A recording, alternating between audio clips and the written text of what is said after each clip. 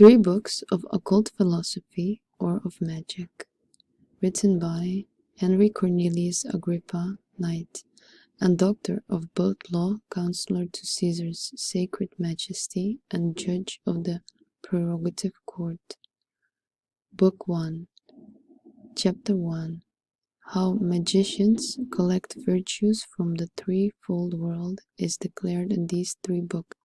Seeing there is a threefold world, elementary, celestial, and intellectual, and every inferior is governed by its superior, and receiveth the influence of the virtues thereof, so that the very original and chief worker of all, taught by angels, the heavens, stars, elements, animals, plants, metals, and stones, convey from himself the virtues of his omnipotency upon us, for whose service he made and created all these things. Wise men conceive it no way irrational that it should be possible for us to ascend by the same degree through each world, to the same very original world, itself the maker of all things, and first cause, from whence all things are and proceed, and also to enjoy not only these virtues, which are already in the more excellent kind of things, but also besides these to draw new virtues from above. Hence is that they seek after the virtues of the elementary world through the help of physic, that's medicine, and natural philosophy and the various mixtions of natural things, then of the celestial world in the rays and influences thereof, according to the rules of astrologers and the doctrines of mathematicians, joining the celestial virtues to the former. Moreover, they ratify and confirm all these with the powers of diverse intelligences, through the sacred ceremonies of religions. The order and process of all these I shall endeavor to deliver in these three books, whereof the first contains natural magic, the second celestial, and the third ceremonial. But I know not whether it be an unpardonable presumption in me that I, a man of so little judgment and learning, should in my very youth so confidently set upon a business so difficult, so hard, and intricate as this is, whereof whatsoever things have heard already and shall afterward be said by me, I would not have any assent to them, nor shall I myself any further than they shall be approved of by the Universal Church and the Congress of the Faithful. Next chapter: what magic is, what are the parts thereof, and how the professors thereof must be qualified. Magic is a factuality of wonderful virtue, full of most high mysteries, containing the most profound contemplation of most sacred things, together with the nature, power, quality, substance, and virtues thereof is also the knowledge of whole nature, and it doth instruct us concerning the differing and agreement of things amongst themselves, whence it is proceeded its wonderful effects by uniting the virtues of these things through the application of them one to the other, and to their inferior suitable subjects, joining and knitting them together thoroughly by the powers and virtues of the superior bodies.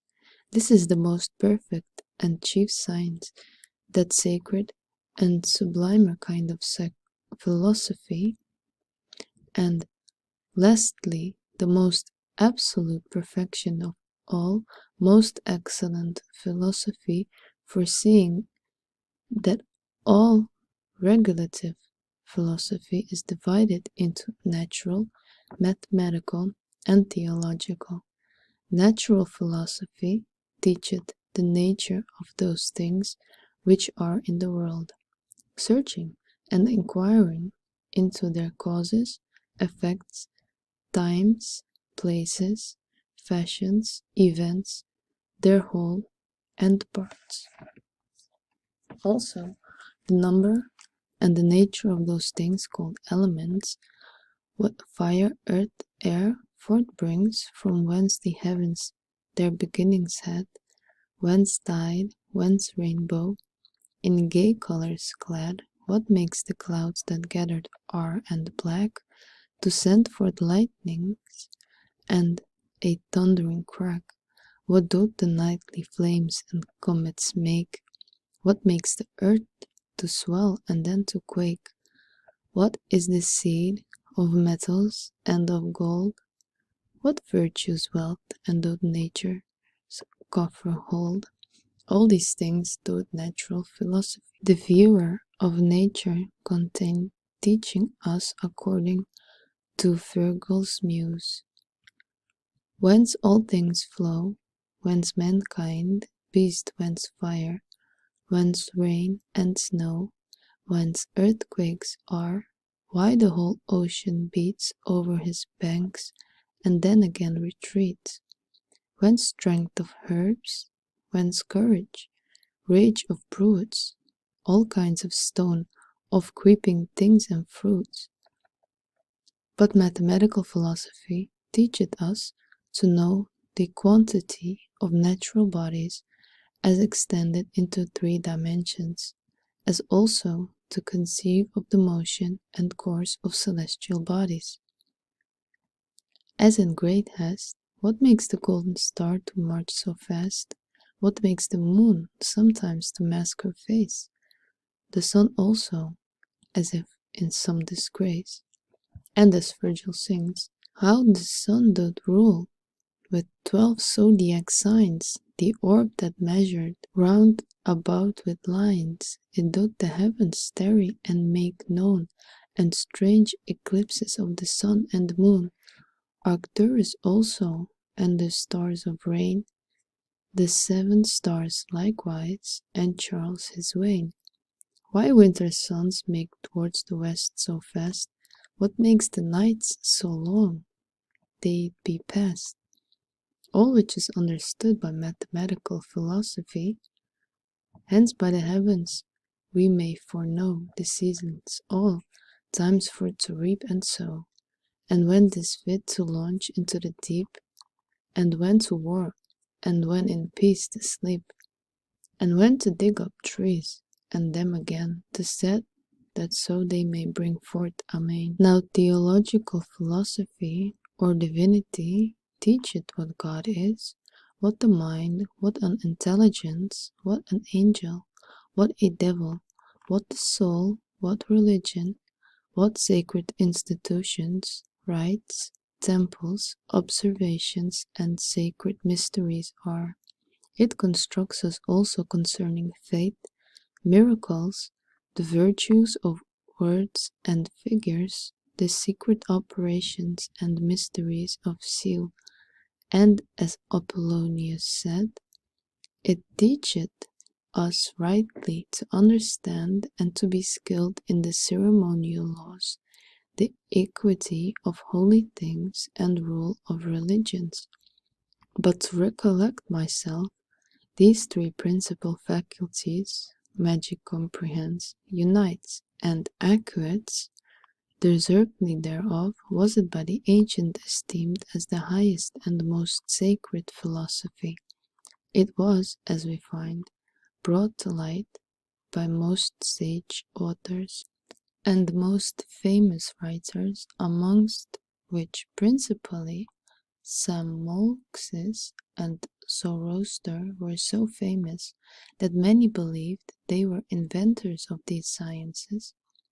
Their tracts, Aberrus and Hyperborean, Charmondas, Damingeron, Eudoxus, Hermippus, followed there, were also eminent choice men, as Mercurius Trismegistus, Porphyrius, Lamblicus, Plotinus, Proclus, Dardanus, Orpheus, the Tarsian, Gog the Grecian, Germa the Babylonian, Apollonius of Tyana, Ostanes also wrote excellently in these arts, whose books being, as it were, Democritus of Abdera recovered and set forth with his words commentaries, besides Pythagoras, Empedocles, Democritus, Plato, and many other renowned philosophers traveled far by sea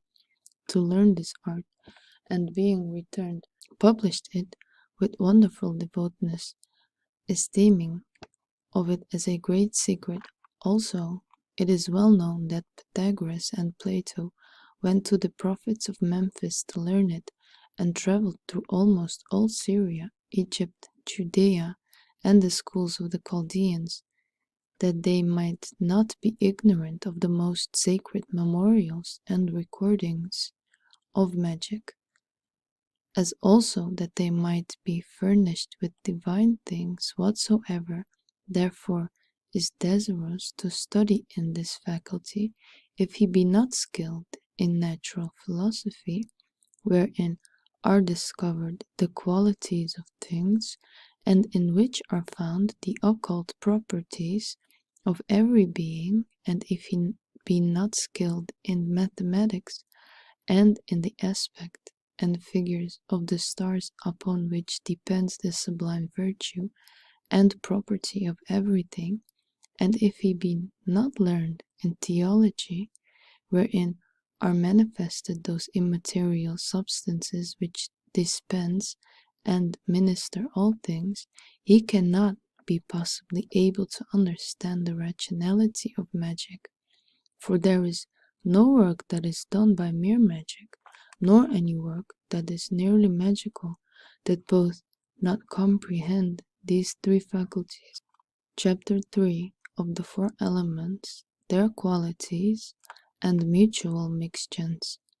There are four elements and original grounds of all corporeal things: fire, earth, water, air, of which all elementated inferior bodies are compounded, not by way of heaping them up together by the transmutation and union, and when they are destroyed, they are resolved into elements, for there is none of the sensible elements that is pure, but they are more or less mixed, and apt to be changed one into the other, even as earth, becoming dirty, and being dissolved becomes water, and the same being made thick and hard becometh earth again, but being evaporated through heat passeth into fire, and that being kindled passeth into fire, and this thus being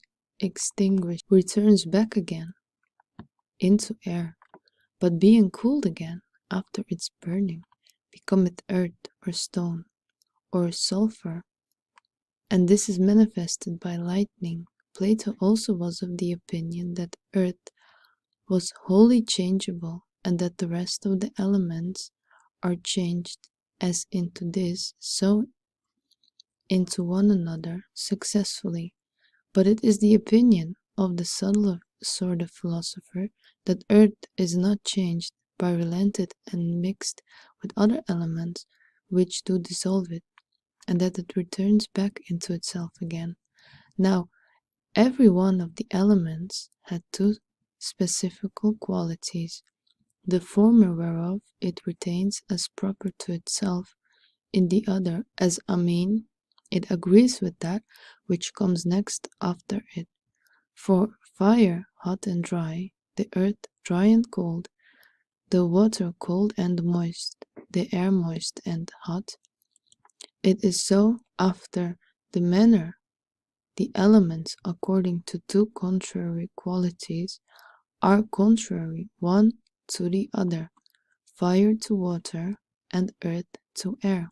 Moreover, the elements are upon another account opposite one to the other, for some are heavy, and earth and water, and others are light, air, fire. Wherefore the Stoics called the former passives, but the latter actives. And yet once again Plato distinguished them after another manner, and assigns to every one of them three qualities, viz., to the fire brightness, thinness, and motion, but to the earth darkness, thickness, and quietness.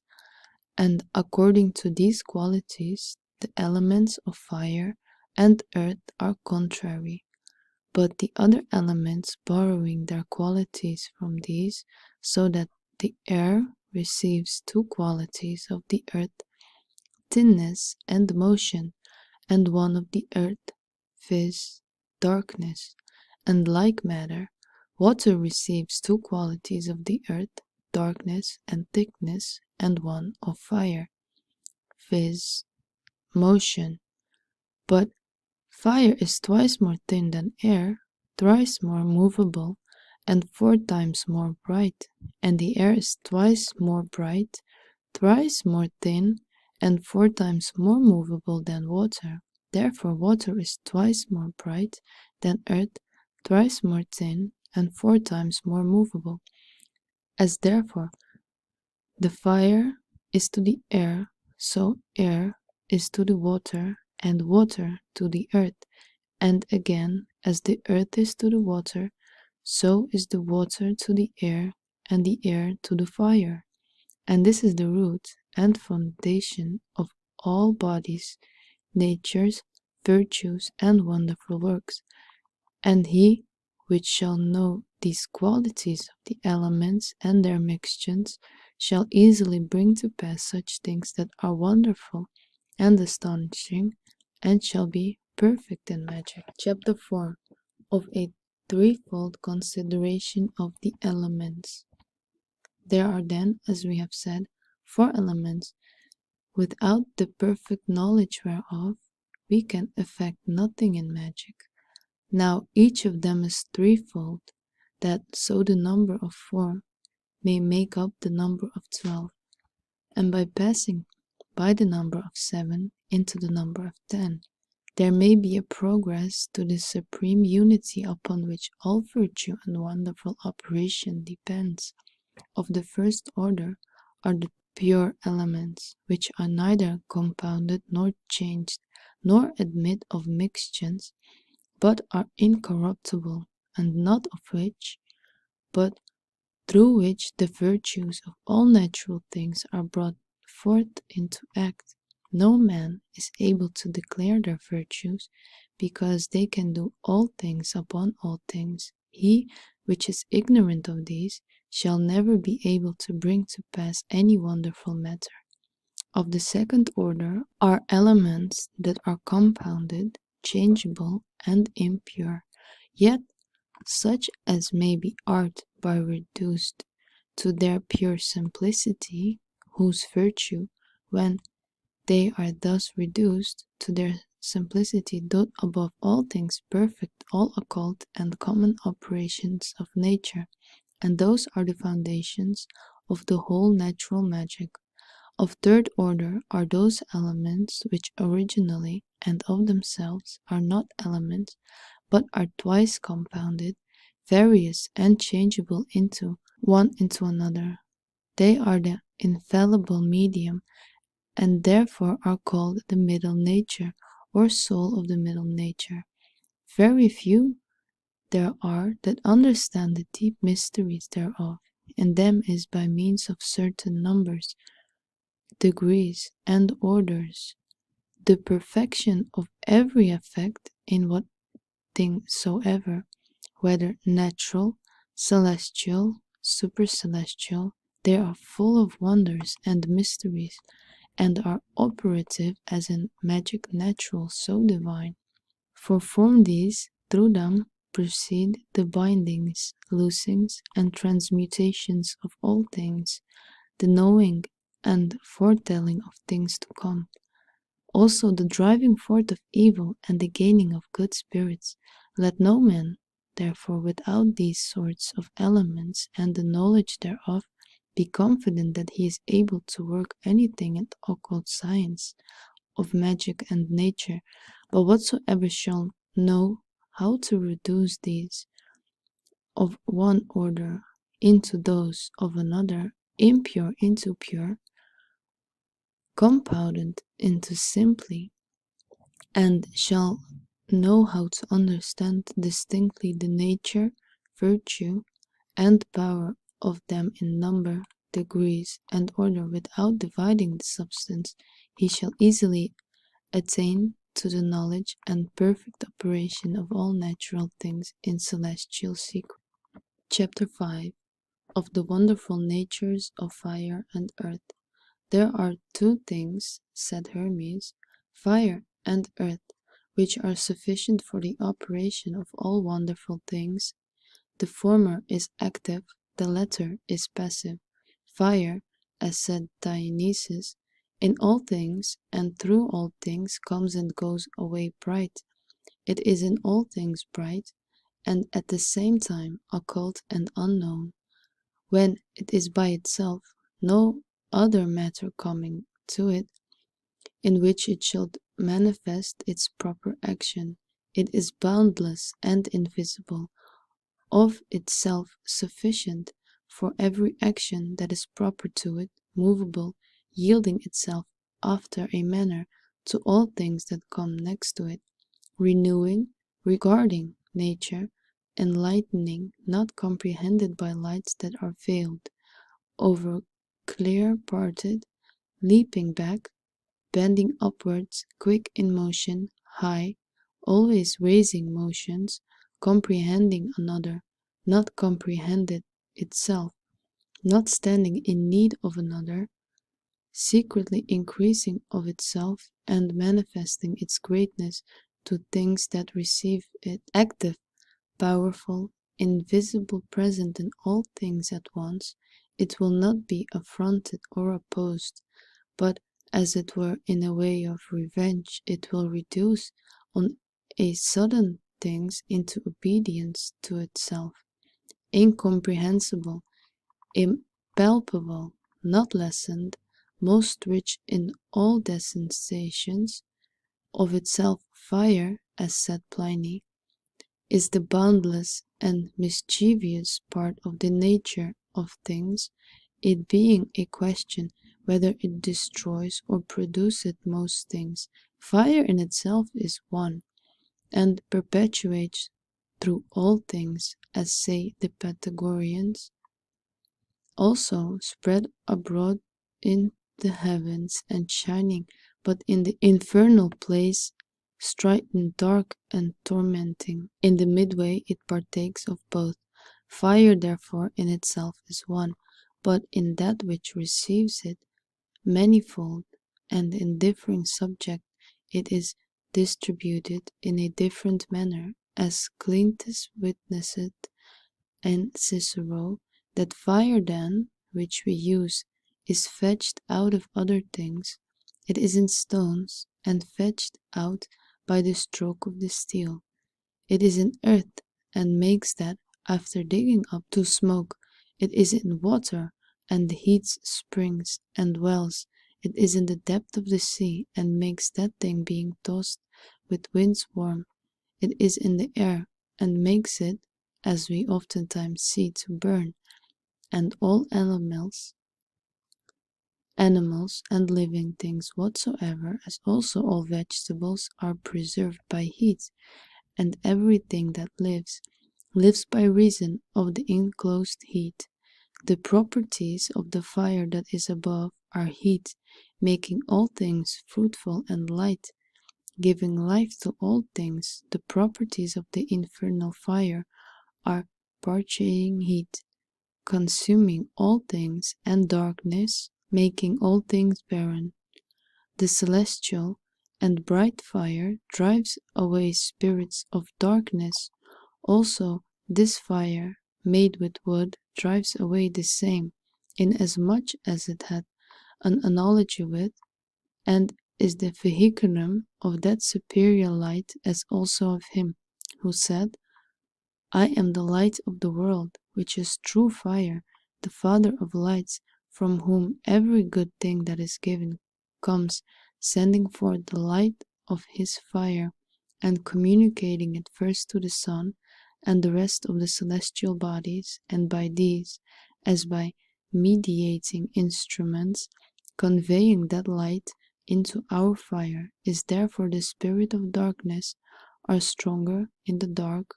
So good spirits, which are angels of light, are augmented not only by that light which is divine of the sun and celestial, but also by the light of our common fire. Hence it is that the first and most wise institutors of religion and ceremonies ordained that prayers, singing, and all matter of divine worship whatsoever should not be performed without lighted candles or torches. Hence also was that significant saying of Pythagoras, "Do not speak of God without a light." And they command that for the driving away of wicked spirits, lights and fires should be kindled by the corpses of the dead, and that they should not be removed until the expiations were after a holy matter performed, and they buried. In the great Jehovah himself, in the old law commanded that all his sacrifices should be offered with fire, and that fire should always be burning upon the altar, which custom the priests of the altar did always observe and keep amongst the Romans. Now the basis and foundation of all the elements is the earth, for that is the object, subject, and receptacle of all celestial rays and influences. In it are contained the seeds and seminal virtues of all things, and therefore it is said that by animal, vegetable, and mineral, it being made fruitful by other elements, and the heavens, brings forth all things of itself. It receives the abundance of all things, and is, as it were, the first fountain from whence all things spring. It is the center, foundation, and mother of all things. Take as much of it as you please, separated, washed, depurated, subtilized. If you let it lay in the open air a little while, it will, being full and abounding with heavenly virtues of itself, bringing forth plants, worms, and other living things, also stones and bright sparks of metals. In it are great secrets. If at any time it shall be purified by the help of fire, and reduced into its simplicity by a convenient washing, it is the first matter of our creation, and the truest medicine that can restore and preserve us. Chapter 6 of the wonderful natures of water, air, and wind. The other two elements, water and air, are not less efficacious than the former, neither is nature wanting to work wonderful things in them. There is so great a necessity of water that without it no living thing can live, no herb nor plant whatsoever without the moistening of water can branch forth. It is the seminary virtue of all things, especially of animals, whose seed is manifestly waterish. The seed also of trees and plants, although they are earthly, must, notwithstanding, of necessity, be rotted in water before they can be fruitful, whether they be embedded with the moisture of the earth, or with dew, or rain, or any other water that is on purpose put to them. For Moses writes that only earth and water bring forth a living soul, but he ascribes a twofold production of things to water, of things swimming in the waters, and of things flying in the air above the earth, and that those productions that are made in and upon the earth are partly attributed to the very water. The same scripture testifies, where it said that the plants and the herbs did not grow because God had not caused it to rain upon the earth. Such is the efficacy of the element of water, that spiritual regeneration cannot be done without it, as Christ himself testified to Nicodemus. Very great also is the virtue of it in religious worship of God, in expiations and purifications. Yea, the necessity of it is no less than that of fire. Infinite are the benefits, and diverse are the use thereof, as being that by virtue of which all things subsist, are generated, nourished, and increased. Thence it was that tales of Miletus and Hesiod concluded that water was the beginning of all things, and said that it was the first of all elements and the most potent, and that because it had the mastery of all the rest, for as Pliny said, waters swallow up the earth, extinguish flames, ascend on high, and by the stretching forth of the clouds challenge the heaven for their own, by the same falling become the cause of all things that grow in the earth. Very many are the wonders that are done by water, according to the writings of Pliny, Solinus, and many other historians of the wonderful virtues, whereof Ovid also makes the mention in these verses. Horned Hemos waters, a high noon are cold, had a sunrise and setting sun, wood put in bubbling Atimas is furred, the moon that farthest from the sun retired, Circonian streams congeal his guts to stone, that thereof drinks, and what therein is thrown, Carthage and Siberius from the mountains rolled, colors the hair like amber of pure gold. Some fountains of our prodigious kind not only changed the body but the mind. Who had not heard of obscene salmaces of the Ethiopian lake? For who of this, but only tasked, their wits no longer keep, or forthwith fall into a deadly sleep? What at clitorius fountain thirst remove, loathe wine, and abstinent, mere water love, which streams opposed to these licentious flows, they reel as drunk, who drinks too much of those. A lake in fair Arcadia stands of old, called Phineus, suspected as twofold, fair, and forbear to drink thereof by night unwholesome, wholesome by daylight.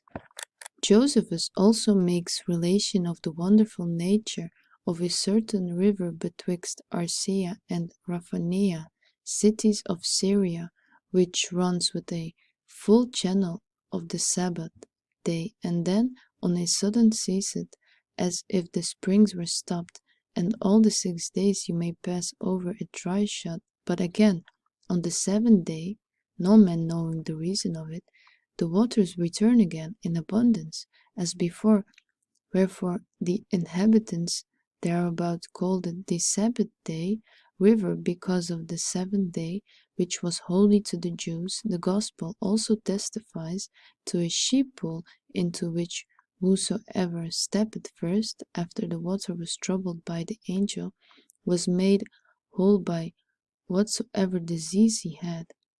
The same virtue and efficacy, we read, was in a spring of the Ionian nymphs, which was the territories belonging to the town of Elis, at a village called Heraclea, near the river Citeron, which whatsoever stepped into, being diseased, came forth whole, and cured of all diseases. Pausanias also reports that in Lycius, a mountain of Arcadia, there was a spring called Agria, to which, as often as the dryness of the region threatened the destruction of fruits, Jupiter's priest of Lycius went, and after the offering of sacrifices, devoutly praying to the waters of the spring, holding a bud of an oak in his hand, but it put down to the bottom of the hollowed spring.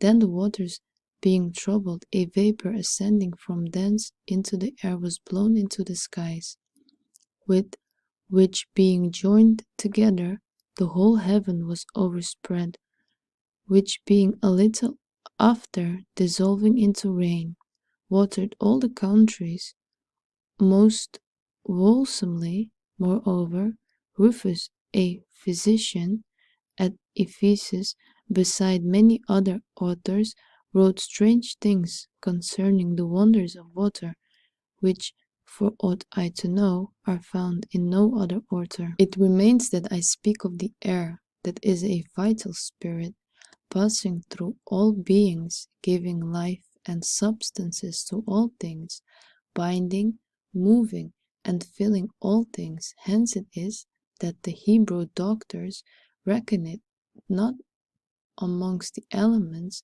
but count it as a medium or glue, joining things together as the resounding spirit of the world's instrument.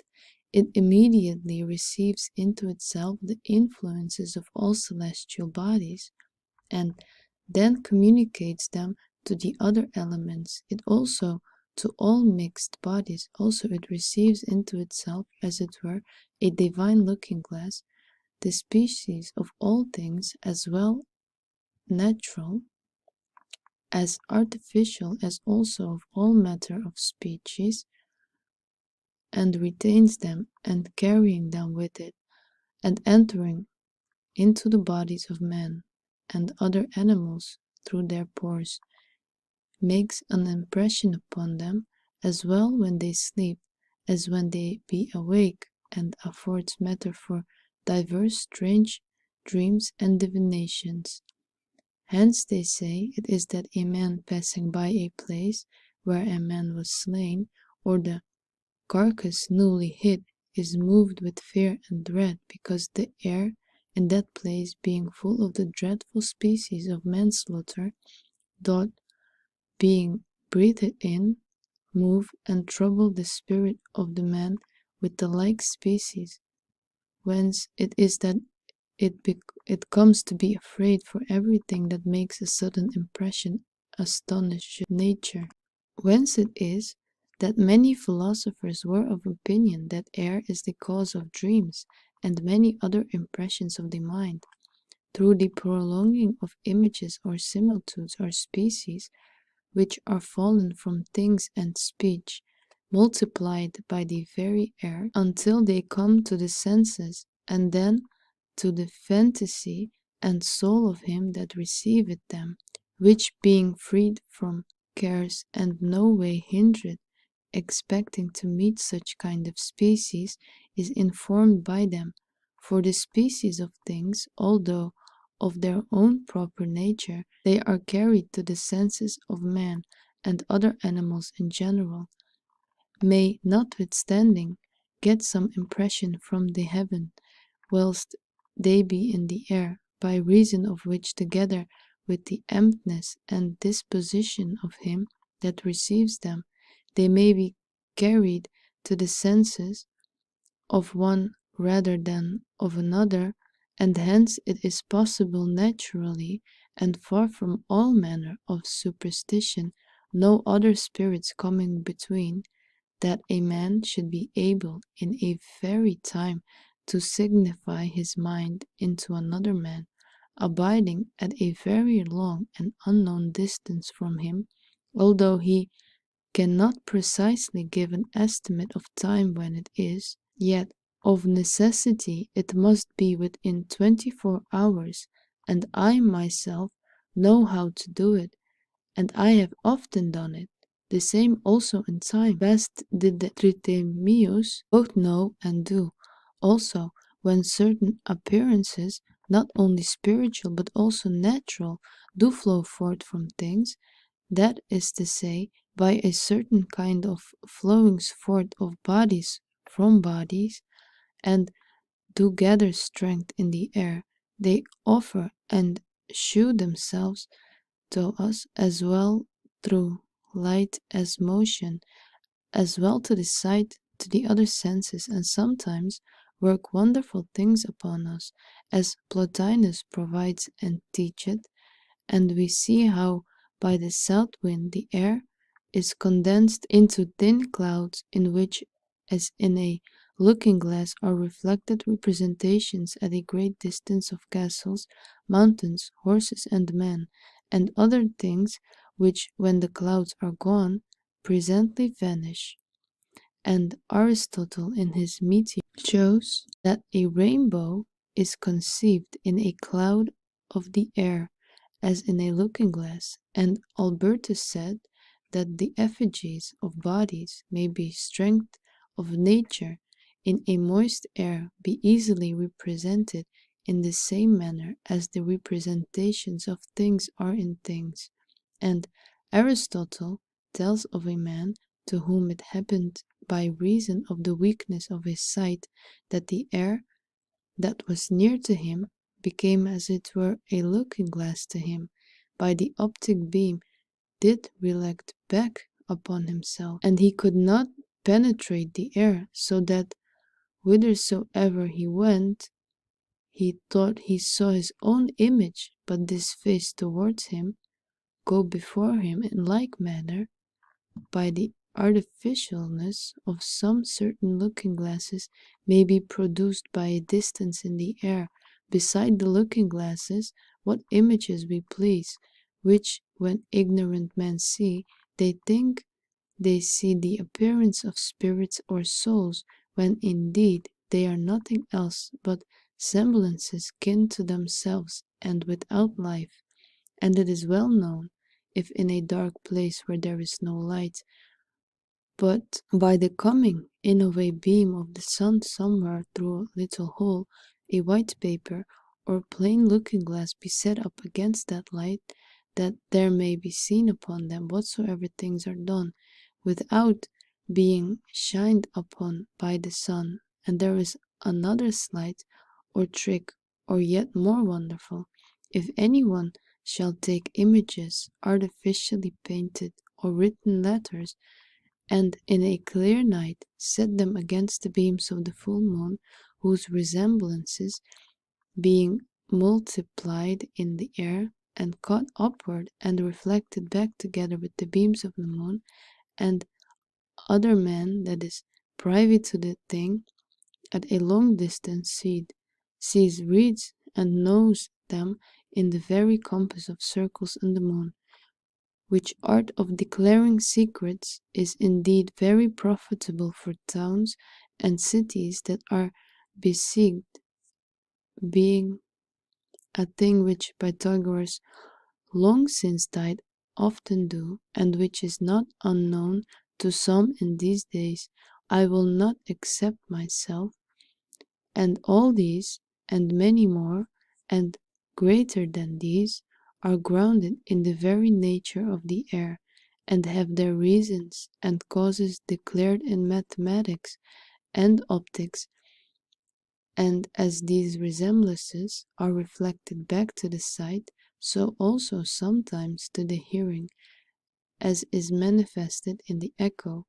But there are more secret arts than these, and such whereby any one may at very remote distance hear and understand what another speaks or whispers softly.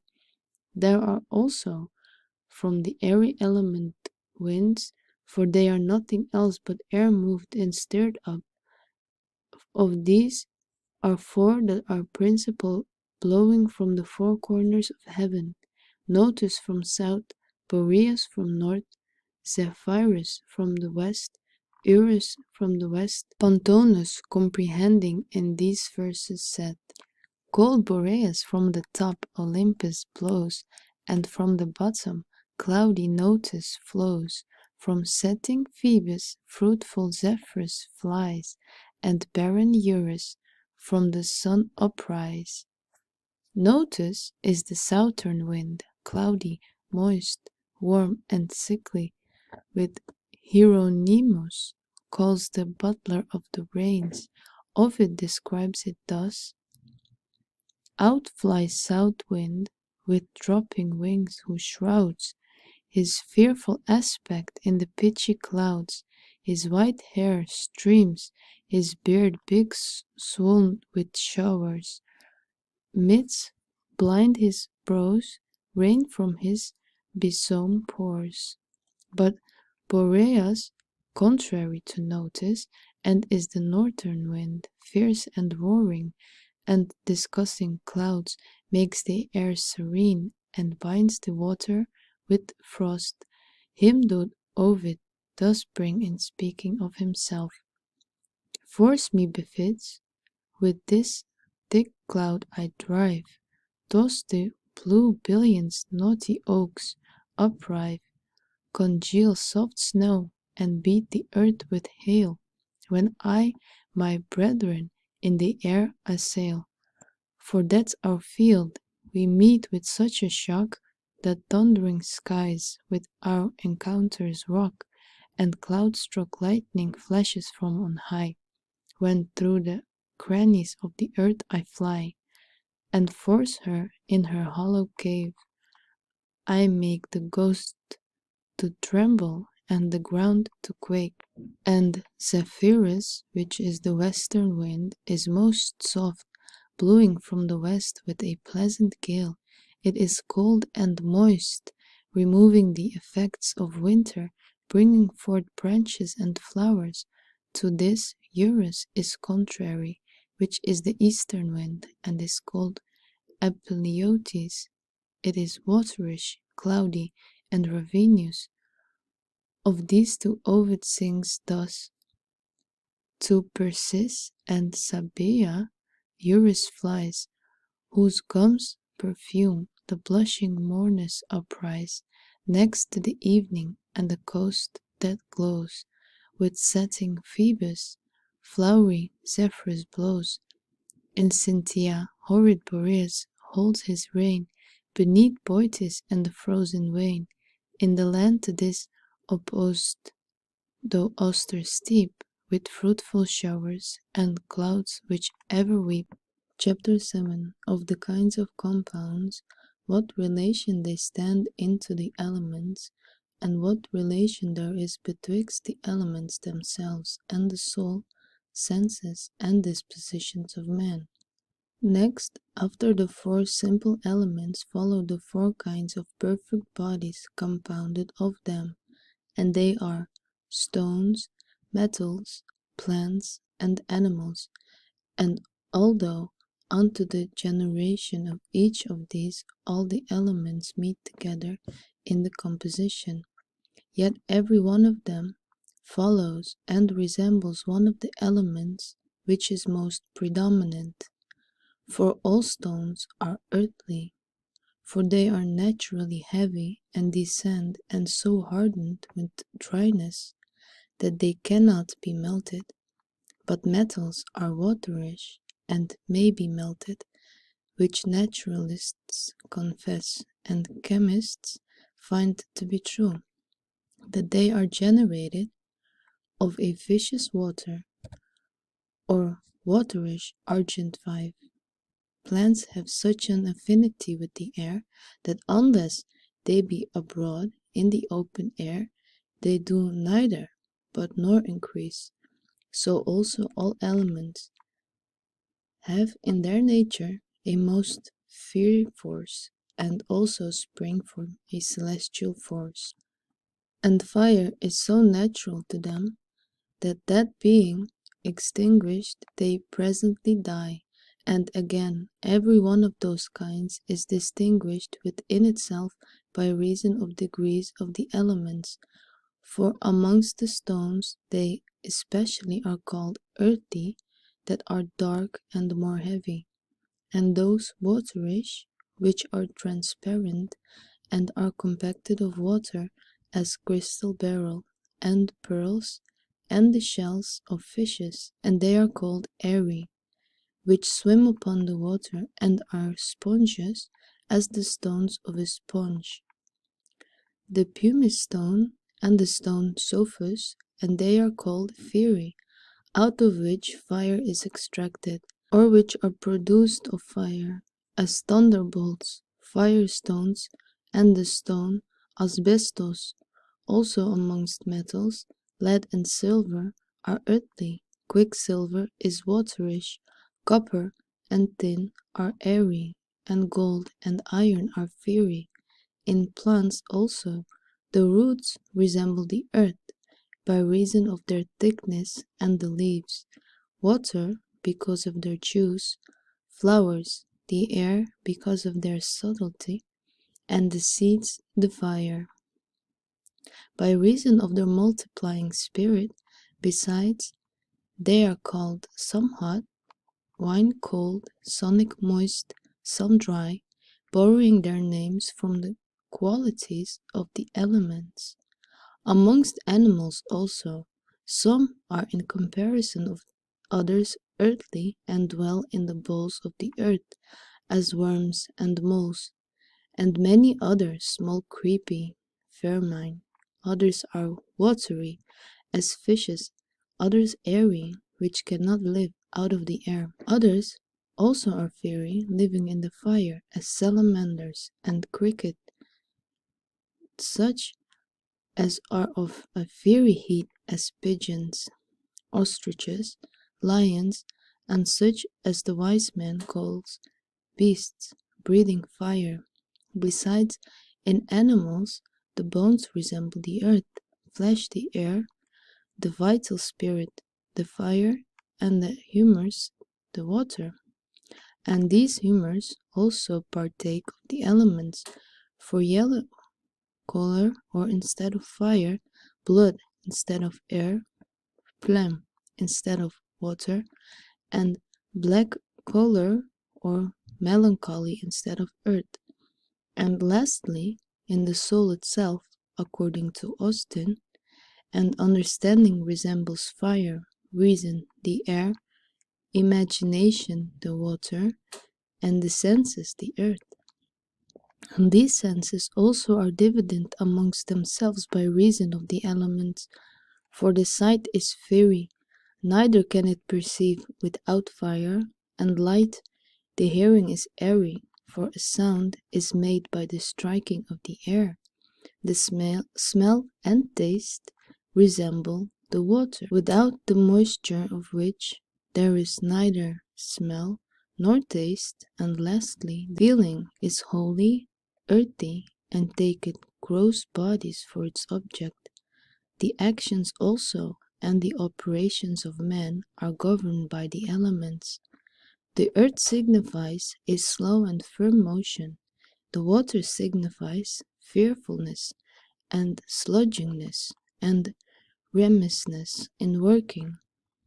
Air signifies cheerfulness and an amiable disposition, for fire a fierce, quick, and angry disposition. The elements, therefore, are the first of all things, and all things are of and according to them, and they are in all things, and diffuse their virtues through all things. Chapter 8. How the elements are in the heavens, in stars, in devils, in angels, and lastly in God himself. It is the anonymous consent of all Platonists that as in the original and exemplary world all things are in all, so also in this corporeal world all things are in all. So also the elements are not only in these inferior bodies, but also in the heavens, in stars, in devils, in angels, and lastly in God, the maker and original example of all things. Now, in these inferior bodies, the elements are accompanied with much gross matter, but in the heavens the elements are with their nature and virtues after a celestial and more excellent manner than in sublunary things. For the firmness of the celestial earth is there without the grossness of water, and the agility of the air without running over its bounds, the heat of fire without burning, only shining and giving life to all things by its heat. Amongst the stars also some are fiery, as Mars and Sol, airy, as Jupiter and Venus, watery, as Saturn and Mercury, and earthy, such as inhabit the eighth orb and the moon, which notwithstanding by many is accounted watery, seeing as if it were earth, it attracts to itself the celestial waters, with which being imbibed, it doth by reason of its nearness to us power out and communicate to us. There are also amongst the signs some fiery, some earthy, some airy, some watery. The elements rule them also in the heavens, distributing to them these four threefold considerations of every element, the beginning, middle, and end. So Aries possesseth the beginning of fire, Leo the progress and increase in Sagittarius the end. Taurus is the beginning of the earth, Virgo the progress, Capricorn the end, Gemini the beginning of air, Libra the progress, Aquarius the end, Cancer the beginning of water, Scorpio the middle, and Pisces the end. Of the mixtures, therefore, of these planets and signs, together with the elements, are all bodies made. Moreover, devils are also upon this account distinguished to one from the other, so that some are called fiery, some earthy, some airy, and some watery. Hence also those four infernal rivers, fiery, Phlegethon, airy, Soscitus, watery, Styx, earthy, Acheron. Also in the Gospel we read of hellfire and eternal fire, into which the cursed shall be commanded to go. And in the Revelation we read of a lake of fire, and Isaiah speaks of the damned, that the Lord will smite them with corrupt air, and in Job, they shall skip from the waters of the snow to extremity of heat, and in the same we read that the earth is dark and covered with darkness of death and miserable darkness.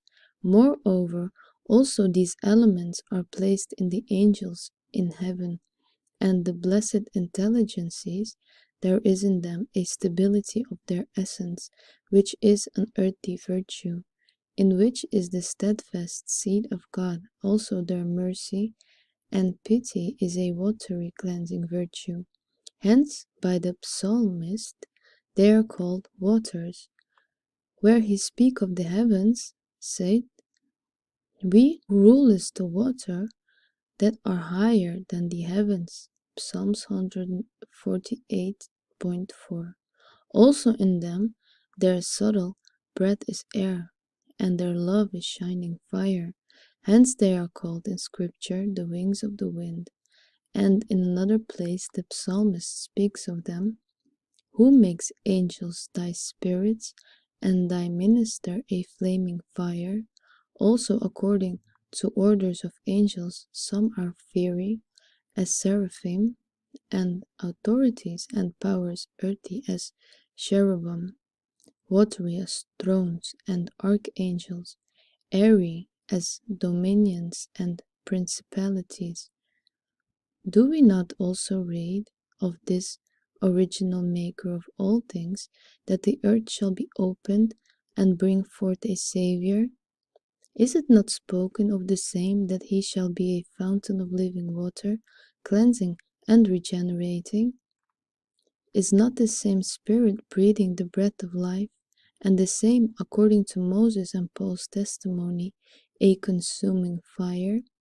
That elements, therefore, are to be found everywhere and in all things after their manner, no man can deny, first in these inferior bodies, feculent and gross, and in celestials more pure and clear, but in supercelestials living and in all respects blessed.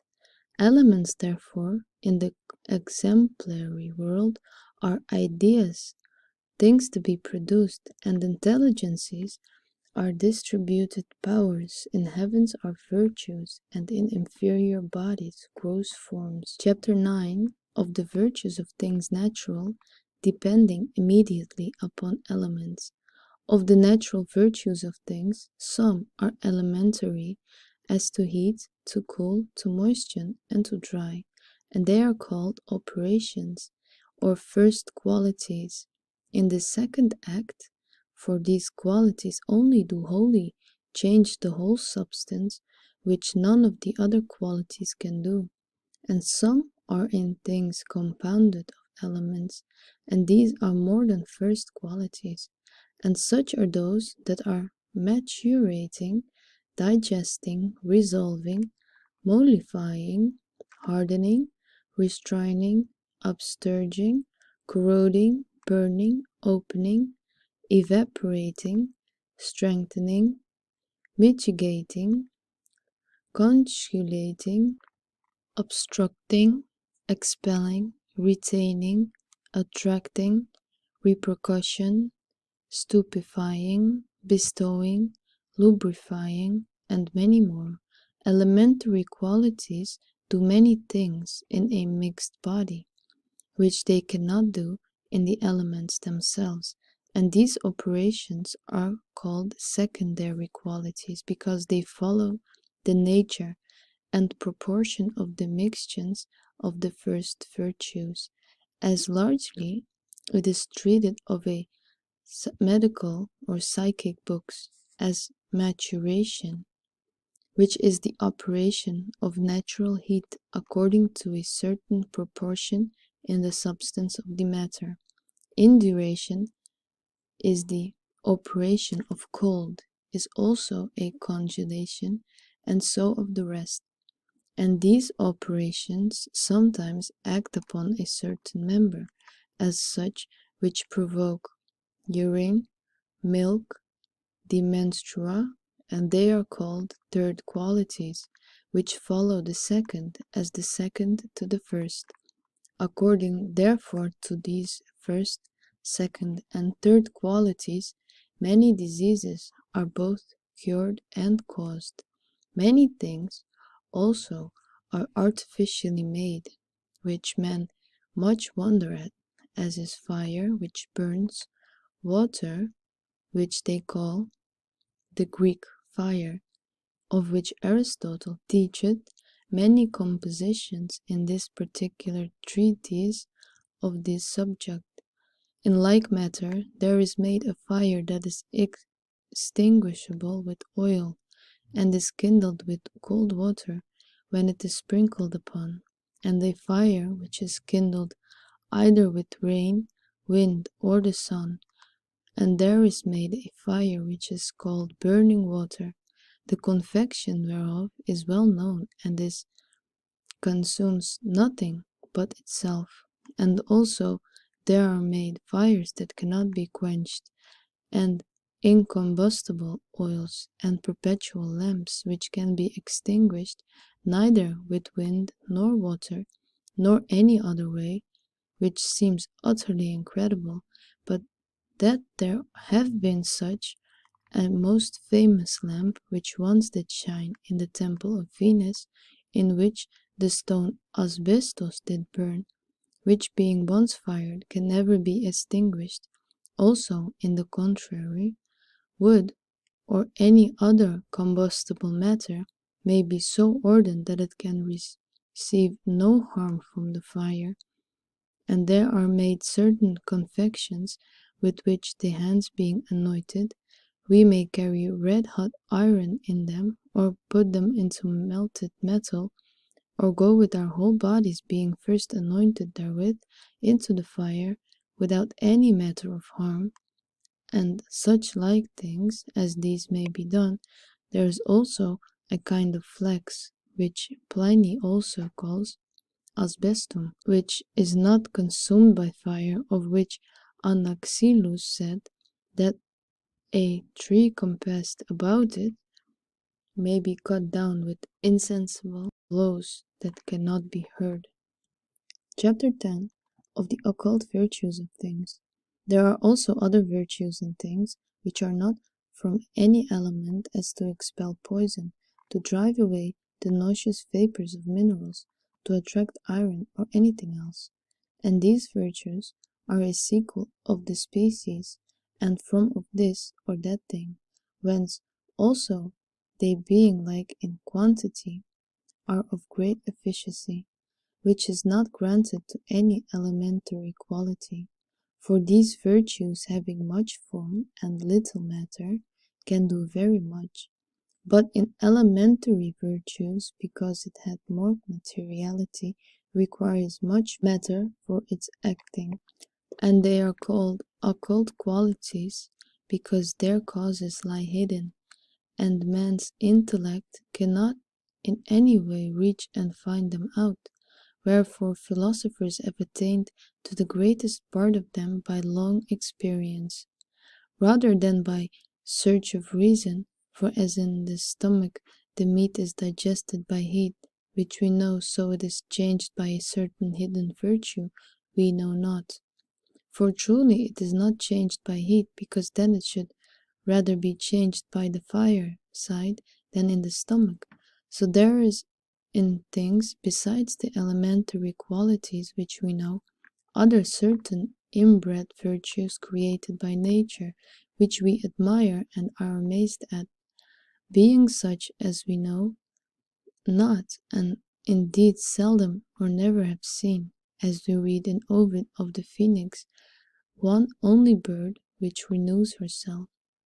All birds from others do derive their birth, but yet one fowl there is in all the earth, called by the Assyrians phoenix, who the wane of age repairs and sows herself again.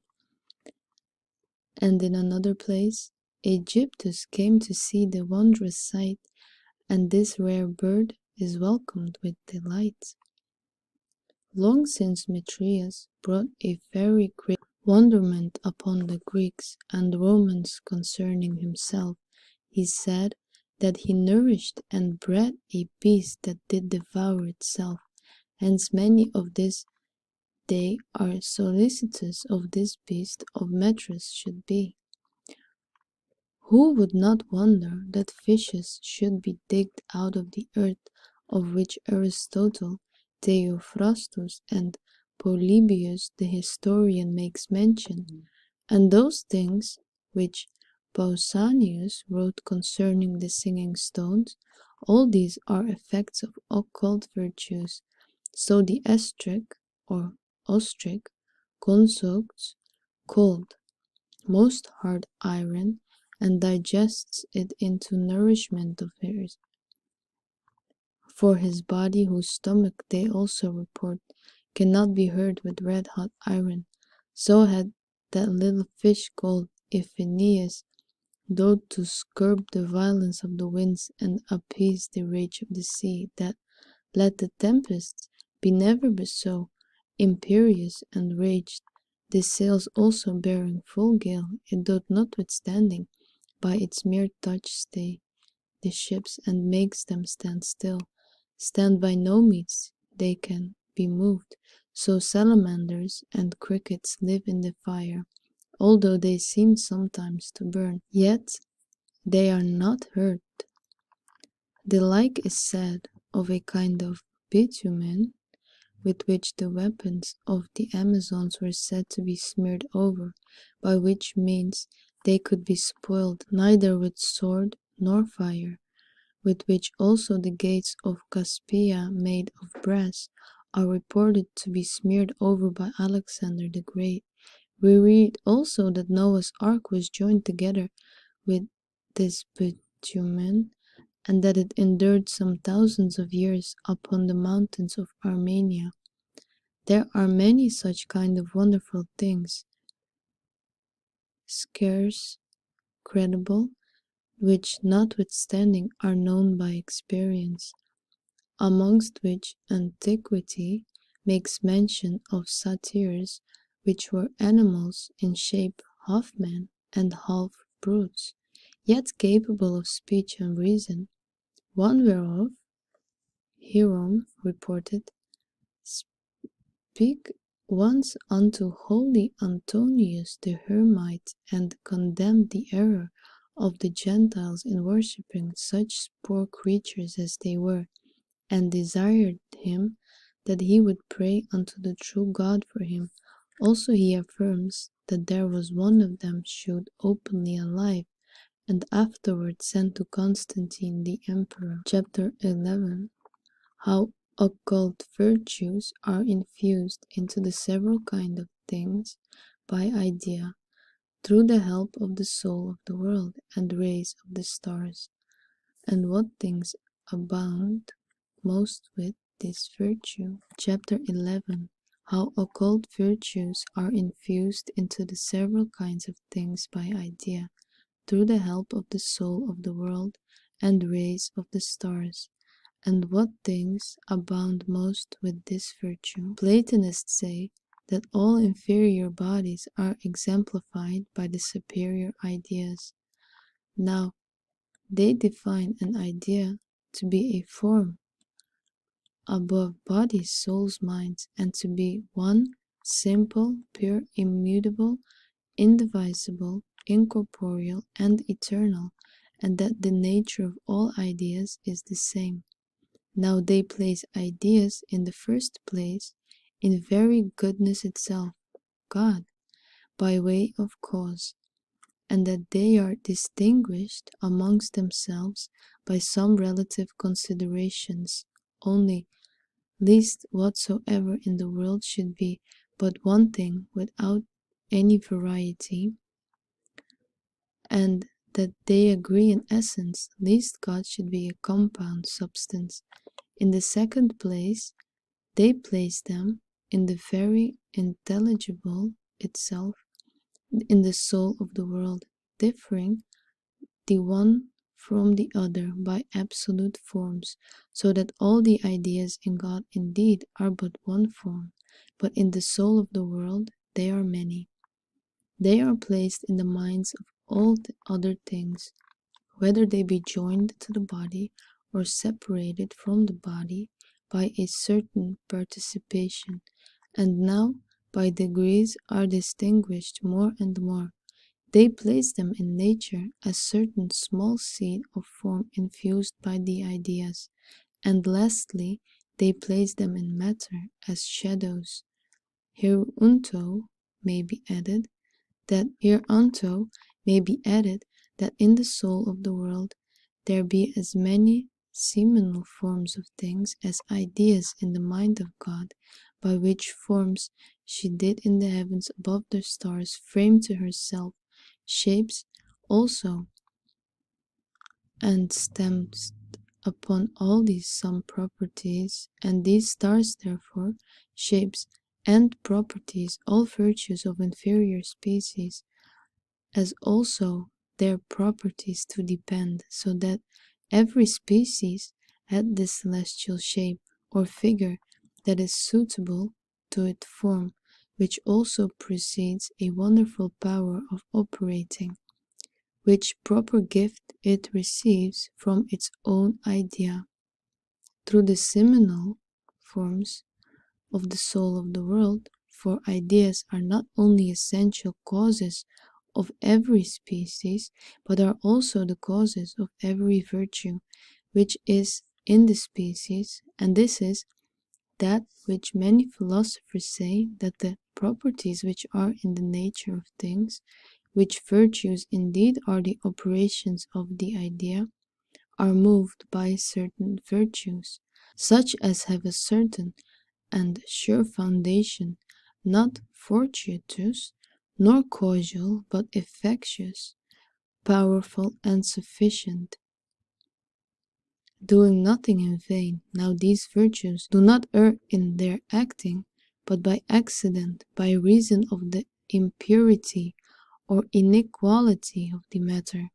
For upon this account there are found things of the same species more or less powerful, according to the purity or indisposition of the matter, for all celestial influences may be hindered by the indisposition and insufficiency of the matter. Whence it was a proverb amongst the Platonists that celestial virtues were infused according to the desert of the matter, which also Virgil makes notion of when he sings, "Their natures fiery are, and from above, and from gross bodies, free divinely moved. Wherefore, those things in which there is less of the idea of the matter, such things which have a greater resemblance of things separated, have more powerful virtues in operation, being like the operation of a separate idea.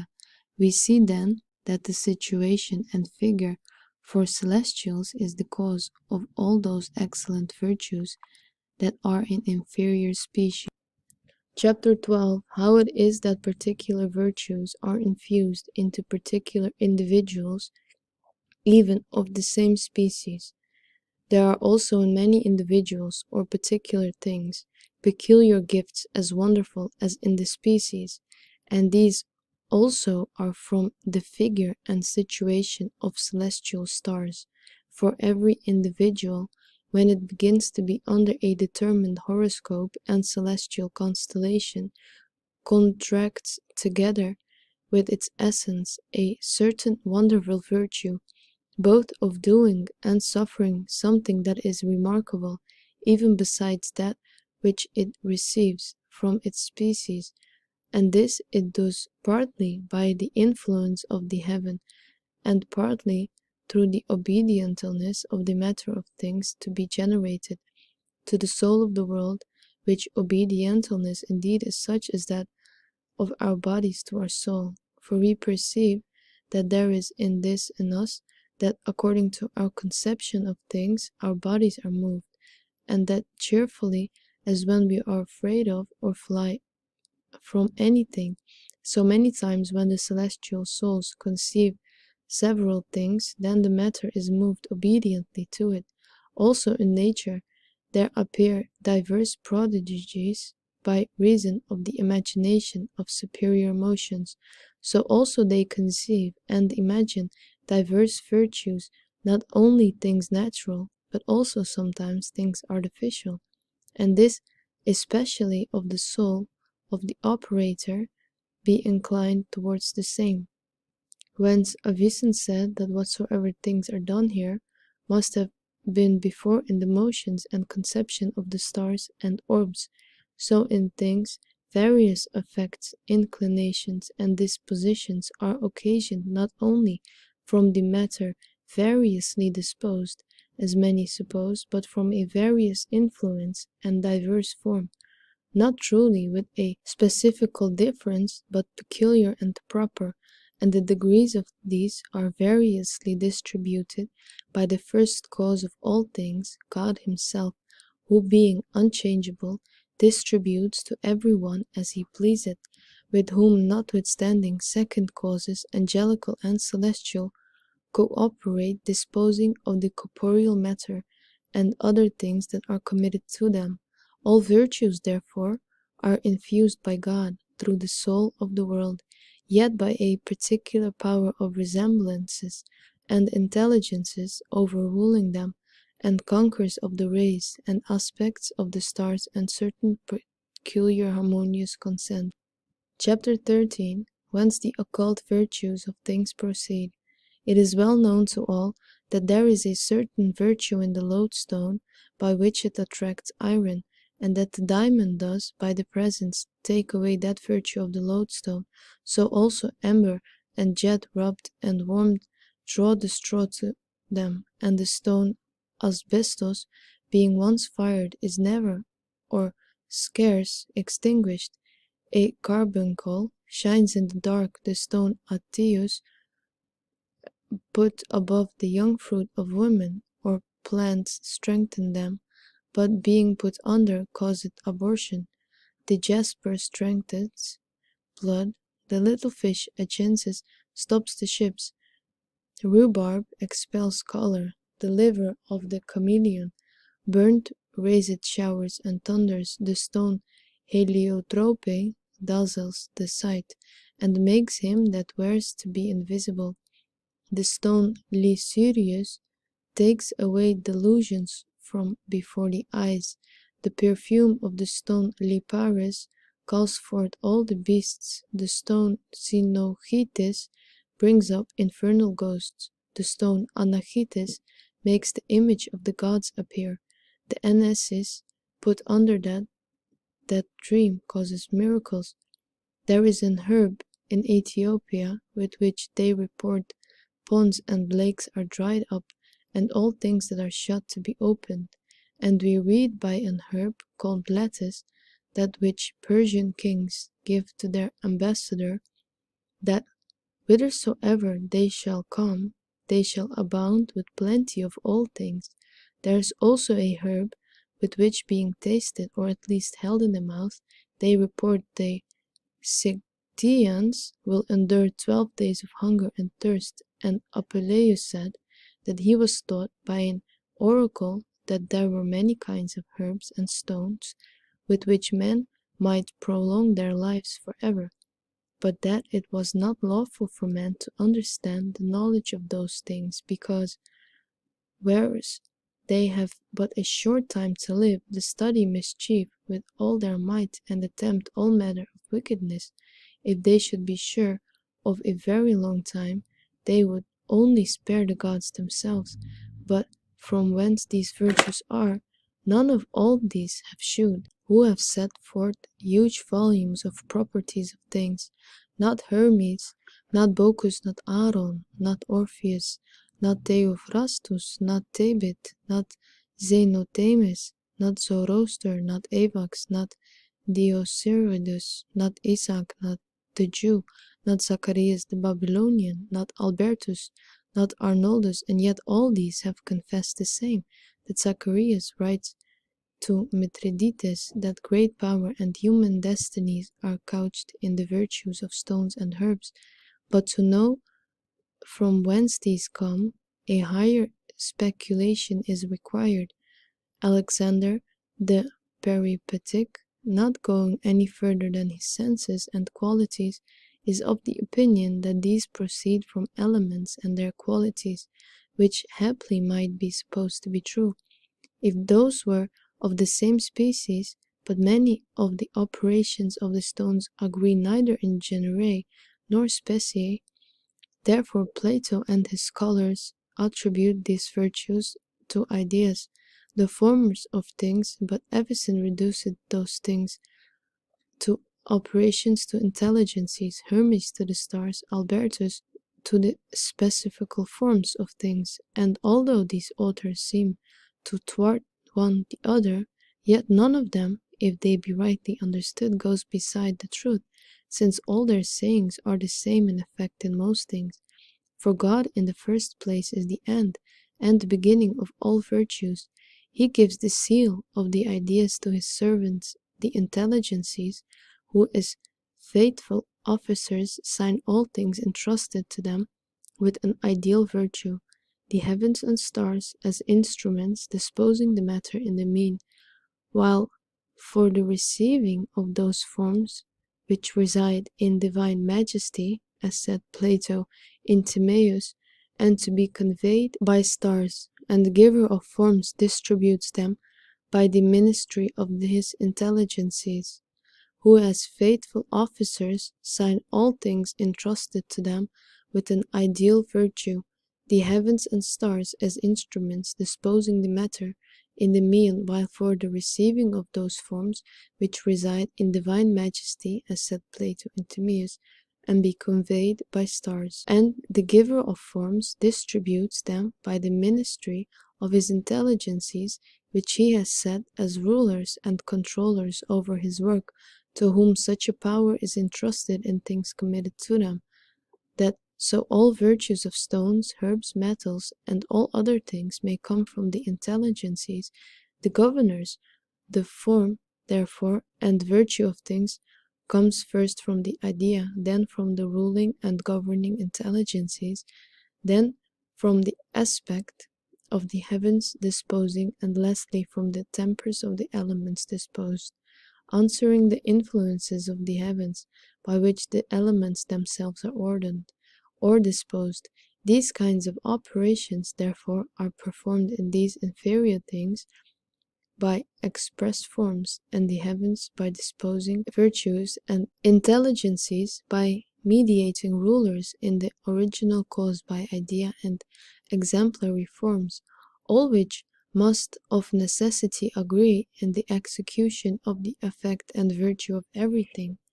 There is therefore a wonderful virtue and operation in every herb and stone, by greater in a star, beyond which, even from the governing intelligences, everything receives and obtains many things for itself, especially from the Supreme Cause, with whom all things do mutually and exactly correspond, agreeing in an harmonious consent, as it were in hymns.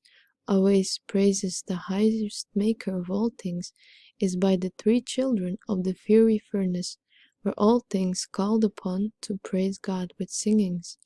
Bless ye the Lord, all things that grow upon the earth, and all things which move in the waters, all fowls in the heavens, beasts and cattle, together with the sons of men. There is therefore no other cause of the necessity of effects and the connection of all things with the first cause, and their correspondency with those divine patterns and eternal ideas, whence everything has its determinate and particular place in the exemplary world, from whence it lives and receives its original idea and being.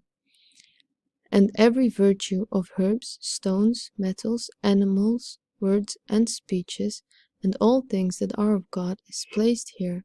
Now the first cause, which is God, although he does by intelligences and the heavens work upon these inferior beings, does sometimes, these mediums being laid aside for the officiating being suspended, works those things immediately by himself, which works then are called miracles. But whereas secondary causes, which Plato and all others call handmaids, do by the command and appointment of the first cause, necessarily act, and are necessitated to produce their effects, if God shall notwithstanding, according to his pleasure, so discharge and suspend them, then they shall wholly desist from the necessity of that command and appointment.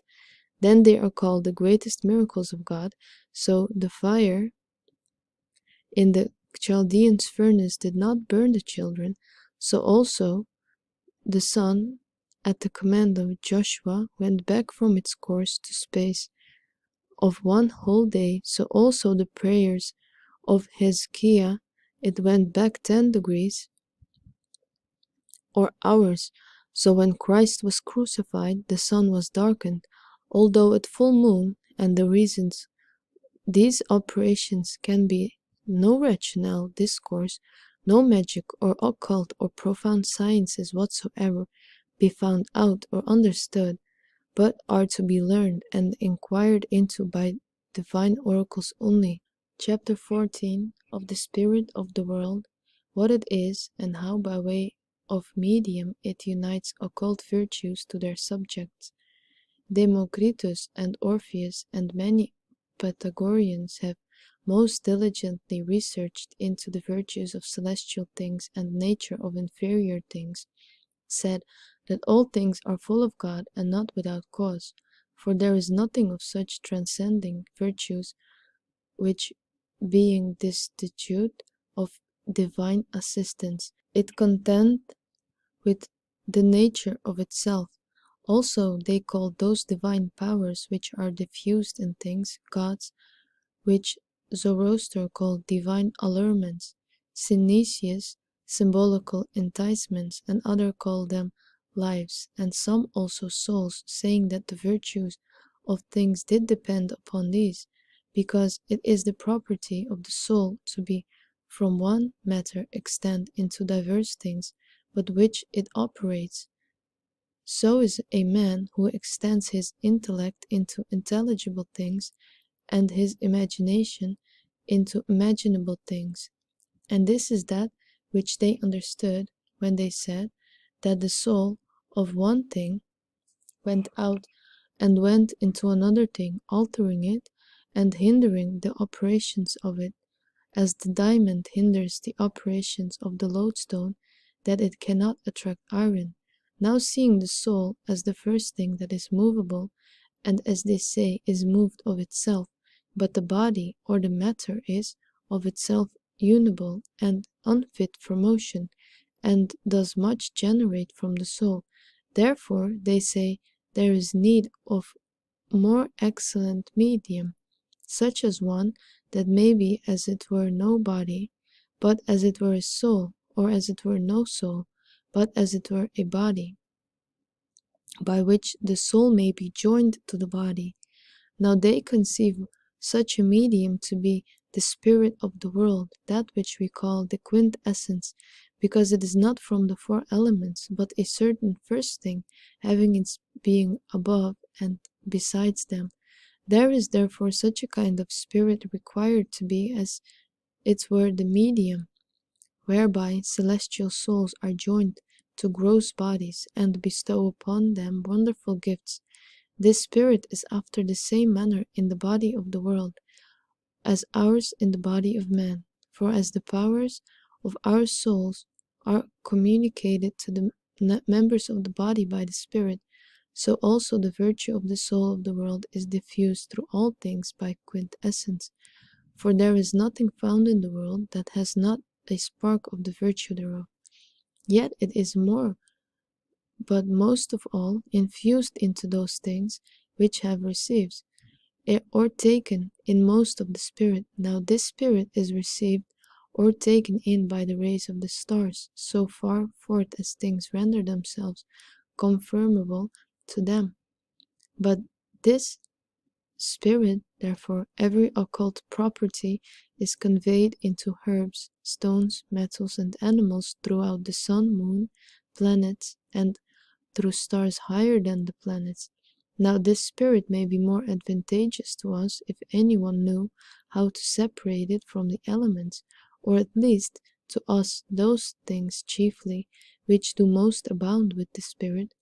For these things, and which the spirit is less drowned in a body and less checked by matter, do more powerfully and perfectly act, and also more readily generate their like.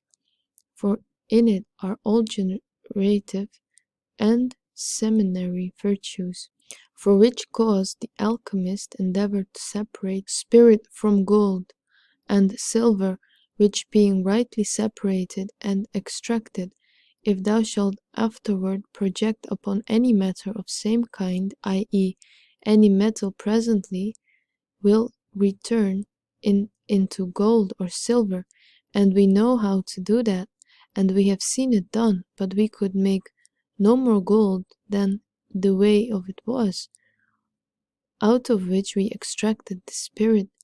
For seeing that is an extense form, and not intense, it cannot beyond its own bounds change an imperfect body into a perfect, which I deny not, but may be done by another way.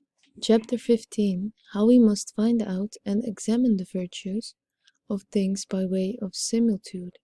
It is now manifest that the occult properties in things are not from the nature of the elements, but infused from above, hid from our senses, and scarce at last known by our reason, which indeed come from the life and the spirit of the world, through the rays of the stars, and can no otherwise but by experience and conjecture be inquired into by us. Wherefore he that desires to enter upon this study must consider that everything moves and turns itself to its like, and inclines that to itself, which all its might, as well in property, occult virtue as in quality, elementary virtue, sometimes also in substance itself, as we see in salt, for whatsoever has long stood with salt becomes salt.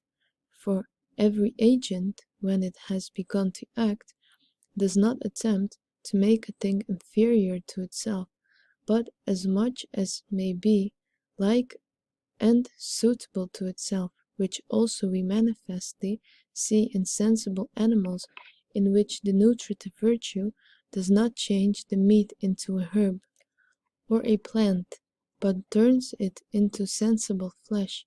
In what things, therefore, there is an excess of any quality or property, as heat, cold, boldness, fear, sadness, anger, love, hatred, or any other passion or virtue, whether it be in them by nature, or sometimes also by art or chance, as boldness in a harlot, these things do very much move and provoke to much a quality like passion or virtue.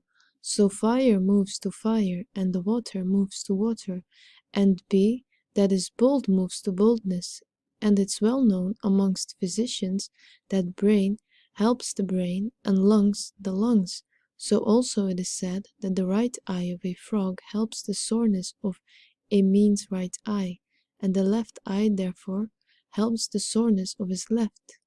If they be hanged about his neck in a cloth of its natural color, the like is reported of the eye of a crab. So the foot of a tortoise helps them that have the gout in their being, applied thus as foot to foot, and hand to hand, right to right, and left to left. After this manner, they say that any animal that is barren causeth another to be barren, and of the animal especially the testicles, matrix, or urine. So they report that a woman shall not conceive if she drinks every month of the urine of a mule or anything steeped in it.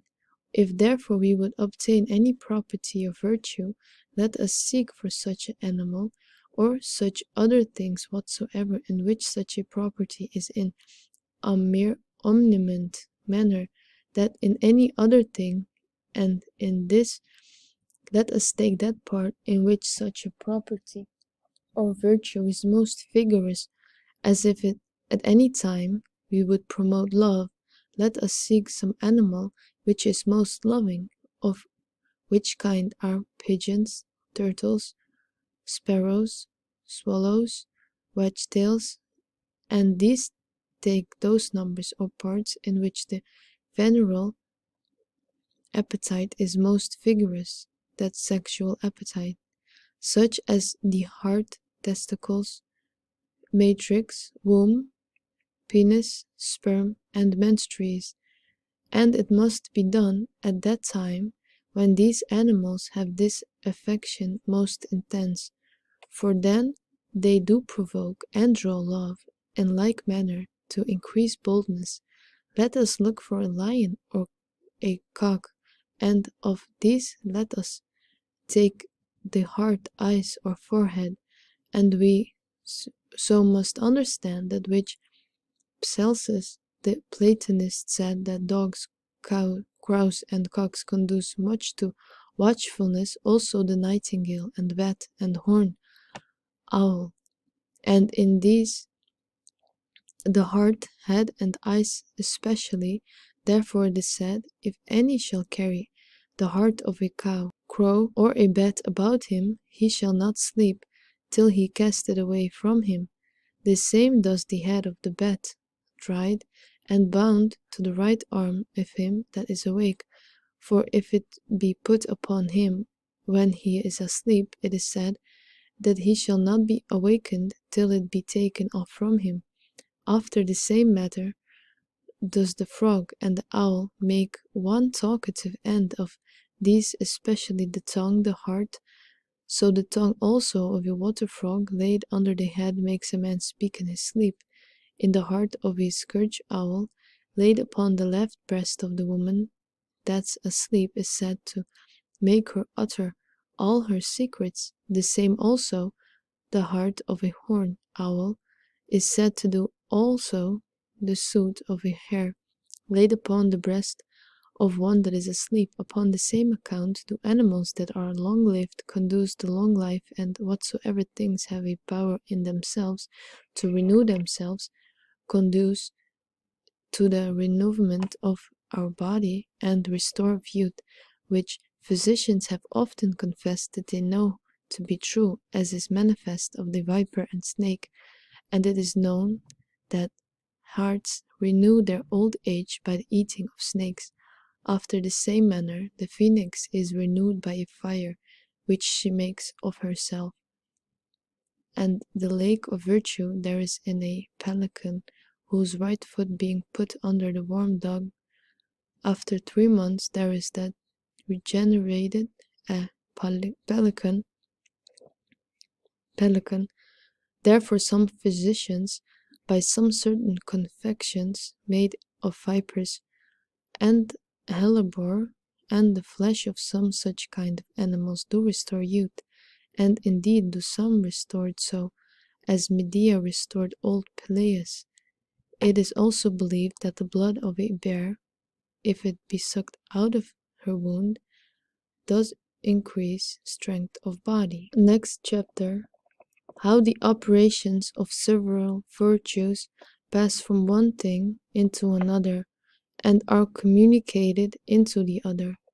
Thou must know that so great is the power of natural things, that they not only work upon all things that are near them, but their virtue, but also besides this, they infuse into them like power, through which by the same virtue they also work upon other things, as we see in the lodestone, which stone indeed does not only draw iron rings, but also infuses a virtue into the rings themselves, whereby they can do the same, which Augustine and Albertus say they saw. After this manner it is, they say, that a common harlot, a grounded in boldness and impudence, does infect all that are near her, by the property whereby they are made like herself. Therefore they say that if any one shall put in the inward garment of an harlot, or shall have about him that looking glass which she daily looks into, she shall thereby become bold, confident, impudent, and wanton. In like manner they say that a clod that was about a dead corpse has received from the hands the property of sadness and melancholy, and that he halter wherewith a man was hanged has certain wonderful properties. The like story tells Pliny, if any shall put a green lizard made blind together with iron or gold rings into a glass vessel, putting under them some earth, and then shutting the vessel, and when it appears that the lizard has received his sight, shall put him out of the glass, that those rings shall help sore eyes. The same may be done with rings, and a weasel, whose eyes, after they are with any kind of prick put out, it is certain are restored to sight again. Upon the same account, rings are put for a certain time in the nest of sparrows or swallows, which afterward are used to procure love and favor. Next chapter: how by enmity and friendship the virtues of things are to be tried and find out.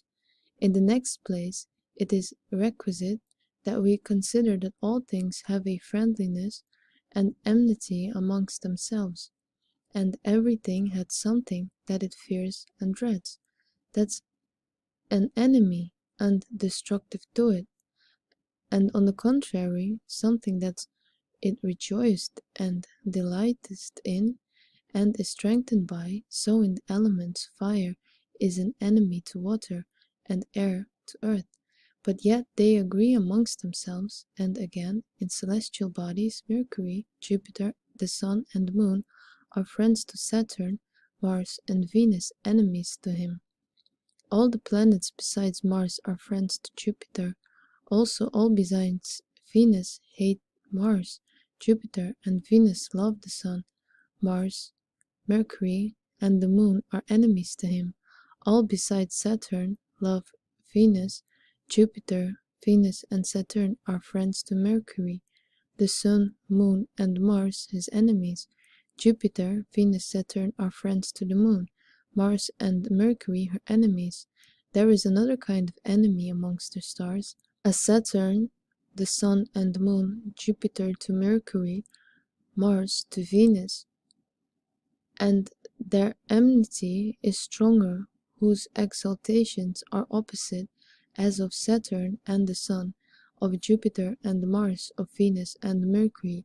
But her friendship is the strongest, who agree in nature, quality, substance, and power, as Mars with the Sun, as Venus with the Moon, as Jupiter with Venus, as also their friendship, whose exaltation in the house of another is that of Saturn with Venus, of Jupiter with the Moon, of Mars with Saturn, of Sun with Mars, of Venus with Jupiter, of the Moon with Venus, and of what sort of friendship and enmities of the superiors be, such are the inclinations of things subjected to them in these inferior. These dispositions, therefore, of friendship and enmity are nothing else but certain inclination of things of the one to another, desiring such and such a thing, of it be absent, and to move towards it, unless it be hindered, and to acquiesce in it when it is obtained, shunning the contrary, and dreading the approach of it, and not resting in, or being contented with it. Heraclitus, therefore, being guided by this opinion, professed that all things were made by enmity and friendship.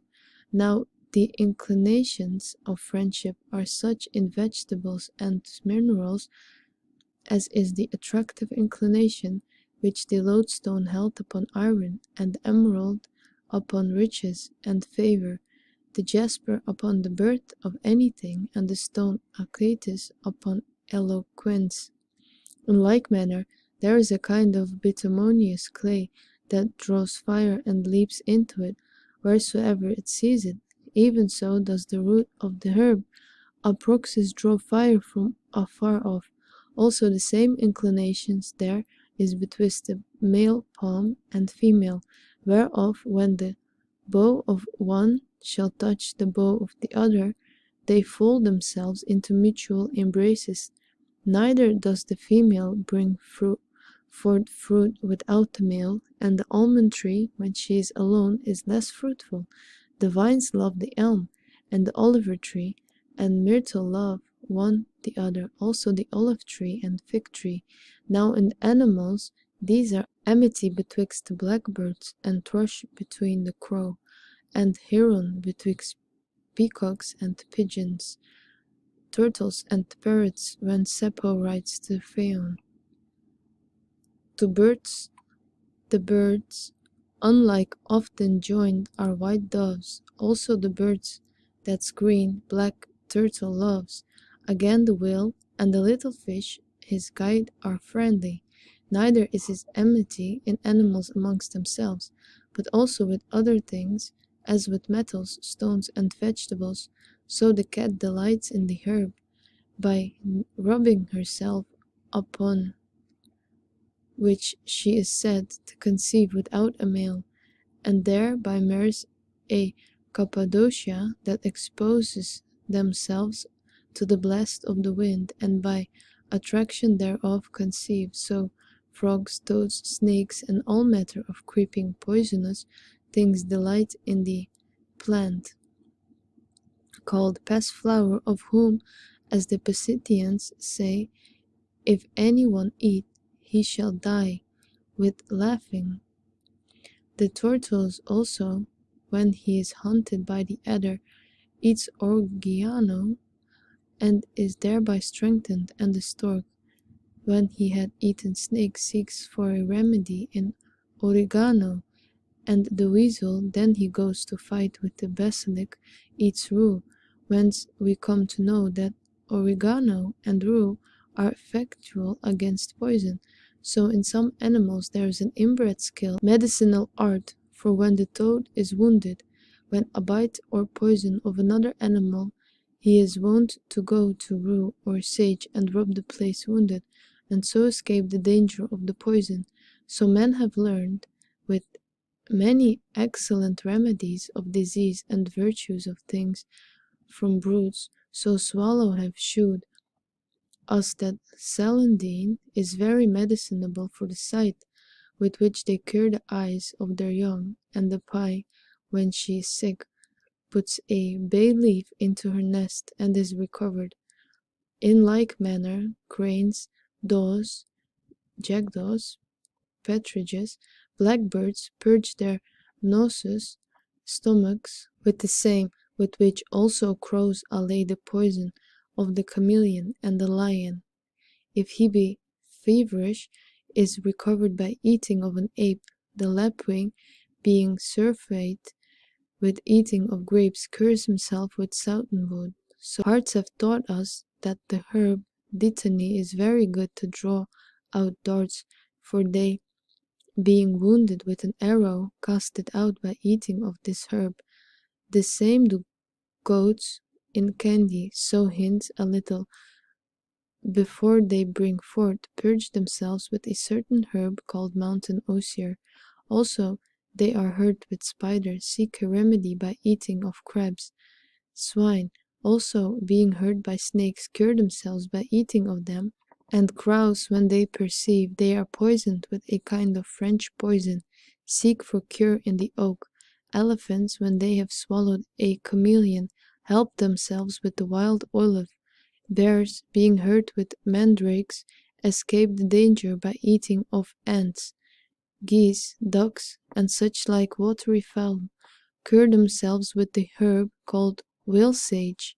Pigeons, turtles, hence with the herb called pellitory of the wall.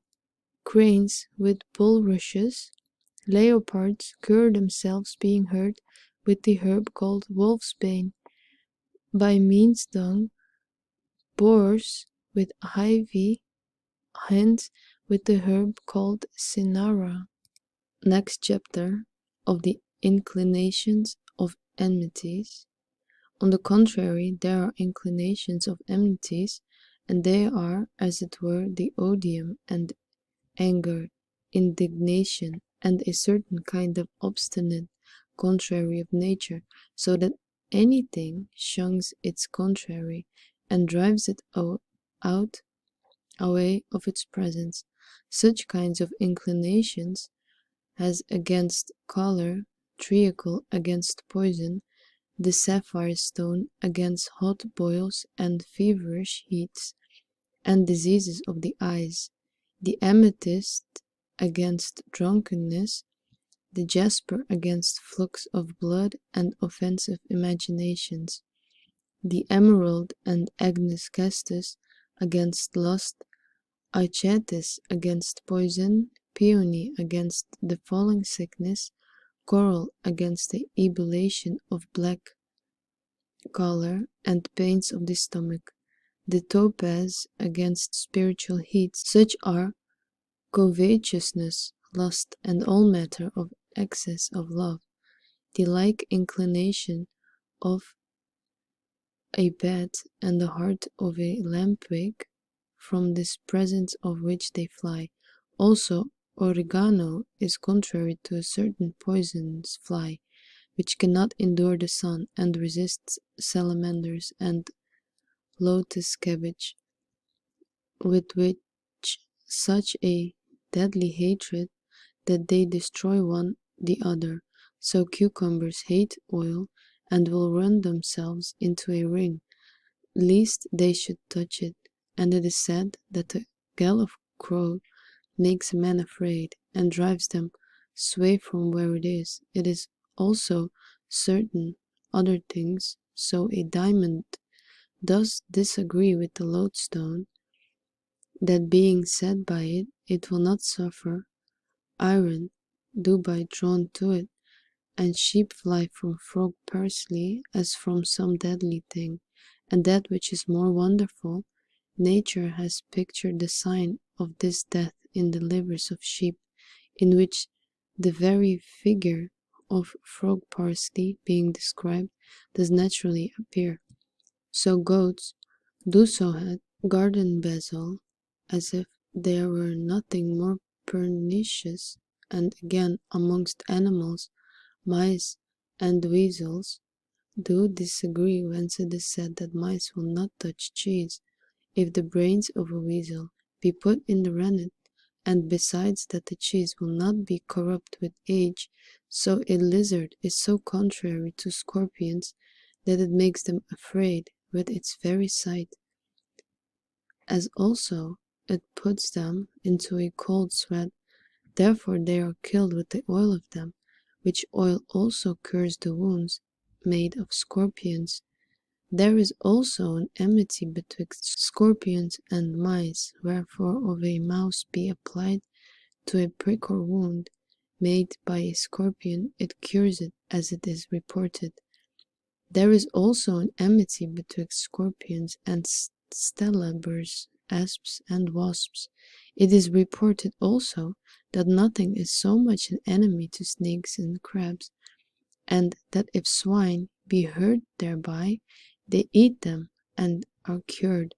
The sun also being in Cancer, serpents are tormented.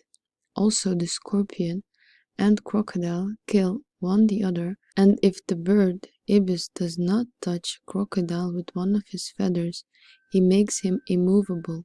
The bird called bustard flies away at the sight of a horse, and a hart runs away at the sight of a ram.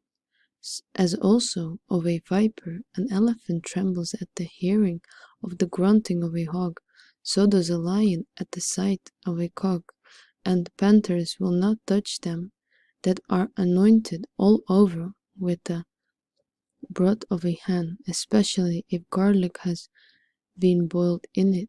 There is also enmity between foxes and swans, bulls and jackdaws amongst the birds.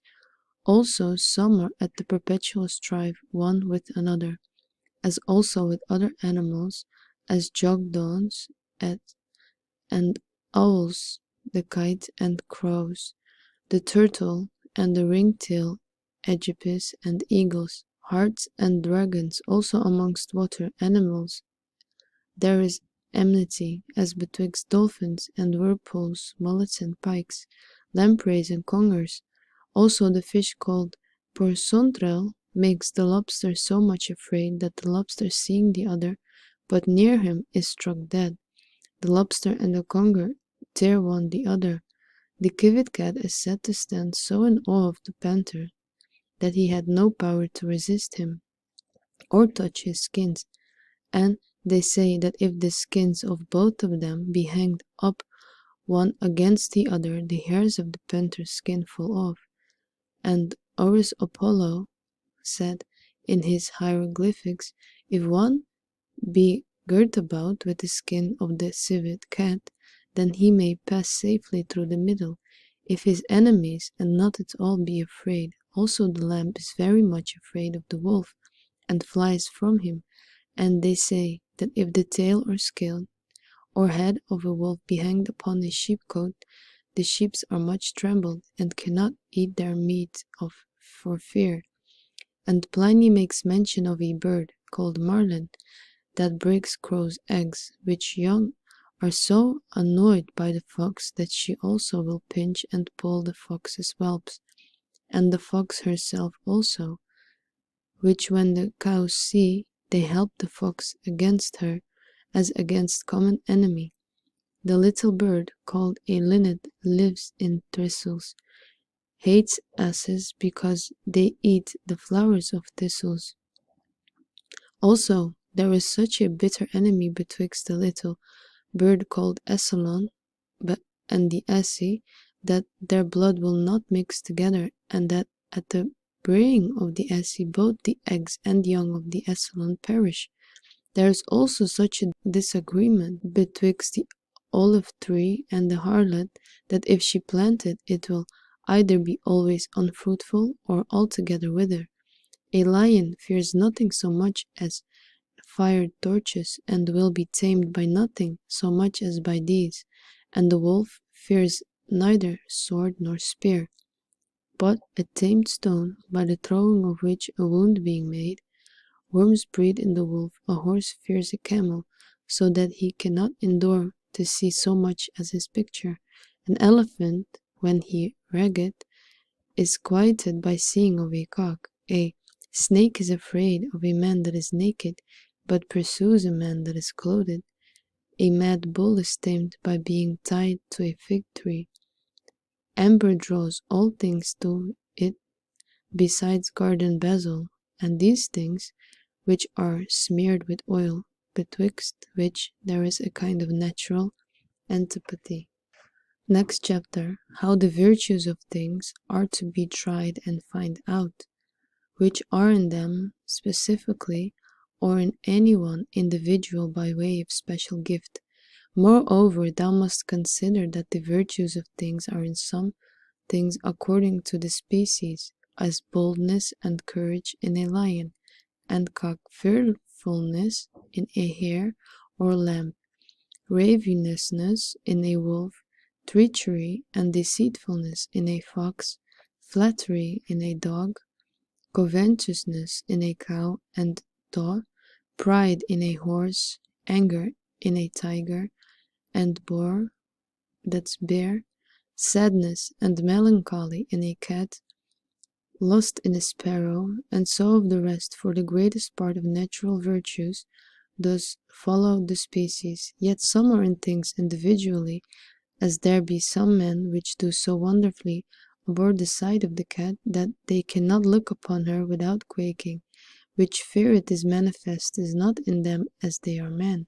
And Avicen tells a man that lived in his time, whom all poisonous things did shun, all of them dying, which did chance bite him, he himself not being hurt. And Albertus reported that in a city of the Euboeans he saw a wench who would catch spiders to eat them, and being such much pleased with such a kind of meat, was wonderfully nourished therewith.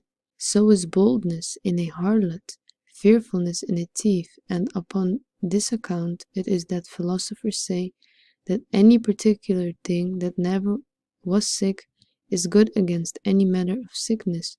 Therefore they say that a bone of a dead man who never had a fever, being laid upon the patient, frees him of his quarantine.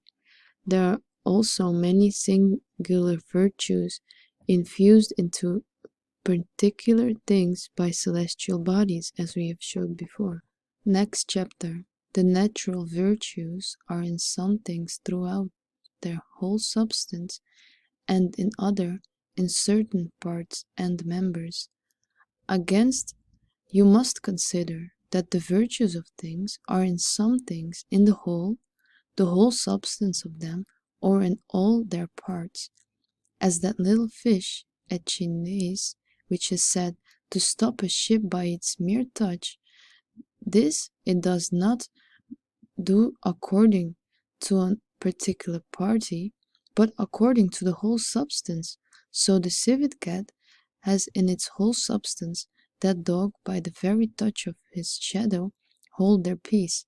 So celandine is good for the sight, not according to any one but all its parts, not more in the root than in it the leaves and seeds, and so of the rest. But some virtues are in things according to some parts of it, only in the tongue, or eyes, or some other members and parts. So in the eyes of a basilisk. So a most violent power to kill men as soon as they see them.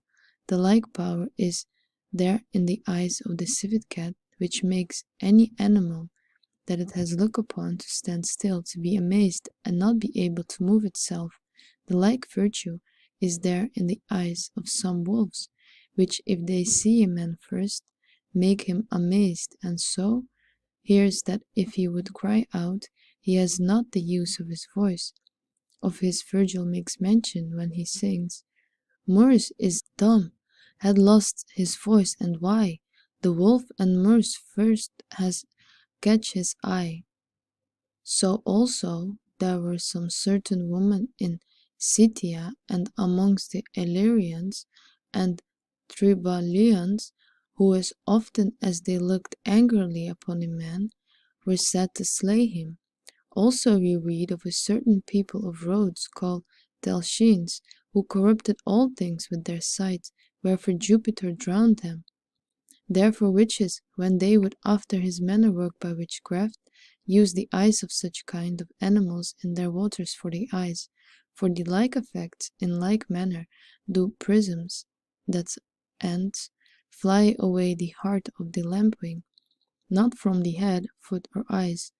So the gall of lizards, being bruised in water, is said to gather weasels together, not the tail or the head of it, and the gall of the goats put into the earth in a brazel, that's vessel, gathered frogs together, and a goat's liver is an enemy to butterflies and all maggots, and dogs shun them that have the heart of a dog about them, and foxes will not touch such poultry that have eaten the liver of a fox.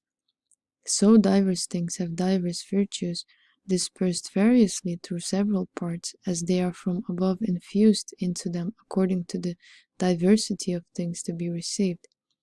As in a man's body, the bones receives nothing but life, the eyes sight, the ears hearing, and there is in a man's body a certain little bone, which the Hebrew called LVZ, and the bigness of a pulse that is husked, which is subject to no corruption, neither is it overcome with fire, but is always preserved unhurt, out of which, as they say, is a plant out of the seed, our animal bodies shall in the resurrection of the dead spring up. And these virtues are not cleared by reason, but by experience. Next chapter, of the virtues of the things that are in them only in their lifetime, and such as remain in them even after their death. Moreover, we must know that there are some properties in things only whilst they live, and some that remain after that.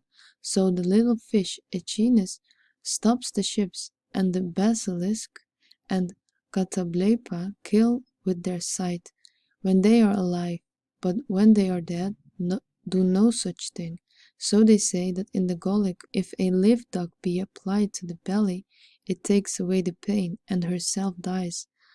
Like to this is that which Achita says, if you take away a heart newly taken out of an animal, and whilst it is yet warm, and hang it up one that has quartan fever, it drives it away.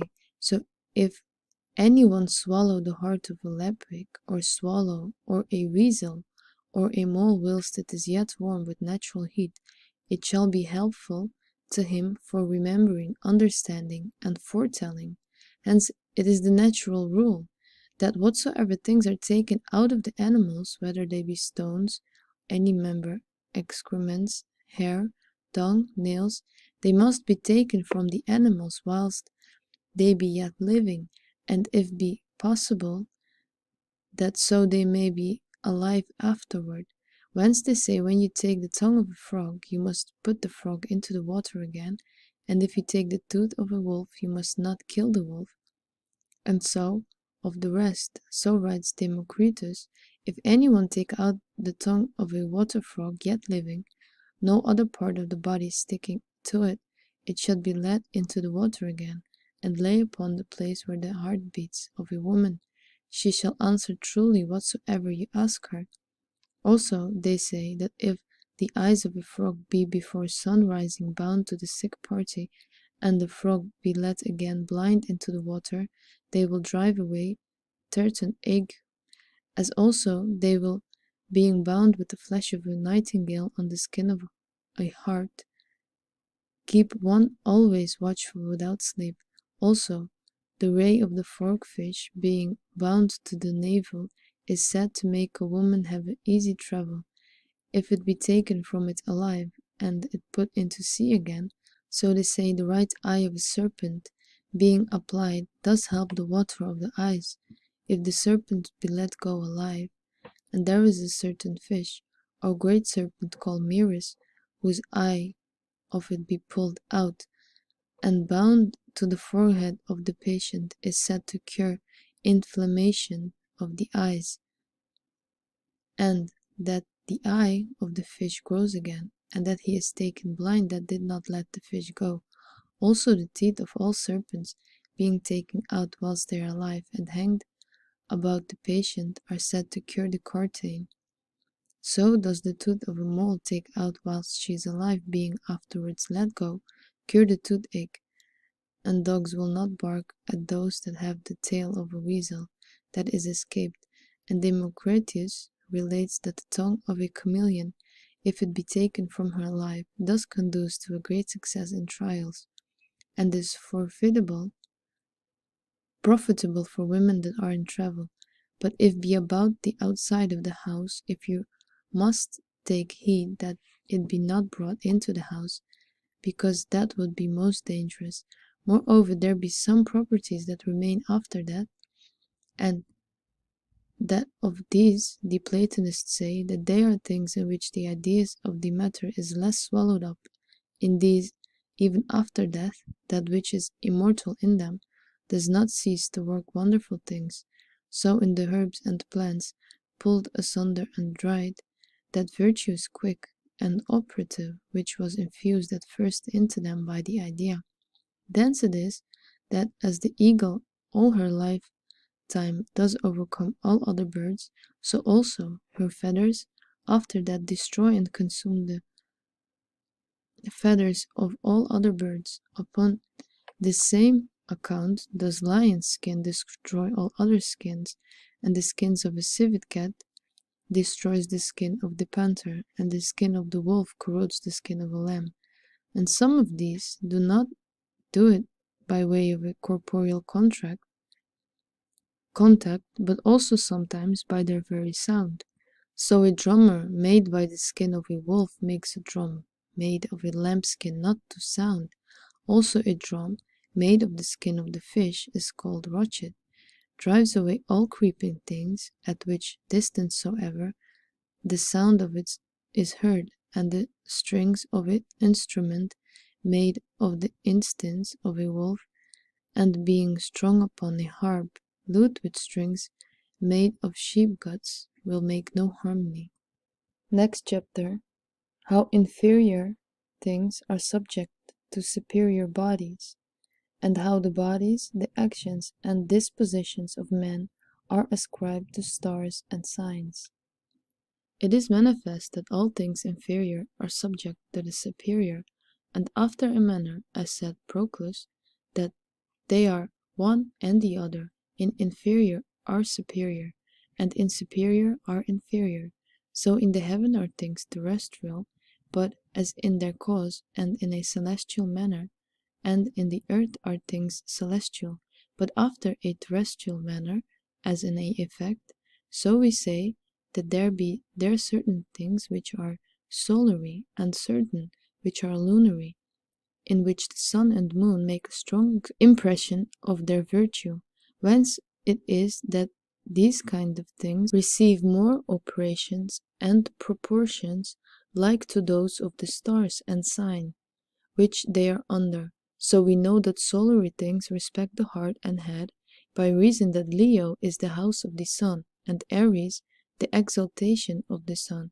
So things under Mars are good for the head and testicles, by reason of Aries, and Scorpio, hence they whose senses fail, and head ache, by reason of drunkenness, if they put their testicles into cold water, or wash them with vinegar, and find present help. But in reference to these, it is necessary to know how man's body is distributed to planets and signs. Know therefore that according to the doctrine of the Arabians, the sun, who rules over the brain, heart, the eye, the marrow, the right eye, and the spirit, also the tongue, the mouth, and the rest of the organs of the senses, as well internal as external. Also the hands, feet, legs, nerves, and the powers of imagination. That Mercury rules over the spleen, stomach, bladder, womb, and right ear, and also the faculty of the common sense.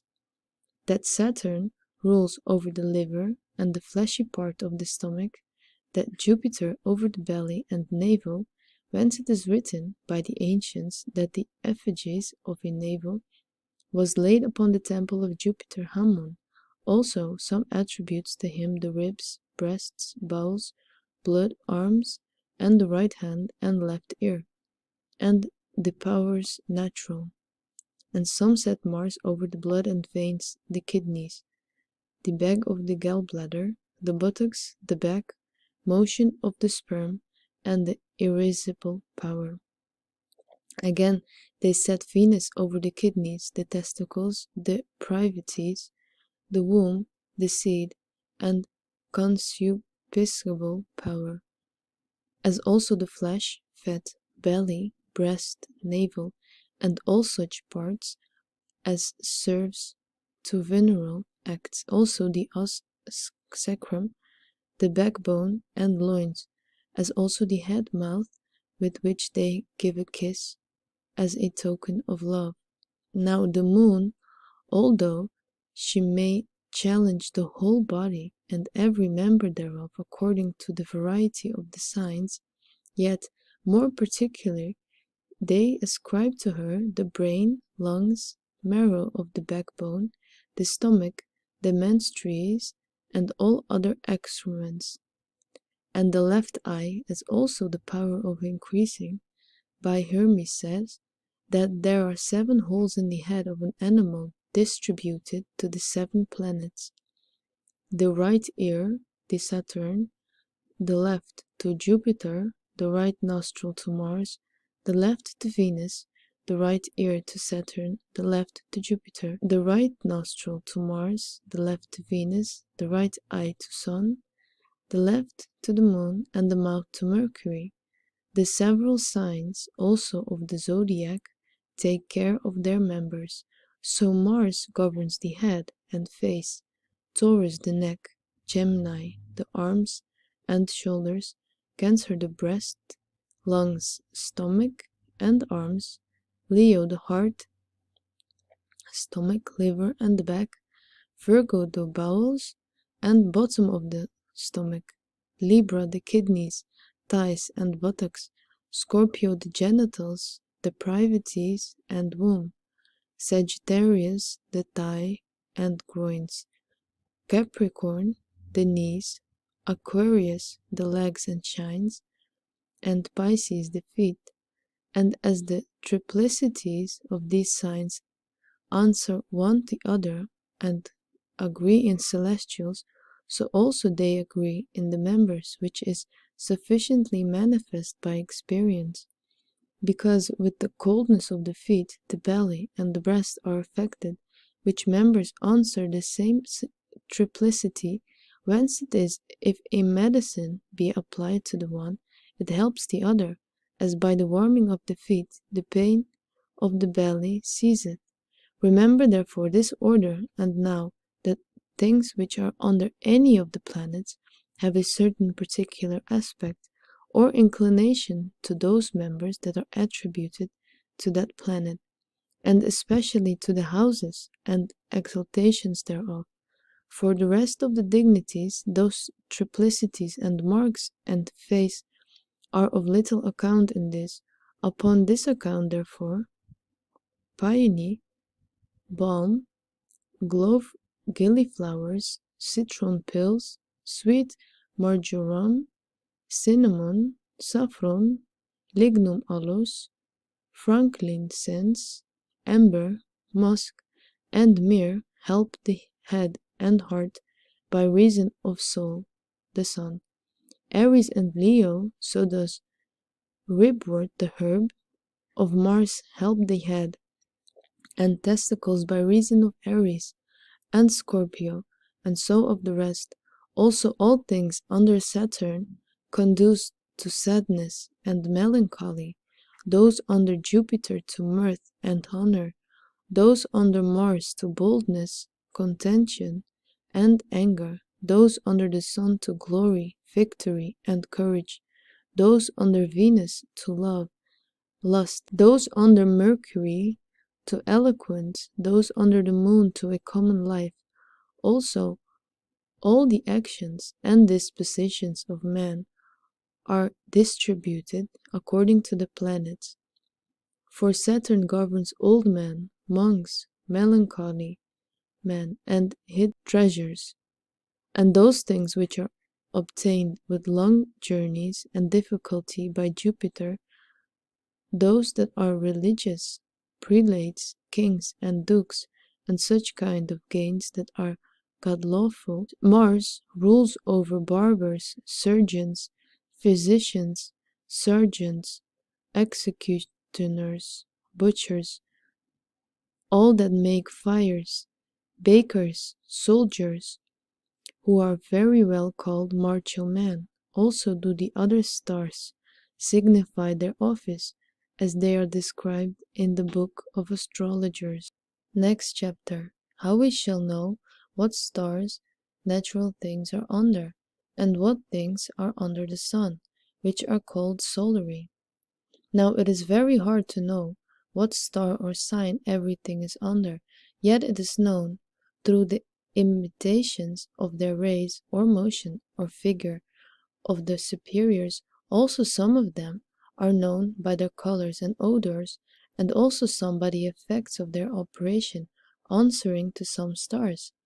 So then solary things, or things under the power of the sun, are amongst elements the lucid flame, in the humors the purer blood and spirit of life, amongst tastes that which is quick, mixed with sweetness, amongst metals gold, by reason of its splendor, and its receiving that from the sun which makes it cordial, and amongst stones they which resemble the rays of the sun by their golden sparklings, as does the glittering of the stone. Aetitis, which has power against the falling sickness and poisons, so also the stone which is called the eye of the sun, being of a figure like to the apple of the eye, from the middle whereof shines forth a ray. It comforts the brain and strengthens the sight. So the carbuncle, which shines by night, had a virtue against all airy and vaporous poison. So the chrysolite stone is of a light green color, in which when it is held against the sun, there shines forth a golden star, and this comforts those parts that serve for breathing, and helps those that be asthmatical, and if it be bored through, and the whole filled with the mane of an assay, and bound to the left arm, it drives away idle imaginations and melancholy fears. It puts away foolishness. So the stone called iris, which is like crystal in color, being often found with 6 corners, some under some roof part of it is held against the rays of the sun, and the other part is held in the shadow. It gathers the rays of the sun into itself, which, whilst it sends them forth by way of reflection, makes a rainbow appear in the opposite wall. Also the stone heliotrope, green like the jasper or emerald, beset with red specks, that's a bloodstone, makes a man constant, renewed, and famous. Also it conduceth to long life, and the virtue of it indeed is most wonderful upon the beams of the sun, which is said to turn into blood, to appear of the color of blood, as of the sun were eclipsed. When it is joined to the juice of a herb of the same name, and be put into a vessel of water, there is also another virtue of it more wonderful, and that is upon the eyes of man, which sight it does so dim and dazzle that it does not suffer him that carries it to see it. This it does not without the help of the herb of the same name, which also is called heliotrope, following the sun. These virtues does Albertus Magnus and William of Paris confirm in her writings. The hyacinth also has the virtue of the sun against poisons and pestiferous vapors. It makes him that carries to be safe and acceptable. It conduces also to riches and wit. It strengthens the heart. Being held in the mouth, it does wonderful cheer of the mind. Also there is the stone pyrophilus of a red mixture, which Albertus Magnus says Esalipius makes mention of it in one of his epistles unto Octavius Augustus, saying that there is a certain poison so wonderful cold, which preserves the heart of man taken out from burning, so that if it for any time be put into fire, it is turned into a stone, and that is that stone which is called pyrophilus. From the fire it has a wonderful virtue against poison, and it makes him that carries it to be renewed and dreadful to his enemies. But above all, the stone is most solitary, which Apollonius is reported to have found, and which is called Pantaura, which draws other stones to it, as the lodestone does iron, most powerful against all poisons. It is called by some Paterus, because it is spotted like the beast called the panther. It is therefore also called Pantocras, because it contains all colors. Aaron calls it Eventrum. Also, there are other solary stones, as the Topazius, Chrysopasus, the Rubine, and Balagius is also Pigmentum, and things of a gold color and very lucid. Amongst plants, also trees, those are solary which turns towards the sun, as the marigold, and those which fold in their leaves when the sun is near upon setting, but when it rises, unfolds their leaves by little and little. The low tree is also solary, as it manifests the figure of fruits and leaves. So also peony, celandine, balm, ginger, gentian, dittany, and vervain, which is of use in prophesying and expiations, as also driving away evil spirits. The bay tree also it is concentrated to Phoebus. So is the cedar, the palm tree, the ash, the ivy, and vine, and whatsoever repel poisons and lightning, and those things which never fear the extremities of the winter.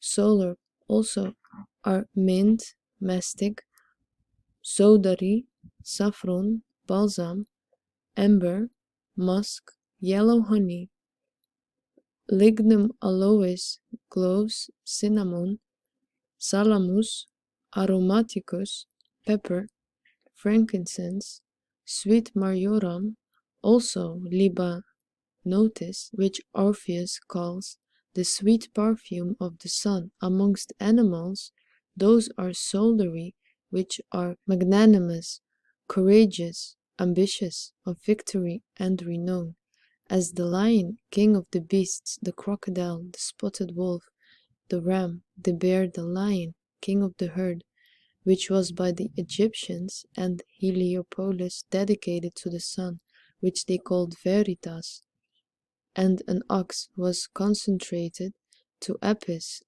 in Memphis, and a Hermetis, a bull by the name of Patis. The wolf also was consecrated to Apollo and Latona. Also the beast called baboon is solitary, which 12 times a day, every hour barks, and in time of equinoctium, of the equinox, urinates 12 times every hour. The same also it does in the night, when the Egyptians did engrave him upon her fountains. Also amongst birds these are solitary, the phoenix being but one of that kind, and the eagle, the queen of birds, also the virtue, the swan, and those which sing at the sight of the rising sun, and as it were called upon to rise, as the cock crow, also the hawk, which because it in divinity of the Egyptians is an emblem of the spirit and light, as by Porphyry reckoned amongst the solitary birds. Moreover, all things, as some have resemblance of the works of the sun, as worms shining in the night, and the beetle, which is a creature that lies under cow dung. Also according to Appius' interpretation, such whose eyes are changed according to the course of the sun are accounted solary, and those things which come from them. And amongst fish the sea calf is chiefly solary, who does resist lighting. Also shellfish, and the fish called pulmo, both which shines in the night, and the fish called stella, starfish, for his parching heat, and the fish called strombi, or sea snail, that follow their king, and margary, the oyster, which also have a king, and being dried are hardened into a stone of a golden color. Next chapter. What things are lunary or under the power of the moon? These things are lunary amongst the elements, that's the earth, and then the water, as well that of the sea, as of the rivers, and all moist things, as the moisture of trees and animals, especially they which are white, or the whites of an egg, fat, sweat, phlegmy, phlegm, superfluids of bodies, amongst tastes, salts, and insipid amongst metals, silver amongst stones, crystals, and silver, marcesite, and all those stones that are white and green. Also the stone, selenites, lunary, shining from the white body with a yellow brightness, imitating the motion of the moon, having in the figure of the moon, which daily increases or decreases as does the moon. Also pearls, which are generated in shells of fishes from the droppings of water. Also the beryl amongst plants and trees. These are lunary, as the celanthropion, which turns towards the moon, as does the heliotropion towards the sun. And the palm tree sends forth a bud at every rising of the moon. Hysope also, and rosemary, Agnus casto, and the olive tree are lunary. Also the herb Shinosta, which increases and decreases with the moon in substance and number of leaves, not only in sap and virtue, which indeed is in some sort common to all plants except onions, which are under the influence of Mars, which have contrary properties. As amongst flying things, the Saturnian bird, called a quail, is a great enemy to the moon and sun. Lunary animals are such as delight to be in men's company, and such as do naturally excel in love or hatred, as all kinds of dogs. The chameleon also is lunary, which always assumes a color according to the variety of the color of the object, as the moon changes her nature according to the variety of the sign which it is found in. Lunary also are swine, hens, goats, and all animals whatsoever that observe and imitate the motion of the moon, as the baboon and panther, which is said to have a spot upon her shoulder like the moon, increasing into a roundness, and having horns that bend inwards. Cats also are lunary, whose eyes become greater or less according to the course of the moon, and those things which are like nature, as menstrual blood, of which are made wonderful and strange things by the magicians. The civet cat also changing her sex, being obnoxious to divers sorceries, and all animals that live in water as well as on land, as otters, and such as prey upon fish, also all monstrous beasts, such as without any manifest seed are equivocally generated, as mice, which sometimes are generated by coition.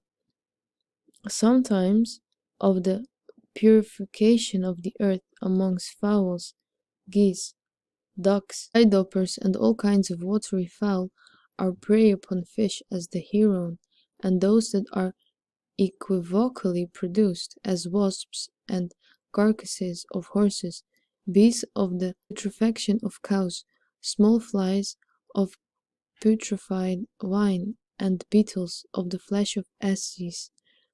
But most lunary of all is the two-horned beetle, horned after the manner of the bull, which digs under cow dung, and there remains for the space of 28 days, in which the moon measures the whole zodiac, and in the 29th day, when it thinks there will be a conjunction of their brightness, it opens the dung and casts it into water, from which then comes beetles. Amongst fishes there are lunary, a lurus, whose eyes are changed according to the course of the moon, and whatsoever observes the motion of the moon, as tortoise, the echinus, crab, oysters, cockles, and frogs.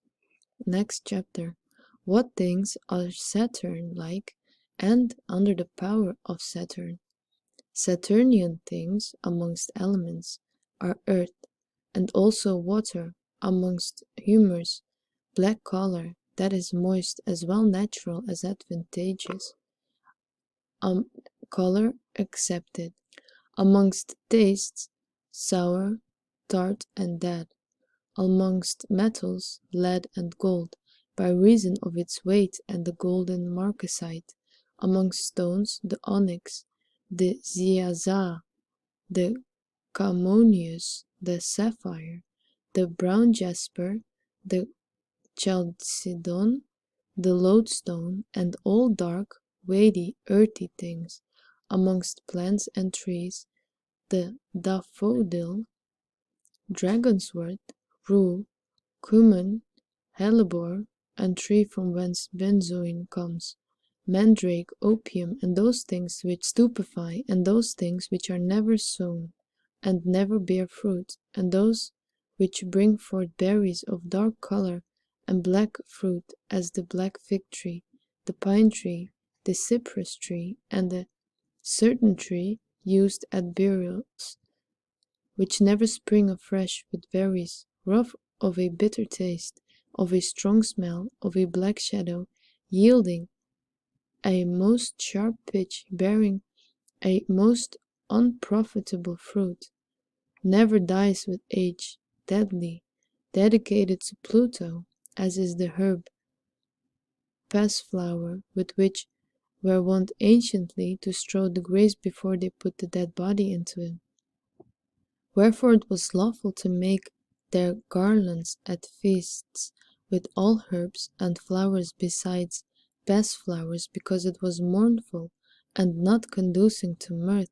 Also all creeping animals, living apart and solitary, nightly sad, contemplative, dull, covetous, fearful, melancholy, that take much pains, slow, that feed grossly, and such as eat their young. Of those kinds, therefore, are the ape, the cat, the hog, the mule, the camel, the bear, the mole, the asses, the wolf, the hare, the dragon, the basilisk, the toad, all serpents and creeping things, scorpions, pismires, ants, and such things as proceed from putrefaction in the earth, in water, or in ruins of houses, as mice, and many sorts of vermin. Amongst birds, those are Saturnian, which have long necks and harsh voices, as cranes, ostriches, and peacocks, which are dedicated to Saturn and Juno. Also the ostrich owl, screech owl, the horned owl, the bat, the lapwing, the crow, the quail, whilst is the most envious bird of all. Amongst fishes, the eel, living apart from all other fishes, the lamprey, the dogfish, which devours her young, also the tortoise, oysters, cockles, to which may be added sea sponges, and all things as come of them. Next chapter. What things are under the power of Jupiter and are called jovial? Things under Jupiter amongst elements are the air amongst humors, blood, and the spirit of life, also all things which respect the increase, nourishment, and vegetation of life.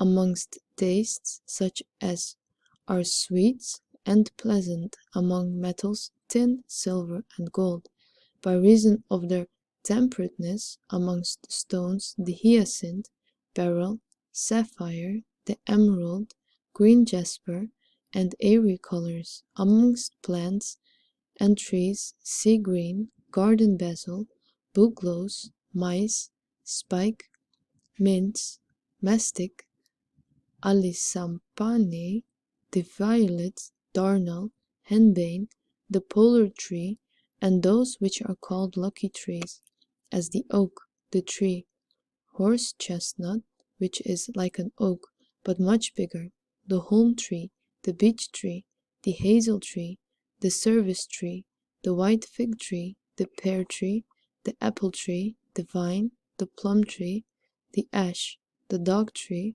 and the olive tree, and also oil. Also all manner of corn, as barley, wheat, also raisins, lysories, sugar, and all things whose sweetness is manifest and subtle, partaking somewhat of an astringent and sharp taste, as are nuts, almonds, pineapples, filberts, pistachios, roots of peony, myrabolos, rhubarb, and manna. Orpheus adds storax. Amongst animals, such as have some stateliness and wisdom in them, and those which are mild, well trained up, and of good disposition, as the hart and elephant, and those which are gentle as sheep and lambs. Amongst birds, those that are of a temperate complexion, as hens, together with the yolk of their eggs. Also the partridge, the pheasant, the swallow, pelican, cuckoo, the stork, birds given to a kind of devotion which are emblems of gratitude. The eagle is dedicated to Jupiter. She is the ensign of emperors and an emblem of justice and clemency. Amongst the fish are the dolphin, the fish called anchovy, the sheatfish, by reason of her devoutness. Next chapter. What things are under the power of Mars and are called martial? These things are martial amongst elements. Fire, together with all adust and sharp things amongst humors. Color, also bitter taste, dart, and burning the tongue, and causing tears. Amongst metals are iron, red brass, and all fiery red and sulphurous things. Amongst stones, the diamond, lodestone, the bloodstone, the jasper, the stone that consists of divers kinds, and the amethysts. Amongst plants, the tree hellebore, garlic, euphorbium, cartabana, armoniac, radish, the laurel, wolfsbane, scamony, and all such are poisonous by reason of too much heat, and those which are beset around about with prickles are by touching the skin burned it, prick it, or make it swell, as cardis the nettle, cow food, and such as being eaten cause tears, as onions, asolinia, leeks, mustard seed, and all thorny trees, and the dog tree, which is dedicated to Mars, and all such animals are warlike, ravenous, bold, and of clear fancy, as the horse, mule, goat, kid, wolf, leopard, and wild ass. Serpents also, and dragon full of displeasure and poison. Also all such as are offensive to man, as gnats, flies, baboon, by reason of his anger.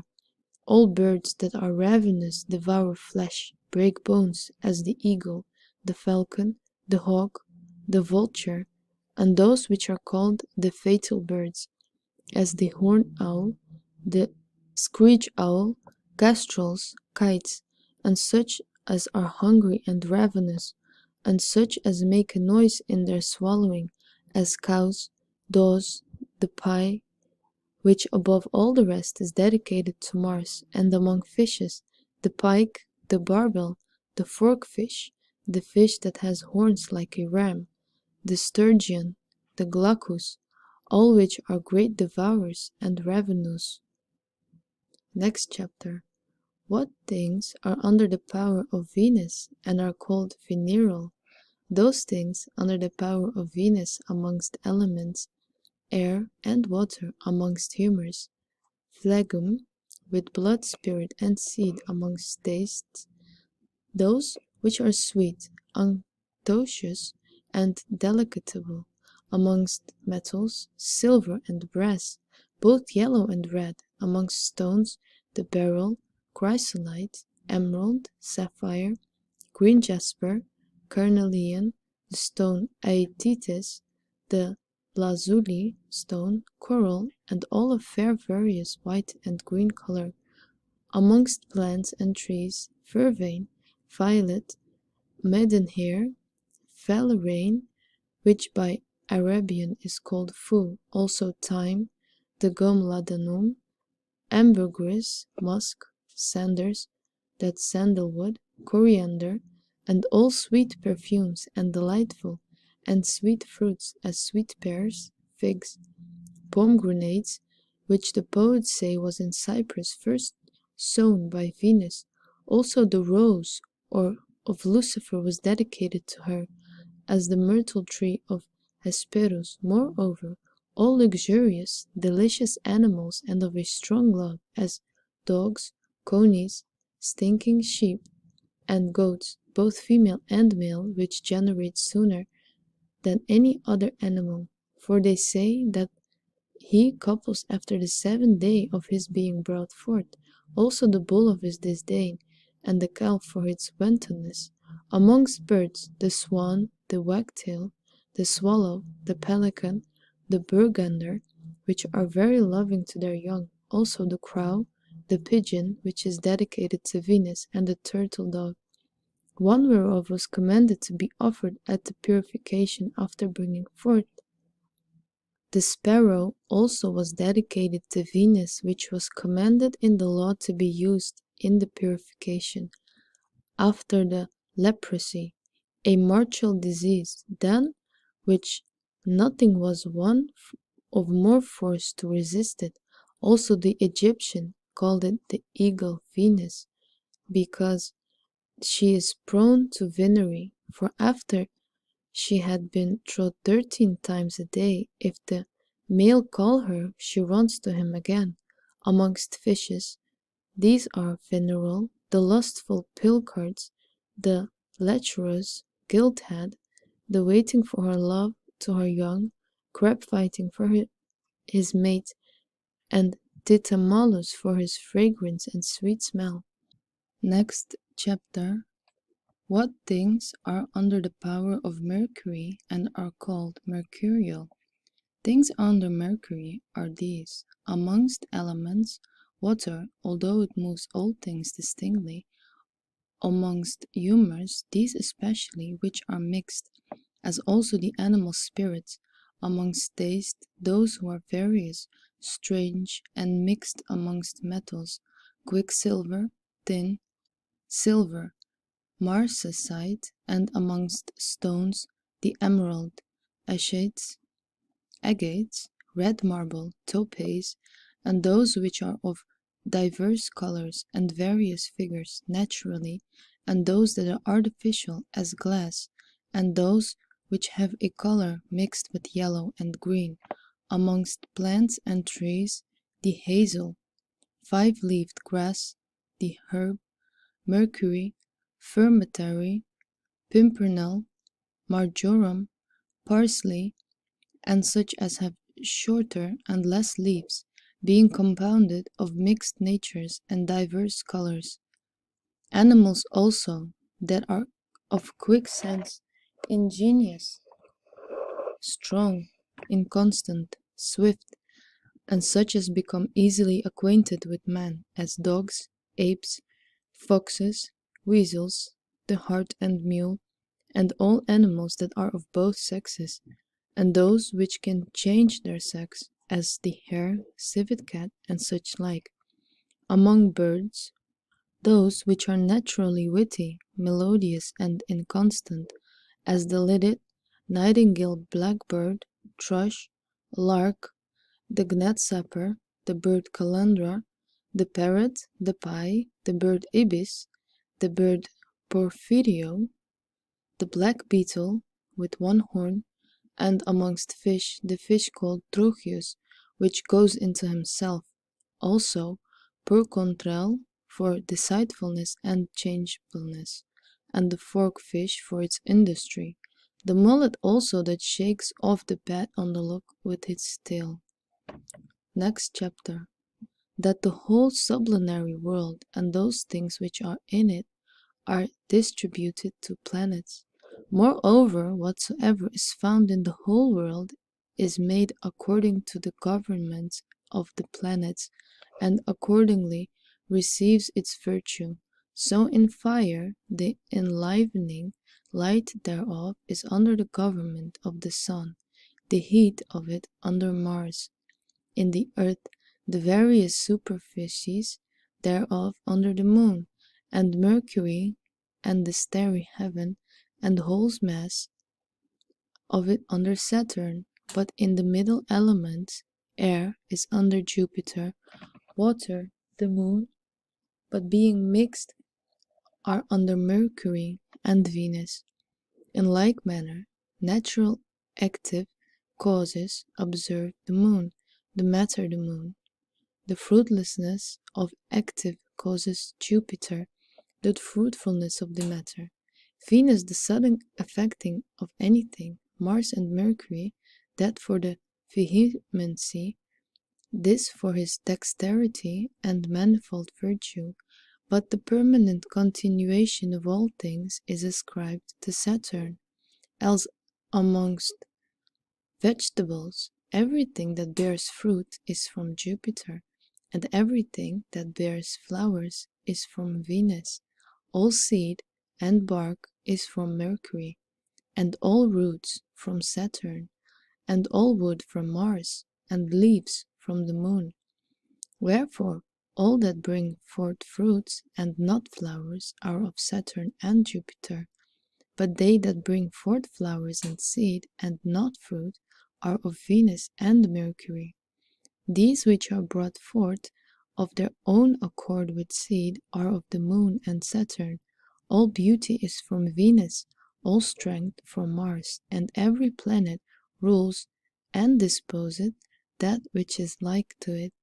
Also in stones, their weight, cleanness, and slipticness is of Saturn, their use and temperament of Jupiter, their hardness from Mars, their life from the Sun, their beauty and fairness from Venus, their occult virtue from Mercury, and their common use from the moon.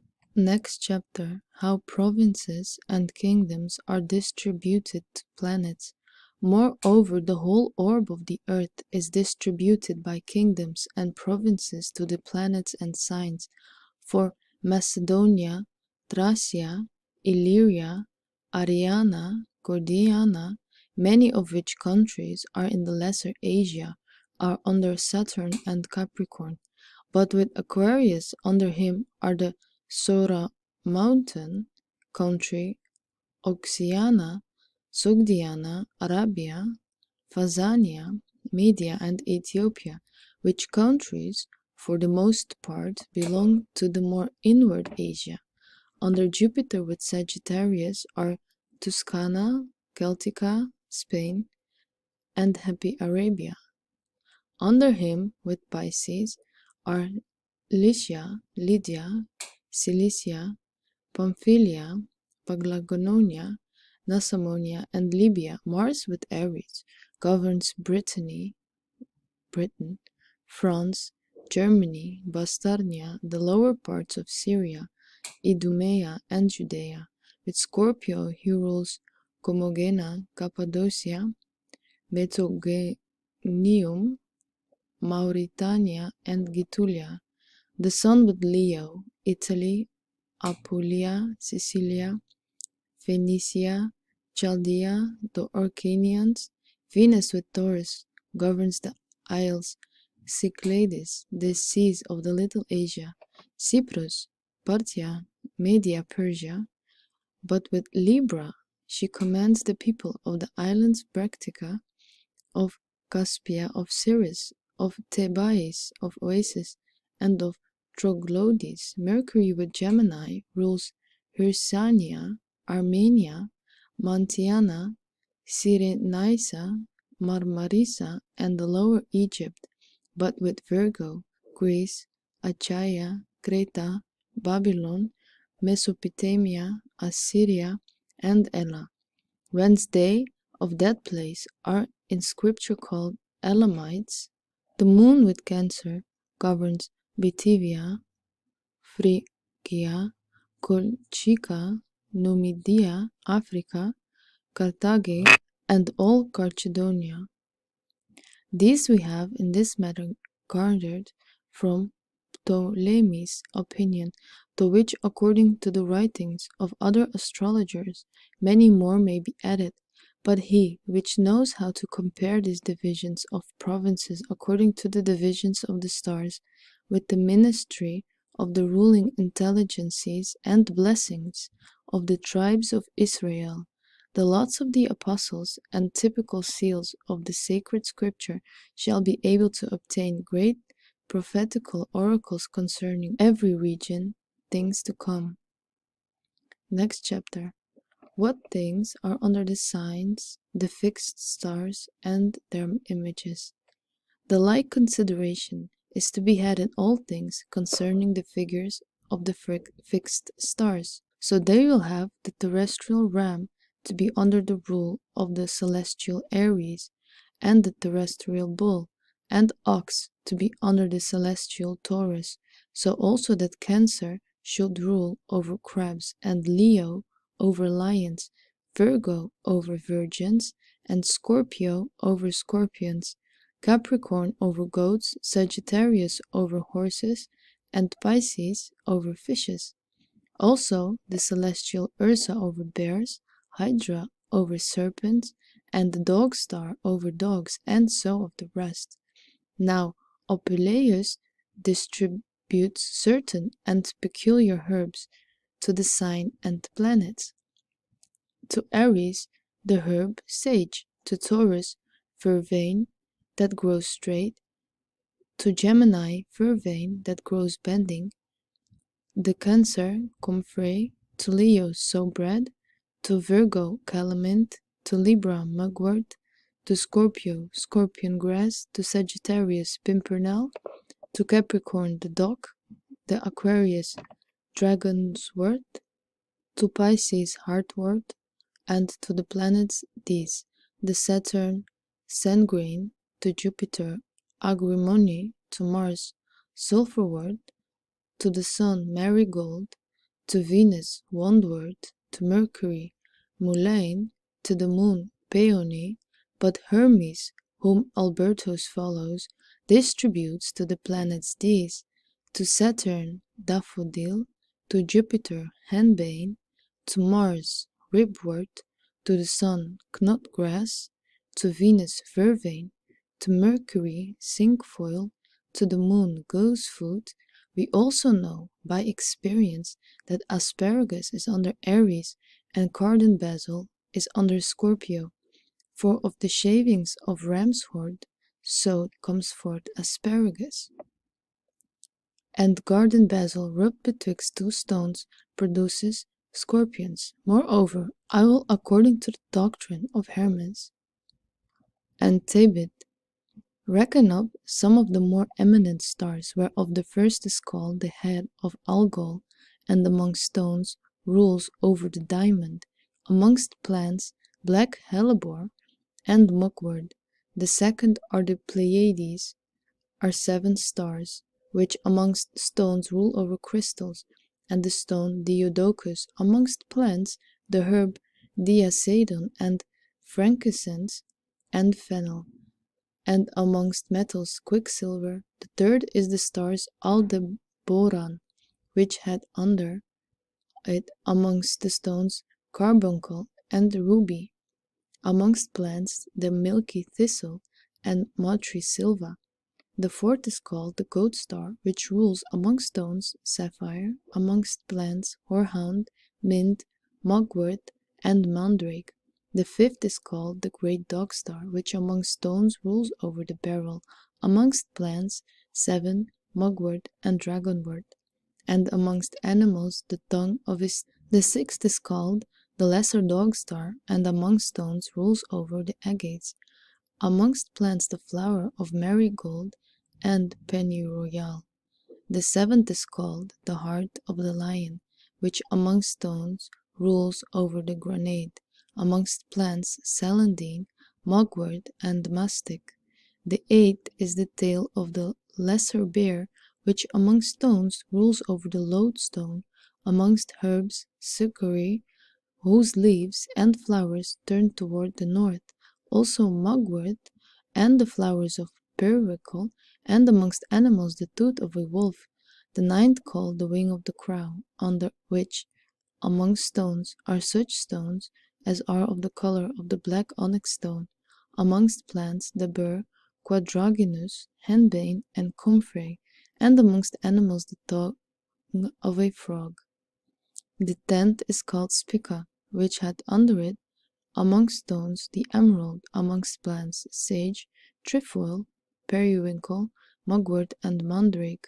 The 11th is called alchemic, which amongst stones rules over jasper, amongst plants, the plantain. The 12th is called althea, and under this amongst stones is the topaz, amongst plants, rosemary, trefoil, and ivy. The 13th is called the heart of a scorpion, under which amongst stones is the sordonius, amethyst, amongst plants, long aristocoli, aristolochi, and saffron, is the falling vulture, under which amongst stones is the chrysolite, amongst plants, succory, and firmitory. The 15th is the tail of Capricorn, under which amongst stones is the chalcedone, or chalcedony, amongst plants, marjoram, mugwort, and catnip, or nip, and the root of mandrake. Moreover, this we must know, that every stone or plant or animal or anything that is not governed by one star alone, but many of them receive influence, not separated but conjoined, from many stars. So amongst stones, the chalcedony is under Saturn and Mercury, together with the tail of the Scorpion and Capricorn, the sapphire under Jupiter, Saturn, and the star Aljajot. Tutia is under Jupiter and the Sun, and the Moon, the emerald under Jupiter, Venus, and Mercury, under the star Spicia. The amethyst is said Hermes is under Mars, Jupiter, and the heart of the Scorpion. The jasper, which is of divers kind, is under Mars, Jupiter, and the star Alchemic. The chrysolite is under the Sun, Venus, and Mercury is also under the star Alchemic. The falling vulture. The topaz is under the Sun and star Althea. The diamond under Mars and the head of Algol. In like manner, amongst vegetables, the herb dragon is under Saturn and the celestial dragon. Mastic and the mints are under Jupiter and the Sun, but mastic is also under the heart of the lion, and mint under the goat star.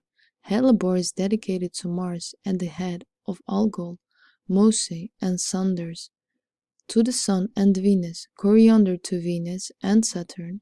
Amongst animals, the sea calf is under the Sun and Jupiter, the fox and ape under Saturn and Mercury, and domestical dogs under Mercury and the Moon. And thus we have showed more things in these inferior by their superior. Next chapter, of the seals and characters of natural things. All stars have their peculiar nature, properties, and conditions, the seals and characters whereof they produce through their rays, even in these inferior things, in elements, in stones, in plants, in animals and their members, where everything receives from an harmonious disposition and from its star shining upon it some particular seal or character stamped upon it, which is the significator of that star, or harmony containing in it a particular and peculiar virtue, differing from other virtues of the same matter, both generically, specifically, and numerously. Everything, therefore, has its character pressed upon it by its star for some peculiar effect, especially by that star which does principally govern it, and these characters contain and retain in them the peculiar natures, virtues, and roots of their stars, and produce the like operations upon other things in which they are reflected, and stir up and help the influences of their stars, whether they be planets or fixed stars, and figures, and celestial signs, as often as they shall be made in a fit manner, and it their due and accustomed times, which ancient wise men considering, such as labor much in the finding out of the occult properties of things, did set down in writing the images of the stars, their figures, seals, marks, characters, such as nature herself did describe by the rays of the stars. In these inferior bodies, some in stones, some in planets and joints and knots and bows, and some in divers members of animals, for the bay tree and lotus tree and the marigold are solitary plants, and their roots and knots being cut off show the characters of the sun. So also in the bone and shoulder blades in animals, whence there arose a spatulary kind of divining by the shoulders blades, and a stone and stony things, the characters and images of celestial things are often found.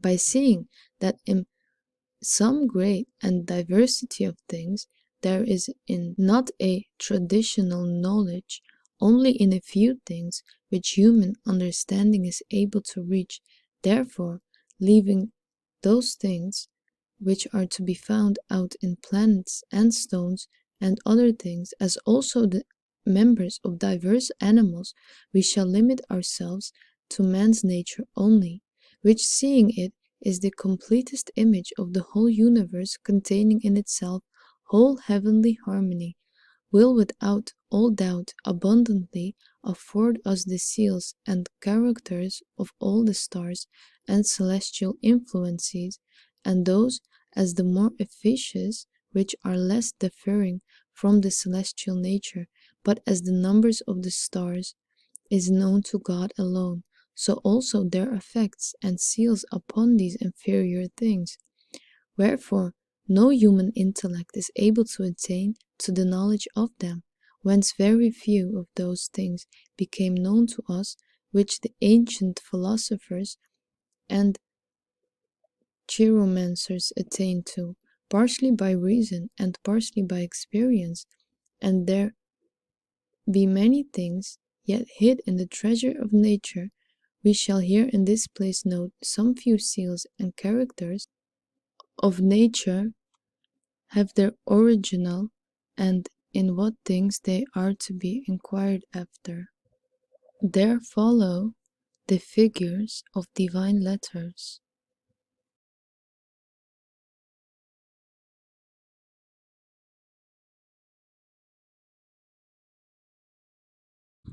Next chapter, how by natural things and their virtues we may draw forth and attract the influences and virtues of celestial bodies.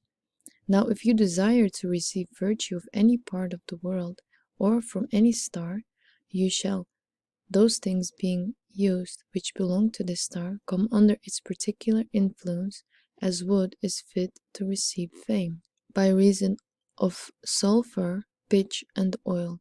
Nevertheless, when you dust any one species of things or individual rightly apply many things which are things of the same object, scattered amongst themselves, conformable to the same idea, and star presently by the matter so opportunely fitted, and singular gift is infused by the idea, by means of the soul of the world, I say opportunely fitted, under a harmony like to the harmony which did infuse a certain virtue into the matter.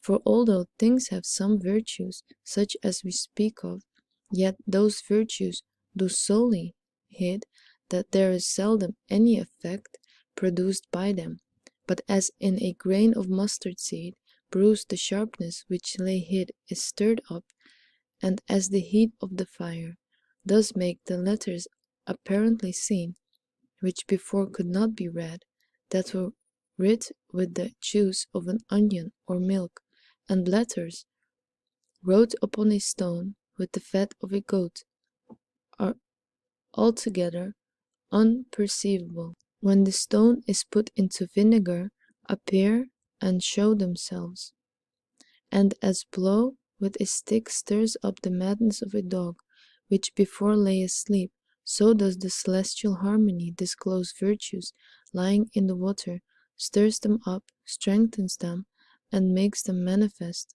and, as I may so say, produces that into act which before was only in power.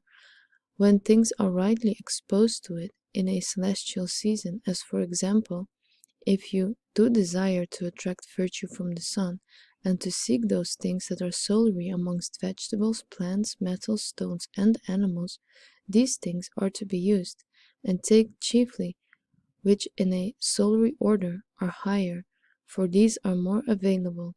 So you shall draw a singular gift from the sun through the beams thereof, being seasonable receives together and through the spirit of the world. Next chapter, of the mixtures of natural things one with the other and their benefit. It is most evident that in the inferior nature of all powers of superior bodies are not found comprehended in any one thing, but are dispersed through many kinds of things among us. These are many solitary things, whereof every one does not contain all the virtues of the sun, but some have some properties from the sun, and others some. Wherefore it is sometimes necessary that there be mixtures in operation, and if 100 or 1,000 virtues of the sun were dispersed through so many plants, animals, and the like, we may gather all these together and bring them into one form, in which we shall see all the said virtues being united contained. Now there is a twofold virtue in commixtion, one which was first planted in its parts and is celestial, the other is obtained by a certain and artificial mixture of things mixed amongst themselves, and of the mixtures of them according to certain properties, such as agree with the heaven and a certain constellation, and this virtue descend by a certain likeness and aptness, and is in things amongst themselves towards their superior, and just as much as the following do by degree correspond with them that go before, where the patient is fitly applied to its agent. So from certain composition of herbs, vapors, and such like, made according to natural philosophy and astronomy, there results a certain form endowed with many gifts of the stars, as in the honey of bees, that which is gathered out of the juice of innumerable flowers, and brought into one form, contains the virtue of all, by a kind of divine and admirable art of the bees. Yet this is not to be less wondered at, which Eudoxus Gidius reports of an artificial kind of honey, which is certain natures of giants in Libya knew how to make out of flowers, and that very good and not far inferior to that of the bees. For every mixture which consists of many several things, is then most perfect, when it is so firmly compacted in all parts that it becomes one, is very where firm to itself, and can hardly be dissipated. And we sometimes see stones and diverse bodies to be by a certain natural power conjugated and united, and they seem to be wholly one thing, as we see two trees by grafting to become one, also oysters with stones by a certain occult virtue of nature, and there have been seen some animals which have been turned into stones, and so united with the substance of the stone, that they seem to make one body, and that also homogeneous, so the tree ebony is one while wood and another while stone. When therefore any one makes a mixture of many matters under the celestial influences, then the variety of celestial actions on the one hand, and natural powers on the other hand, being conjoined together, does indeed cause wonderful things, by ointments, by colories, by fumes, and such like, which viz are read in the book of Carmens, Archita, Democritus, and Hermes, who is named Alcorat, and of many others. Next chapter, of the union of mixed things, and the introduction of a more noble form and the senses of life. Moreover, we must know that by how much the more noble the form of one thing is, by so much the more prone and apt it is to receive and powerful to act, then the virtues of things do then become wonderful, when they are put to matters that are mixed and prepared in fit season to make them alive, by procuring life for them from the stars, as also a sensible soul as a more noble form, for there is so great a power in prepared matter, which we see do then receives life, when a perfect mixture of qualities seems to break the former contrariety, for so much the more perfect things receive, by how much their temper is more remote from contrariety. Now the heaven is a prevalent cause, thus from the beginning of everything to be generated by the concoction and perfect digestion of the matter, together with life, bestows celestial influences and wonderful gifts according to the capacity that is in that life, and sensible soul to perceive more noble and subtle virtues, for the celestial virtue does otherwise lay asleep, as sulphur kept from flame, but in living bodies as does always burn as kindled sulphur. Then by its vapor it fills all the places that are next to it, so certain wonderful works are wrought, such as are read in the book of Nemeth, which is titled A Book of the Law of Pluto, because such kind of monstrous generations are not produced according to the laws of nature, for we know that of worms are generated gnats, and horse wasps of calf and ox bees, of a crab his legs being taken off, and he buried into the ground a scorpion, of a dog dried into powder, and put into water are generated frogs, but if it be baked in a pie and cut into pieces and put into a moist place under the ground, those are generated from it. Of the herb garden basil, bruised between two stones, are generated scorpions, and of the hairs of a menstruous woman put under dung are bred serpents, and the hair of a horse tail put into water receives life, and is turned into a pernicious worm. And there is an art wherewith by a hen setting upon eggs may be generated a form like a man, which I have seen. I knew how to make which magicians say has a wonderful virtue, and this they call the true mandrake. You must therefore know which and what kind of matters are either of nature or art, began or perfected, or compounded of more things than what celestial influences they are able to receive, for a congruity of natural things is sufficient for the receiving of influence from celestial, because when nothing does hinder the celestials to send forth their lights upon inferiors, they suffer no matter to be destitute of their virtue, whereof is much matter as a perfect and pure, and not unfit to receive the celestial influence, for what is the binding and continuity of the matter to the soul of the world, which does so daily flow in upon natural things, and things which nature has prepared, that it is impossible that a prepared matter should not receive life, or a more noble form. Next chapter, how by some certain natural and artificial preparations we may attract certain celestial and vital gifts.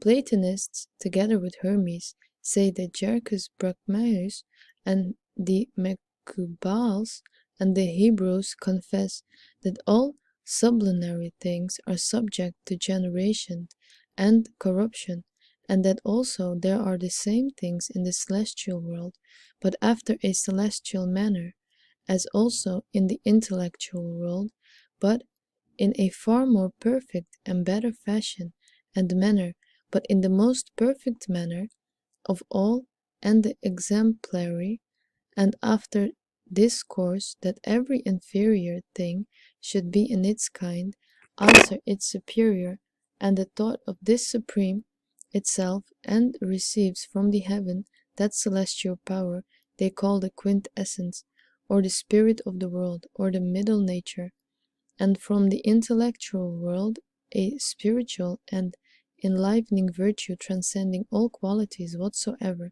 and lastly, from the exemplary or original world, through the mediation of the other, according to their degree, receive the original power of the whole perfection.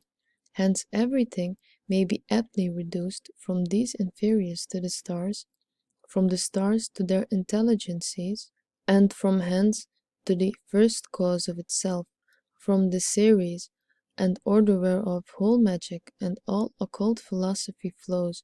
For every day some natural thing is drawn by art, and some divine thing is drawn by nature, which the Egyptians, seeing, called nature a magicianis, the very magical power of itself in the attracting of like be like, and of suitable things be suitable, not such kind of attractions by the mutual correspondency of things amongst themselves, of superiors with inferiors, the Grecians called sympathies. So the earth agrees with cold water, the water with moist air, the air with fire, the fire with the heaven and water. Neither is fire fixed with water, but by air, not the air with the earth, but with water. So neither is the soul united to the body, but by the spirit, nor the understanding to the spirit by the soul. So we see that when nature has framed the body of an infant, by this very preparative, she presently fetched the spirit from the universe. This spirit is the instrument to obtain of God the understanding and mind in the soul, and body as in wood. The dryness is fitted to receive oil, and the oil being embedded is food for the fire. The fire is the vehiculum of light. By these examples you see how by some certain natural and artificial preparations we are in a capacity to receive certain celestial gifts from above, for stones and metals have a correspondency with herbs, with animals, animals with the heavens, and the heavens with the intelligences, and those with divine properties and attributes, and God himself, after whose image and likeness all things are created. Now the first image of God is the world, and the world the man, of man, beasts, of beasts, the zeophyton, half animal and half plant, of zeophyton plants, of plants metals, of metals stones, and again, in things spiritual, the plant agrees with a brute in vegetation, a brute which a man in sense, man with an angel in understanding, an angel with God in immorality. Divinity is annexed to the mind to the intellect to the intention to the imagination to the senses at last to things. For this is in the band and continuity of nature, that all superior virtue does flow through every inferior with a long and continued series, dispersing its rays even to the very last thing, and inferiors through their superiors come to the very supreme of all, for so inferiors are successfully joined to their superiors, to there proceeds an influence from their head. The first cause is a certain string stretched out to the lowermost things of all, of which strings is one end, and to be touched.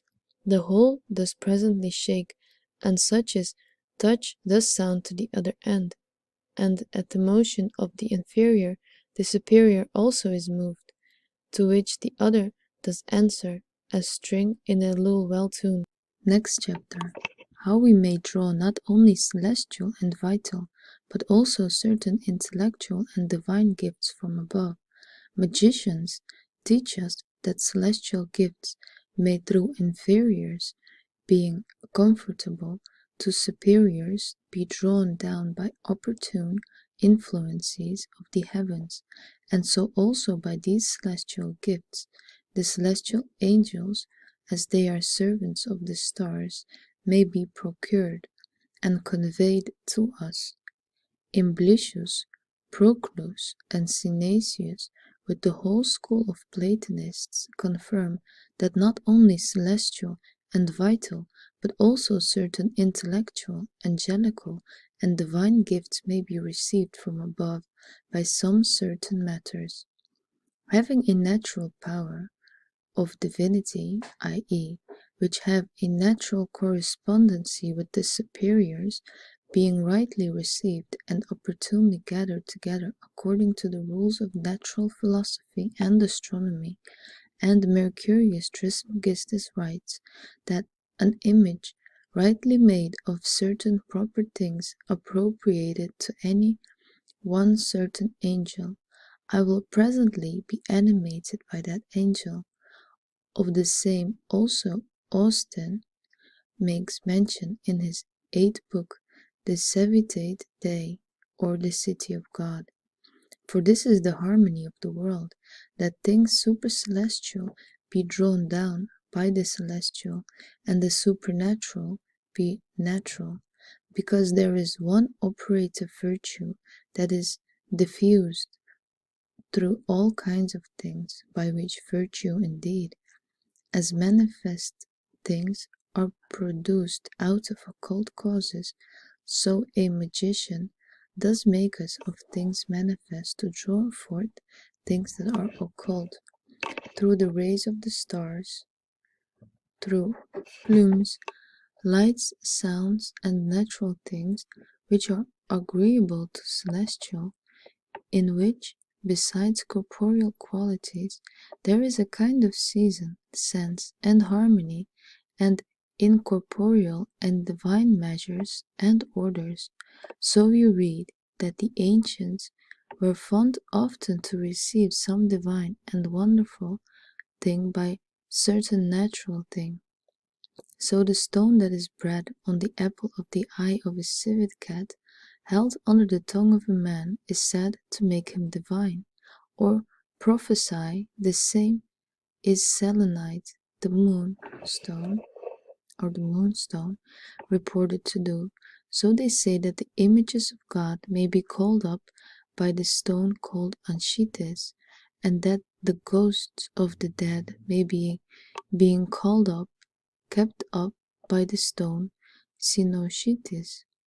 The like does the herb Aglophotus do, which is called marmorites, growing upon the marbles of Arabia, is said Pliny, and the which magicians use Also, this is an herb called Raingeliba, which magicians drink of and prophesy.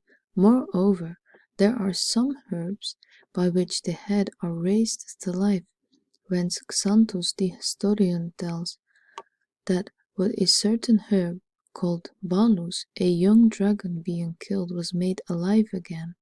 Also, that by the same a certain man of Tilum, whom a dragon killed, was restored to life. And Juba reports that in Arabia a certain man was by a certain herb restored to life. But whether or not no any such thing can be done indeed upon man by the virtue of herbs, or any other natural thing, we shall discourse in the following chapter. Now it is certain and manifest that such things can be done upon other animals.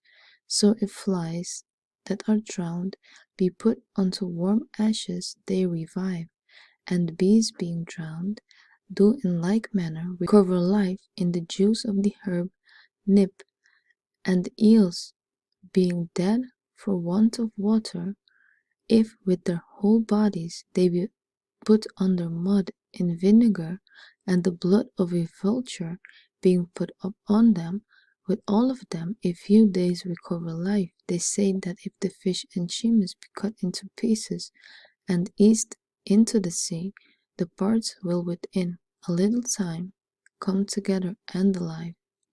Also we know that the pelican does restore her young to life, being killed with her own blood.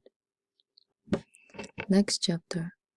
That we may by some certain matters of the world stir up the gods of the world and their ministering spirits.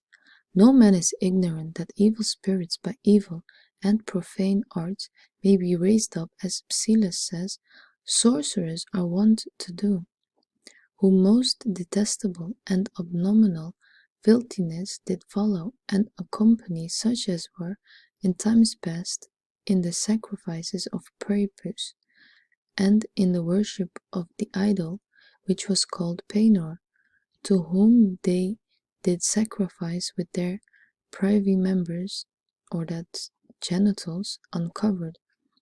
Neither to these is that unlike, if it be true and not a fable, which is read concerning it detestable heresy of old churchmen, and like to these are manifest in witches and mischievous women, which wickedness the foolish dotage of woman is subject to fall into. By these and such as these evil spirits are raised, as a wicked spirit spake once, John, of one Synops, a sorcerer, all the power, says he, of Satan dwells there, and he is entered into a confederacy with all the principalities together, and likewise we with him, and Synops obey us, and we again obey him. Again, in the contrary side, no man is ignorant that supercelestials, angels, and spirit may be gained by us through good works, a good pure mind, secret prayers, devout humiliation, and the like. Let no man therefore doubt that in like manner, by some certain matters of the world, the gods of the world may be raised by us, or at least the ministering spirits or servants of these gods. And as Mercurius Hermes Trismegistus says, the air spirits not supercelestial, much less higher. So we read that the ancient priests made statues and images foretelling things to come, and infused into them the spirits of the stars, which were not kept there by constraint, and in some certain manners, but rejoicing in them, as acknowledging such kind of matter to be suitable to them. They do always and willingly abide in them, and speak and do wonderful things by them, no otherwise than evil spirits are wont to do when they possess men's bodies. Next chapter. Of bindings, what sorts they are of, and in what ways they wont to be done. We have spoken concerning the virtues and wonderfully efficiency of natural things. It remains now that we understand a thing of great wonderment, and it is a binding of man into love or hatred, sickness or health, and such alike. Also the bindings of thieves and robbers, that they cannot steal in any place, the binding of merchants, that they cannot buy or sell in any place, the binding of an army, that they cannot pass over any bound, the binding of ships, that no wind, though never so strong, shall be able to carry them haven. Also the binding of a mill, that it can by no force whatsoever be turned round, the binding of a cistern or fountain, that the water cannot be drawn out of them, the binding of the ground, that it cannot bring forth fruit, the binding of any place, that nothing can be built upon it, the binding of fire, that though it be never so strong, can burn no combustible thing that is put to it. Also the binding of lightnings and attempts, that they shall do no hurt, the binding of dogs, that they cannot bark, also the binding of birds and wild beasts, that they shall not be able to fly or run away, and such like as these, which are scarce credible, yet often known by experience. Now there are such kinds of bindings as these made by sorceries, collieries, unguents, love potions, by binding to and hanging up of things, by rings, by charms, by strong imaginations and passions, by images and characters, by enchantments and imprecations, by lights, by sounds, by numbers, by words and names, invocations, sacrifices, by swearing, conjuring, concertation, devotion, and diverse superstitions, and observations, and such like. Next chapter, of sorceries and their power. The force of sorceries is reported to be so great that they are believed to be able to subvert, consume, and change all inferior things, according to Virgil's muse. Mowers for me these herbs in Pontus chose, and curious drugs for their great plenty grows. I many times with these have more spied, changed to a wolf, and in the woods to hide from spellshrers, with souls depart charm, and corn bear standing from others' farm. Also in other place concerning the companions of Ulysses, whom the cruel goddess Ceres there invests with fierce aspects, and changed to savage beasts, that's changed to savage beasts. And a little after, when love from Pisces Ceres could not gain, him with her charming wand and hellish bane, changed to a bird, and spots her speckled wings with sundry colors. Now there are some kinds of these sorceries mentioned by Lucan concerning that sorcerer's Tassila calling up ghosts, where he said, here all natures produce unfortunate form of mad dogs, which waters fear and hate, guts of the lynx hyena not inbred, the marrow of a heart with serpents fed. We're not wanting, no, nor the sea lamprey, which stops the ships, nor yet the dragon's eye. And such as Apelius tells concerning Ophelia, that sorcerers, endeavoring to procure love, to whom Photis a certain maid brought the hairs of a goat cut off from the bogor bottle, made with the skin thereof, instead Boetes a young man's hair. Now, she says, being out of her wits for the young man, goes up the tiled roof, and in the upper part thereof makes a great hole open to all the oriental and other aspects, and most fit for these her arts, and their privately worships, having before furnished her mortal house with suitable furniture, with all kinds of spices, with plates of iron, with strange words engraved upon them, with sterns of ships that were cast away, and much lamented, and with divers members of buried carcasses, buried cast abroad, her noses and fingers, there the fleshy nails of those that were hanged, and another place the blood of them that were murdered, and their skulls mangled with the teeth of wild beasts.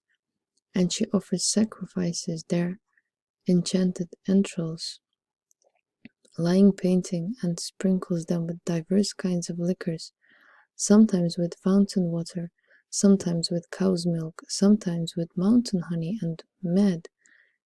Then she ties those hairs into knots and lays them on the fire, with divers odors to the burnt. Then presently, with an irresistible power of magic and blind force of the gods, the bodies of those whose hairs did smoke and crash assumed the spirit of a man, and feel and hear and walk, and come together with the stink of their hair led them, and instead of Brutus the young man comes skipping and leaping with joy and love into the house of Augustine. Also reports that he heard of some women sorcerers that were so versed in these kinds of arts that they, by giving cheese to men, they could presently turn them into working cattle, and the work being done restore them into men again. Next chapter of the wonderful virtues of some kinds of sorceries. Now I will show you what some of the sorcerers are, that they by example of these, there may be a way opened for the consideration of the whole subject of them. Of these, therefore, the first is menstrual blood, which how much power it has in sorcery we will now consider, for as they say, if it comes over new wine, it makes it sour, and if it does by touch the vine, it spoils, and for fever, it is by its touch, it makes all plants and trees barren, and they shall be newly set to die. It burns up all the herbs in the garden, and makes fruit fall off the trees. It darkens the brightness of a looking-glass, dulls the edges of knives and razors, dims the beauty of ivory, and makes iron presently rusty. It makes brass rust and smell very strong. It makes dogs mad if they do but taste of it, and if they, being thus mad, shall bite anyone, that wound is uncurable. It kills whole hives of bees and drives them from the hives that are but touched with it. It makes linen black that are boiled. It makes mares cast their foil off if they do not be touched.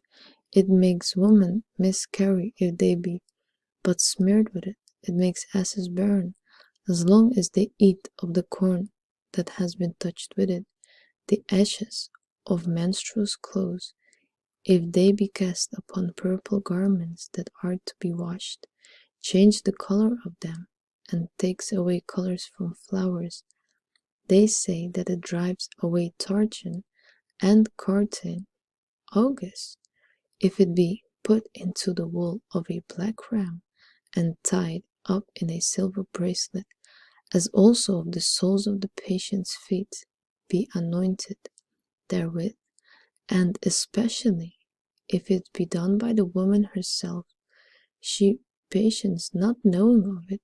Moreover, it cures the fits of the falling sickness, but most especially it cures them that are afraid of water, or drink nearby, or bitten by the mad dog. If only a menstruous cloth put under the cup, besides, they report that if menstruous women shall walk naked about the standing corn, they make all cankers, worms, beetles, flies, and all hurtful things fall off from the corn, but they must take heed that they do it before sunrise, or else they will make the corn wither.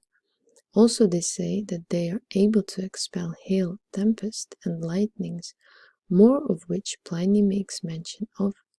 Now, this is, that they are greater poisons if they happen in the decrease of the moon, and yet much greater if they happen between the decrease and change of the moon.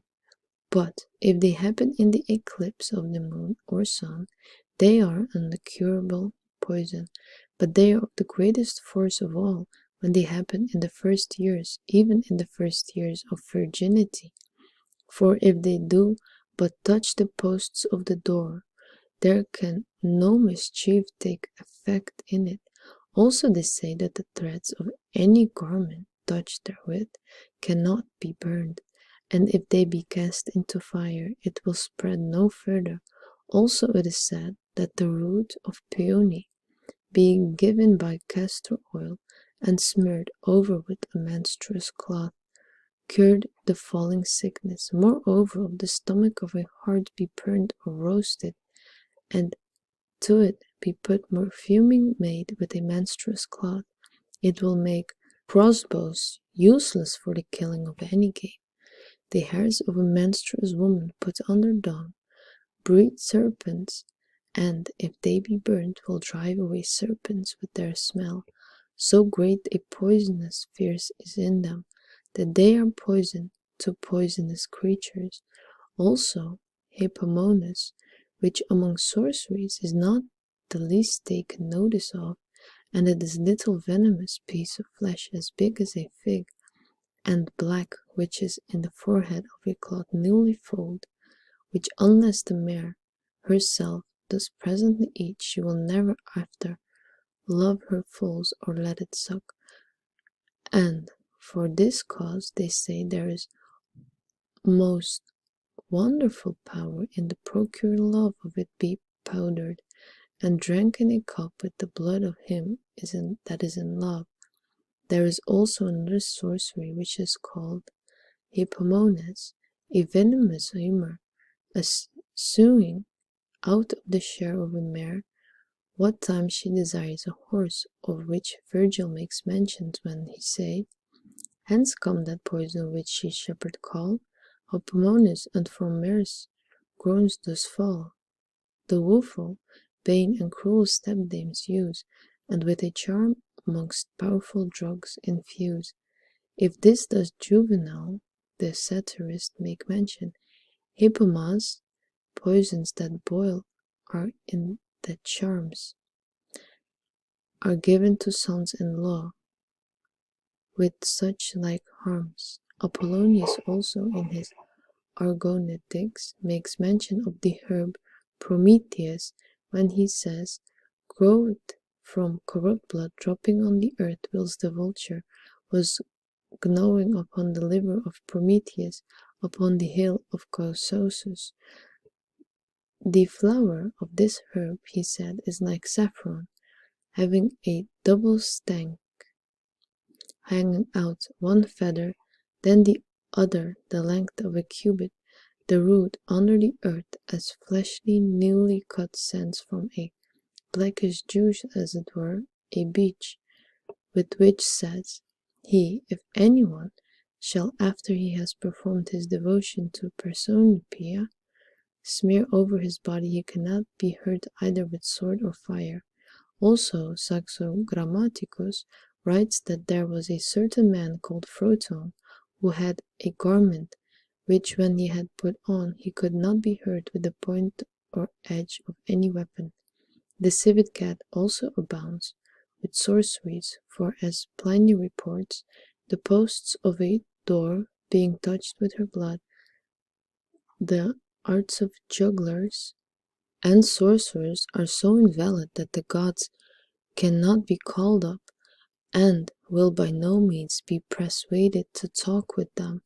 Also that they are anointed with the ashes of the ankle bone of her left foot, being decocted with the blood of a weasel, shall become odious to all.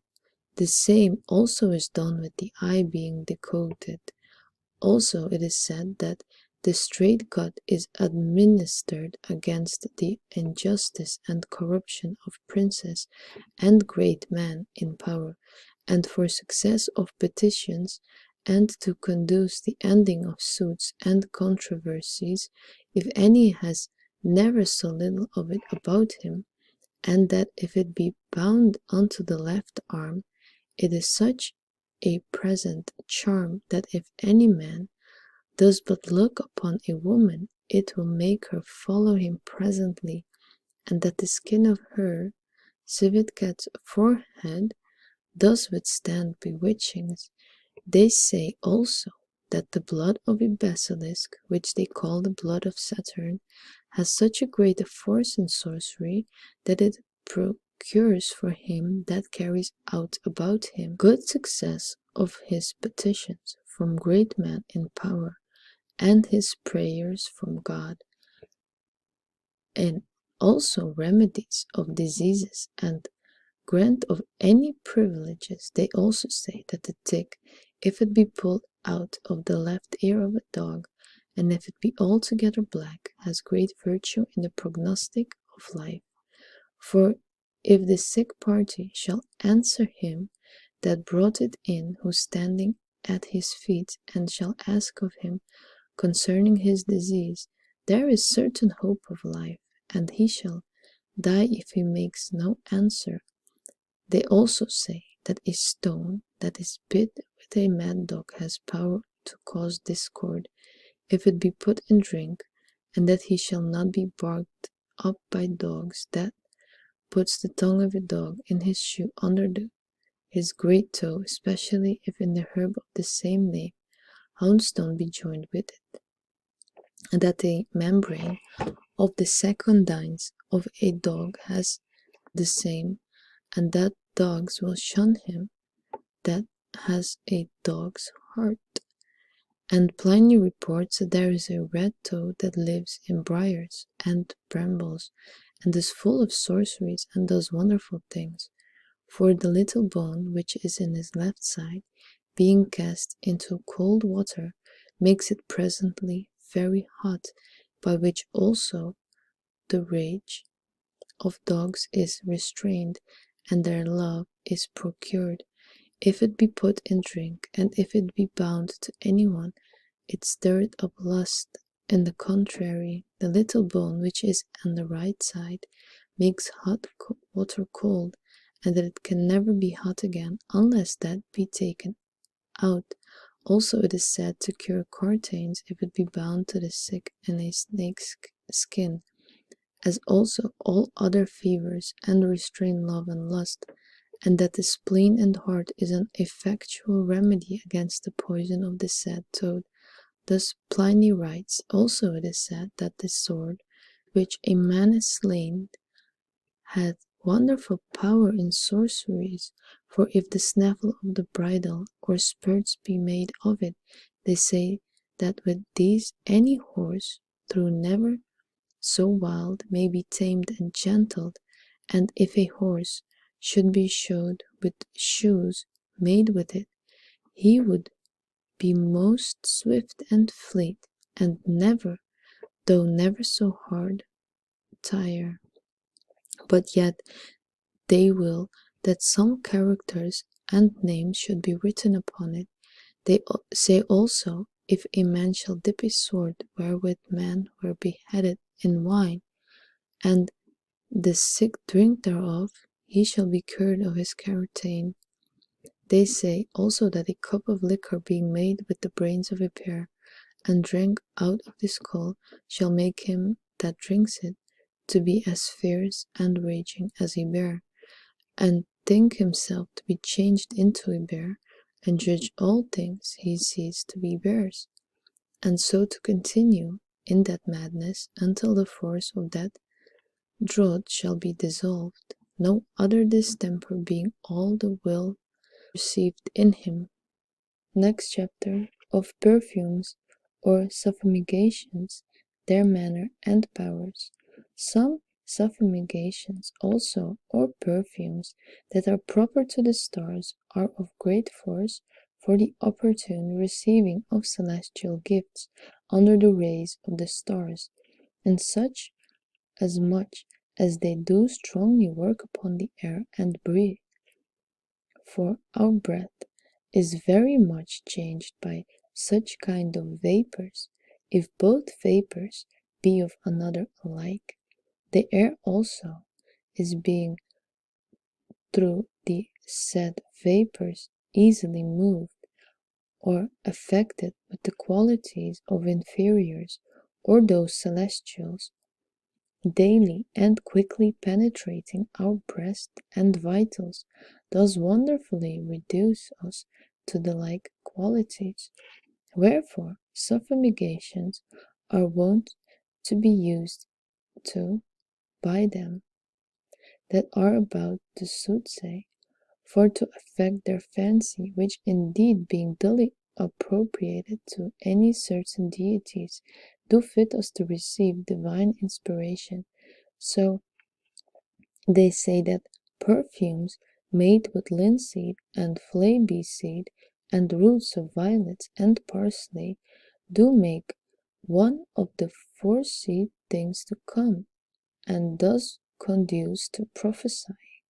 Let no man wonder how great things fumigations can do in the air, especially when he shall with Porphyr consider that by certain vapors exhaling from proper suffumigations, airy spirits are presently raised, as also thunderings and lightnings and such like things, as the liver of a chameleon being burnt in the top of the house, as it manifests, raises showers and lightnings. In like manner, the head and throat, if they be burned with oak wood, causes storms and lightnings. There are also suffumigations under opportune influences of stars that make the images of spirits forthwhile appear in the air or elsewhere. So they say that if of coriander, smelenge, henbane, and hemlock be made of perfume, that spirits will presently come together. Hence they are called spirits, herbs. Also it is said that a fume made of the roots of a herb sagopin, with the juice of hemlock and henbane, and the herb thapsus, barbatus, and sanders, and black poppy, make spirits and strange shapes appear, and if smellage be added to them, casteth away spirits from any place, and destroys their visions. In like manner, a fume made of calamint, peony, mint, and palma Christi drives away all evil spirits and vain imaginations. Moreover, it is said that by certain fumes certain animals are gathered together and put to flight, as Pliny mentioned concerning the stone Liparis, that with the flume thereof all beasts are called out. So the bones in the upper part of the throat of a hart being burnt gather all the serpents together, but the horn of a hart being burnt thus with its fume chase them all away. The same does a flume of the feathers of peacocks. Also the lungs of a assay being burnt puts all poisonous things to flight. The flume of the burnt hoof of a horse drives away mice. The same does the hoof of a mule, which also, if it be hoof of the left foot, flies are driven away. And they say, if a house or any place be smoked with the gall of the cuttlefish made into confection with red storax, roses, and lignum olus, and if then there be some sea water or blood cast into that place, and the whole house will seem to be full of water or blood, and if some earth be pulled, ground be cast there, the earth will seem to quake. No such kinds of vapors we must conceive to infect any body and infuse virtue into it, which does continually, even as any contagious or poisonous vapor of the pestilence being kept for 2 years in the walls of a house, infect the inhabitants, and as the contagious pestilence or leprosy laying hid in a garment does long after infect him that wears it. Therefore, when certain fumigation used the images, rings, and such like instruments of magic and hid treasures, as Porphyr said, very effectually, so they say that if any one shall hide gold or silver or any other precious things, the moon being in conjunction with the sun, and shall fume the place with coriander, saffron, henbane, smellage, and black poppy, if each alike quantity bruised together and tempered with the juice of hemlock, that which is so hid shall never be found or taken away, and that spirits shall continually keep it, and if any one shall endeavor to take it away, he shall be hurt by them, and shall fall into a frenzy. And Hermes said that there is nothing like the fume of spermaceti for the raising of spirits, wherefore if a fume be made of that, and lignum alus, pepperwort, musk, saffron, red storax tempered together with the blood of a lapwing, it will quickly gather airy spirits together, and if it be used about the graves of the dead, it gathers together spirits and the ghosts of the dead.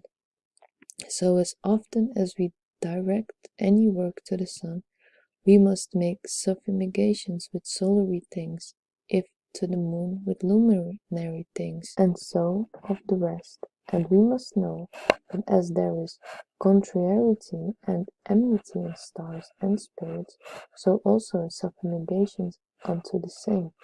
So there is also a contrariety between lignum alus and sulfur, frankincense and quicksilver, and spirits that are raised by the fume of lignum alus are allied by the burning of sulfur, as Proclus gives an example of a spirit which was wont to be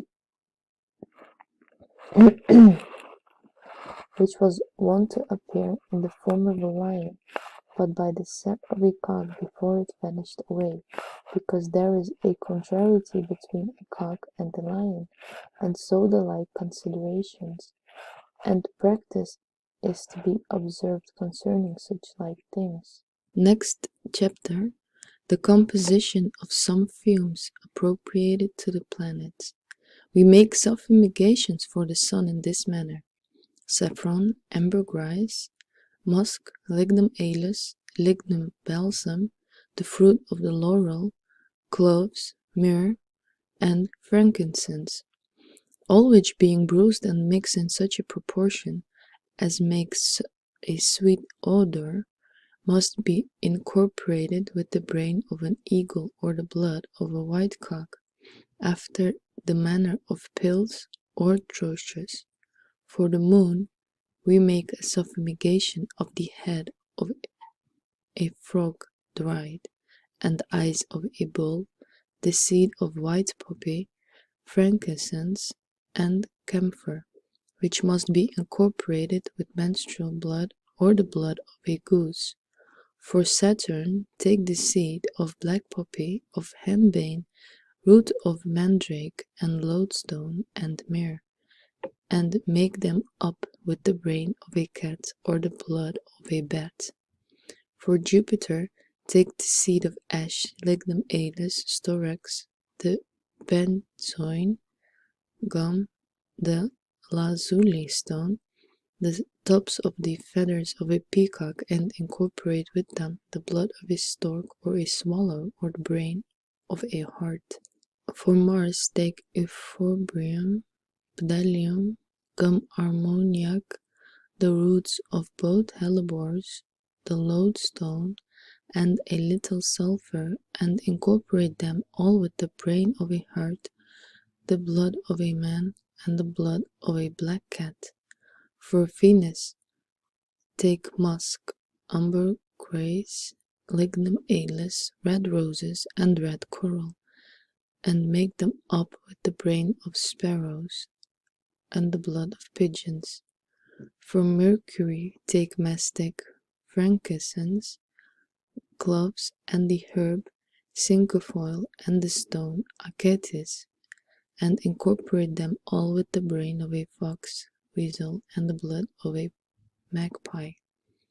Besides Saturn are appropriated for fumes all odoriferous roots as pepperwort root and the frankincense tree, the Jupiter odoriferous fruits as nutmegs, cloves to Mars all odoriferous woods as sandalwood, cypress lignum balsam, ignum balsam, and lignum alus. To the Sun all gums, frankincense, mastic, Benjamin storax, laudanum, that's cistus, ambergris, and musk. To Venus flowers as roses, violets, saffron, and such like. To Mercury all peels of wood and fruit as cinnamon, lignum cassia, maize, citron pile, and bayberries. And whatsoever seeds are odoriferous to the moon, the leaves of all vegetables as the leaf in them, the leaves of the myrtle and bay tree. Know also that according to the opinion of the magicians, in every good matter, as love, goodwill, and the like, are must be a good fume, odoriferous and precious, and in every evil matter, as hatred, anger, misery, and the like, must be a stinking fume, that is of no worth. The 12 signs of also of the zodiac have their proper fumes, as Aries has myrrh, Taurus pepperwort, Gemini mastic, Cancer camphor, Leo frankincense, Virgo sanders or that sandalwood, Libra galbanum, Scorpio opoponax, Sagittarius lignum alus, Capricorn benzoin, Aquarius euphorbia, Pisces red storax. But Hermes describes the most powerful fume to be fizz, well, that which is compounded of the 7 aromatics according to the powers of the 7 planets. For it receives from Saturn pepperwort, from Jupiter nutmeg, from Mars lignum alus, from the Sun mastic, from Venus saffron, from Mercury cinnamon, and from Moon the myrtle. Next chapter. Of Cornelius, unctions, love medicines, and their virtues. Moreover, colories and unguents, conveying the virtues of all things, and celestial to our spirit, can multiply, transmute, transfigure, and transform it accordingly, as also transpose those virtues which are in them into it. That is, so it cannot act only upon its own body, but also upon that which is near it, and affect it by the visible rays, charms, and by touching it with some like quality. For because our spirit is in the subtle, pure, lucid, airy, and unctuous vapor of the blood, it is therefore fit to make colories of the like vapor, which are more suitable to our spirit in substance. For then, by reason of their likeness, they do the more stir up, attract, and transform the spirit. The like virtues have certain ointments and other confections. Hence by the touch sometimes sickness, poisonings, and love is induced. Some things, as the hands or garments being anointed, also by kisses. Some things being held in the mouth, love is induced, as in Virgo we read that Venus praised Cupid, that when glad Dido hugs him in her lap at royals' feasts, crowned with the cheering grape, when she embracing she shall sweet kisses give, inspire, hit flame, with deadly pain deceive. Now the sight because it perceives more purely and clearly than the other senses, and fastening in us the marks of things more accurately and deeply, does most of all, and before others, agree with the fascistic spirit as apparent in dreams, when things do more often present themselves to us with things heard, or anything come under the other senses.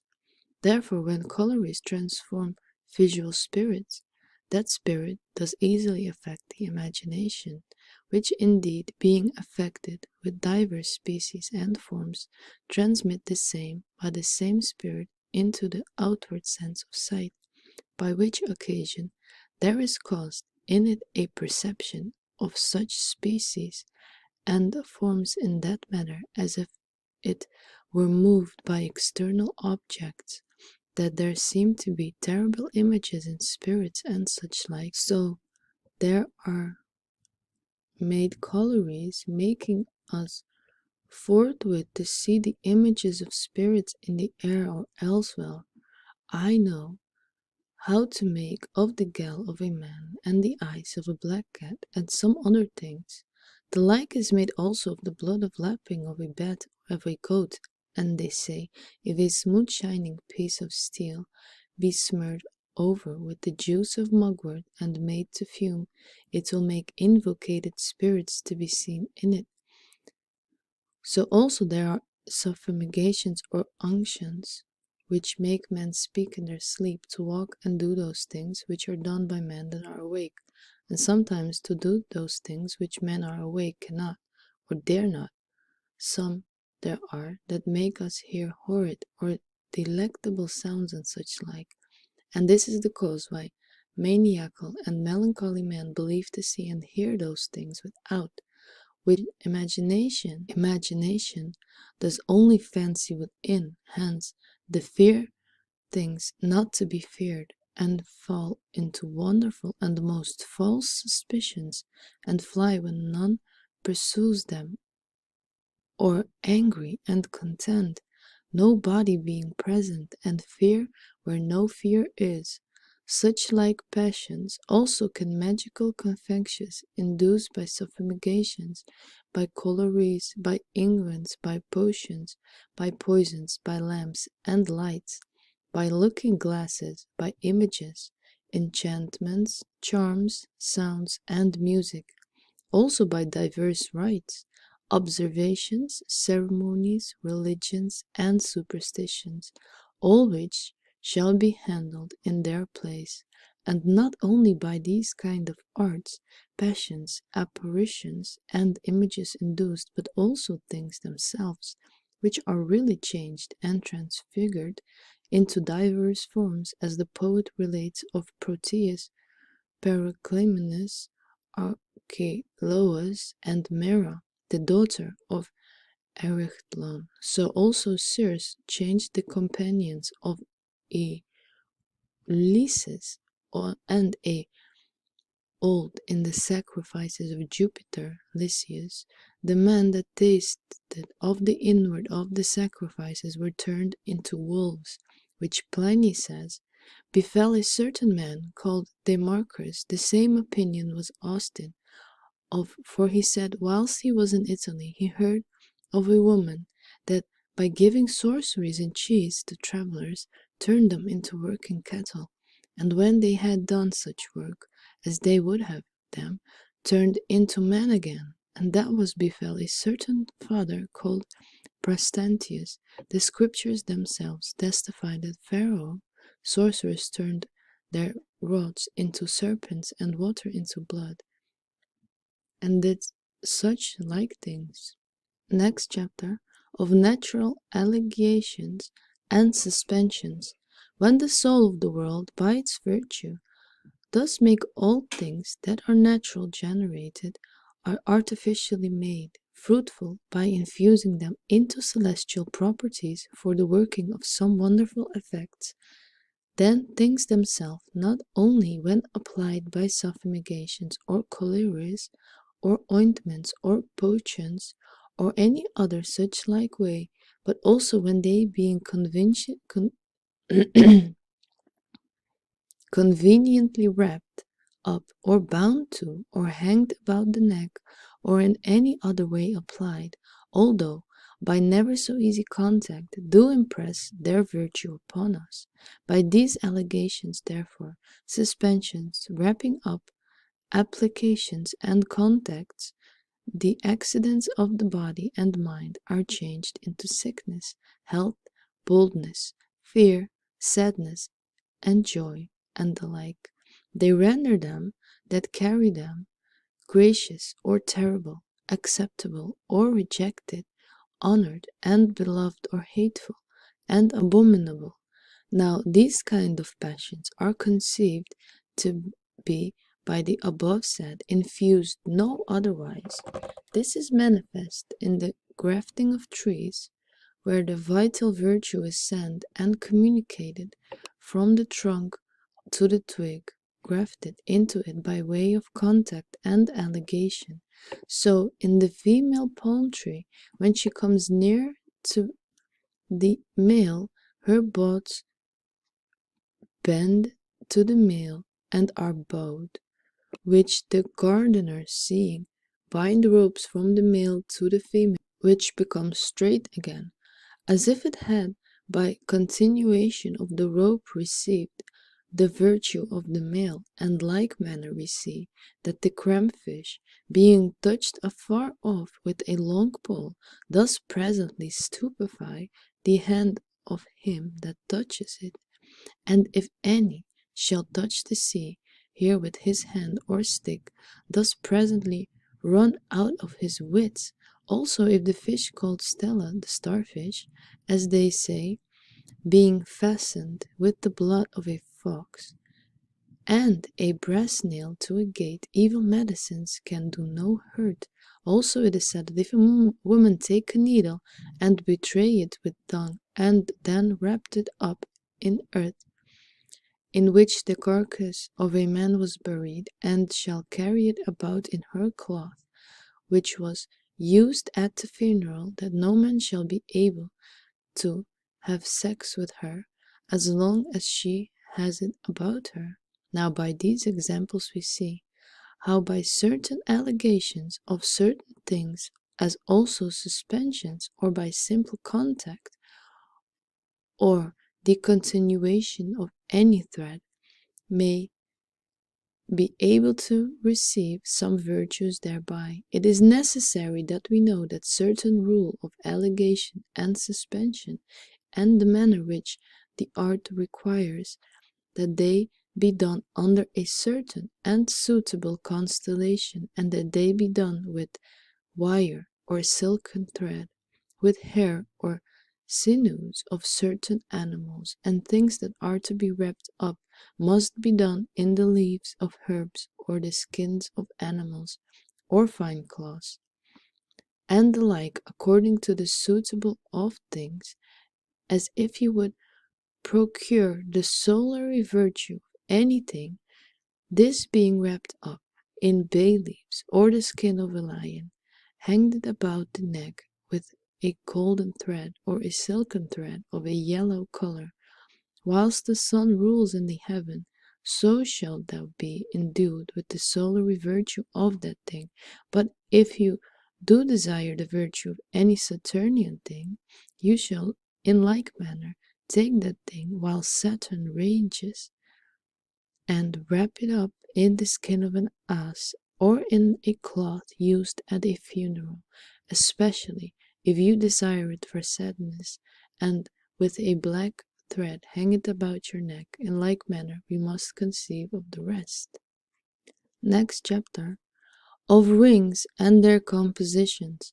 Rings also, which were always much esteemed by the ancients, when they are opportunely made, do in like manner impress their virtue upon us, inasmuch as they do affect the spirit of him that carries them with gladness or sadness, and render him cautious or terrible, bold, fearful, amiable, or hateful, inasmuch as they do fortify us against sickness, poisons, enemies, evil spirits, and all manner of hurtful things, or, at least, will not suffer us to be kept under them. Now the manner of these kinds of rings, as this, when any star is sent fortunately with the fortunate aspect or conjunction of the moon, we must take a stone and herb that is under that star, and make a ring of the metal that is suitable to this star, and in it fasten the stone, putting the herb or root under it, not omitting the inscriptions of images, names, and characters, as also the proper suffumigations, but we shall speak more of these in another place, where we shall treat of images and characters. So you read in Philostratus Jarchus that a wise prince of the Indians bestowed the 7 rings made after this manner, marked with the virtues and names of all 7 planets, the Apollonius, of which he were every day one, distinguishing them according to the names of the days, by the benefit of which he lived above 130 years, as also always retained the beauty of his youth. In like manner, Moses, the lawgiver and ruler of the Hebrews, being skilled in the Egyptian magic, he said that Josephus to have rings of love and oblivion. There was also, as said Aristotle, amongst the Cyrenians a ring of Bacchus, which could procure love and honor. We read also that Edamus, a certain philosopher, made rings against the bites of serpents, bewitching and evil spirits. The same does Josephus related of Solomon. Also we read in Plato, Gyges, king of Lydia, had a ring of wonderful and strange virtues, the seal of which, when he turned it towards the palm of his hands, nobody could see him, but he could see all things, by the opportunity of which ring he vanished the queen, and slew the king his master, and killed whoever so he thought stood in his way. And in these villainies nobody could see him, and at length, by the benefit of this ring, became king of Lydia. Next chapter, of the virtues of places, and what places are suitable to every star. There be wonderful virtues of places, accompanying them, either from things that they're placed, or by the influences of the stars, or in any other way. For as Pliny relates of a cuckoo, in what place anyone does first hear him, if his right foot be marked about, and that footprint digged up, there will no fleas be bred in that place where it is scattered. So they say that the dust of a track of a snake, being gathered up and scattered amongst bees, makes them return to their hives. So also that the dust in which a mule has rolled himself, being cast upon the body, does mitigate that heat of love, and that the dust wherein a hawk has rolled herself of it be bound to the body of a bright red cloth, cures the cartain. So does the stone taken out of the nest of a swallow, as they say, presently relieves those that have the falling sickness of epilepsy, and being bound to the party, continually preserve them, especially if it be rolled in the blood of a hart or swallow. And it is reported that if any one shall cut a vein, and being fasting, shall give over a place where any one lately fell with the fit of falling sickness, that he shall fall into the same disease. And Pliny reports that to fasten an iron nail in that place where he that fell with a fit of the falling sickness first pitched his head, will free him from his disease. So they say that an herb growing upon the head of any image, being gathered and bound up in some parts of one's garments with a red thread, shall presently allay the headache, and that any herb gathered out from the brooks of rivers before sunrise, and nobody seeing them that gathers it shall cure the tertian, of it be bound to the left arm, the sick party not knowing what is done.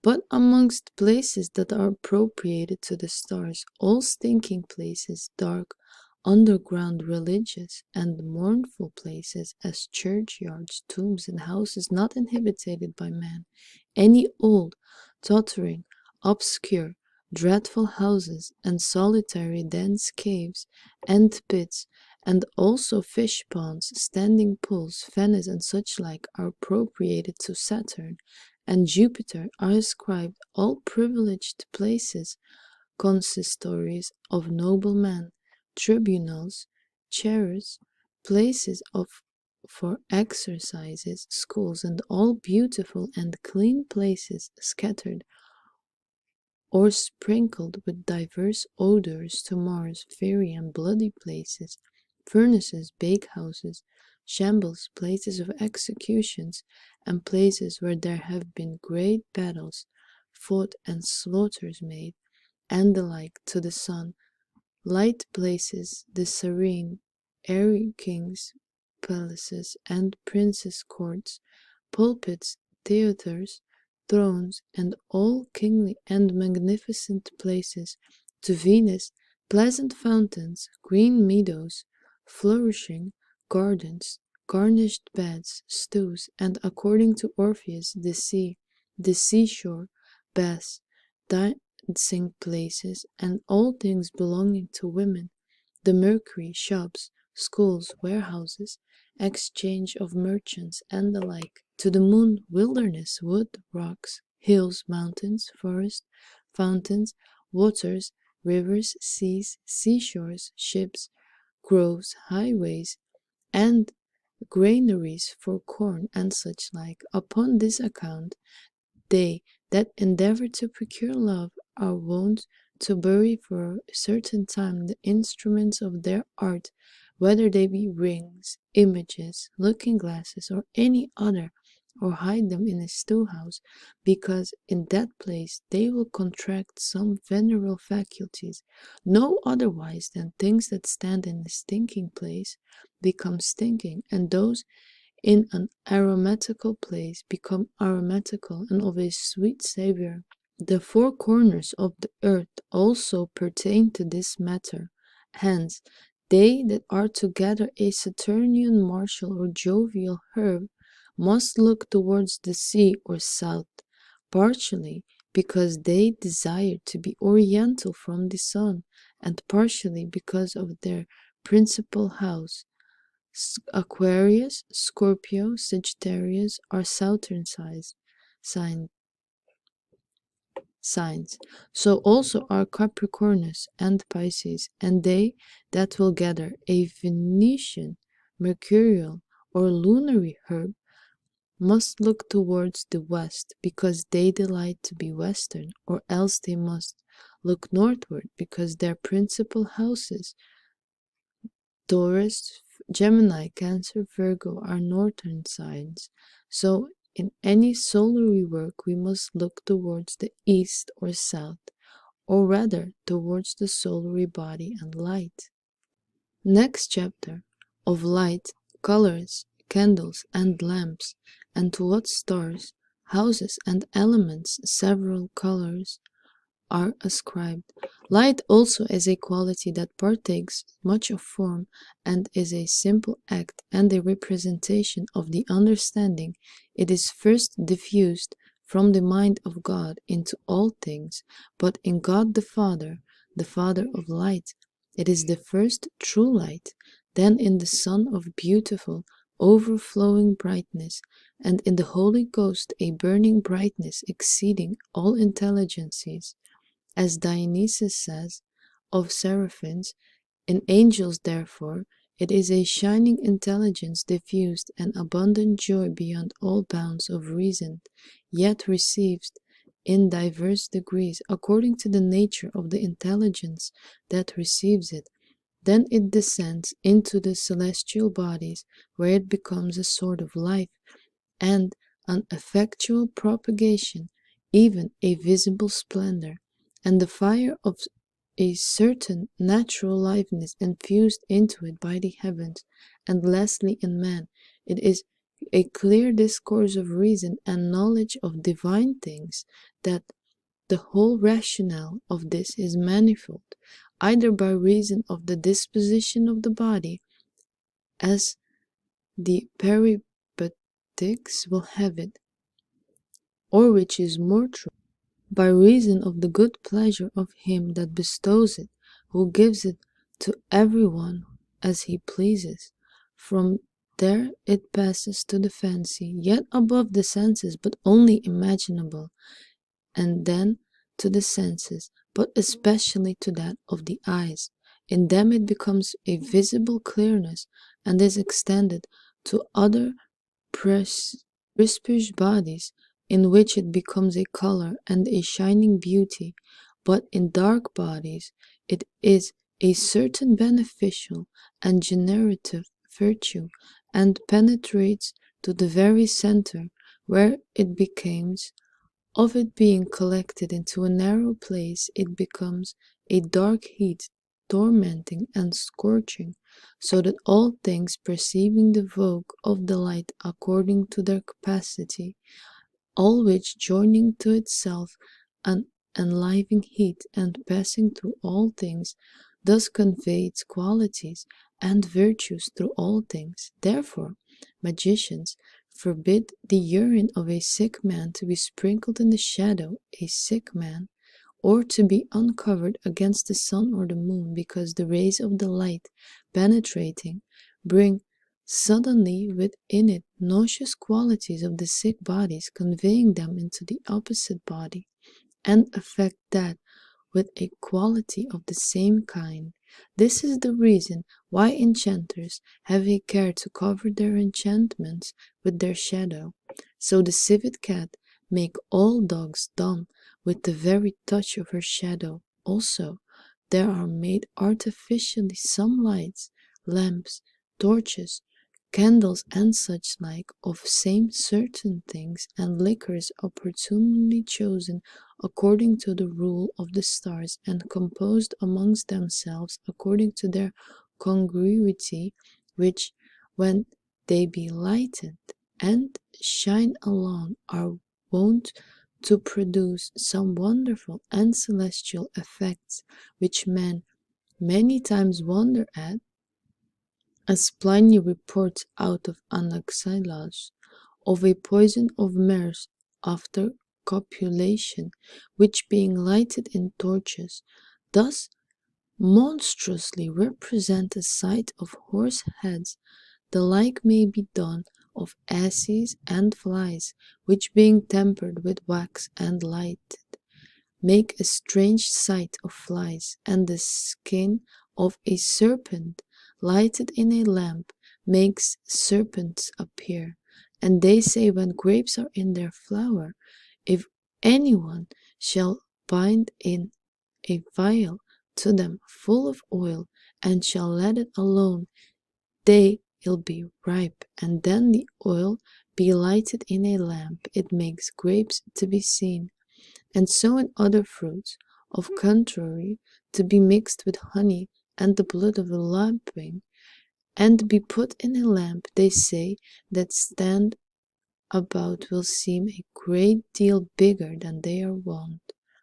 And if it be lighted in a clear night, the stars will seem to be scattered the one from the other. Such force also is in the ink of the cuttlefish, that it being put into a lamp makes black moors appear.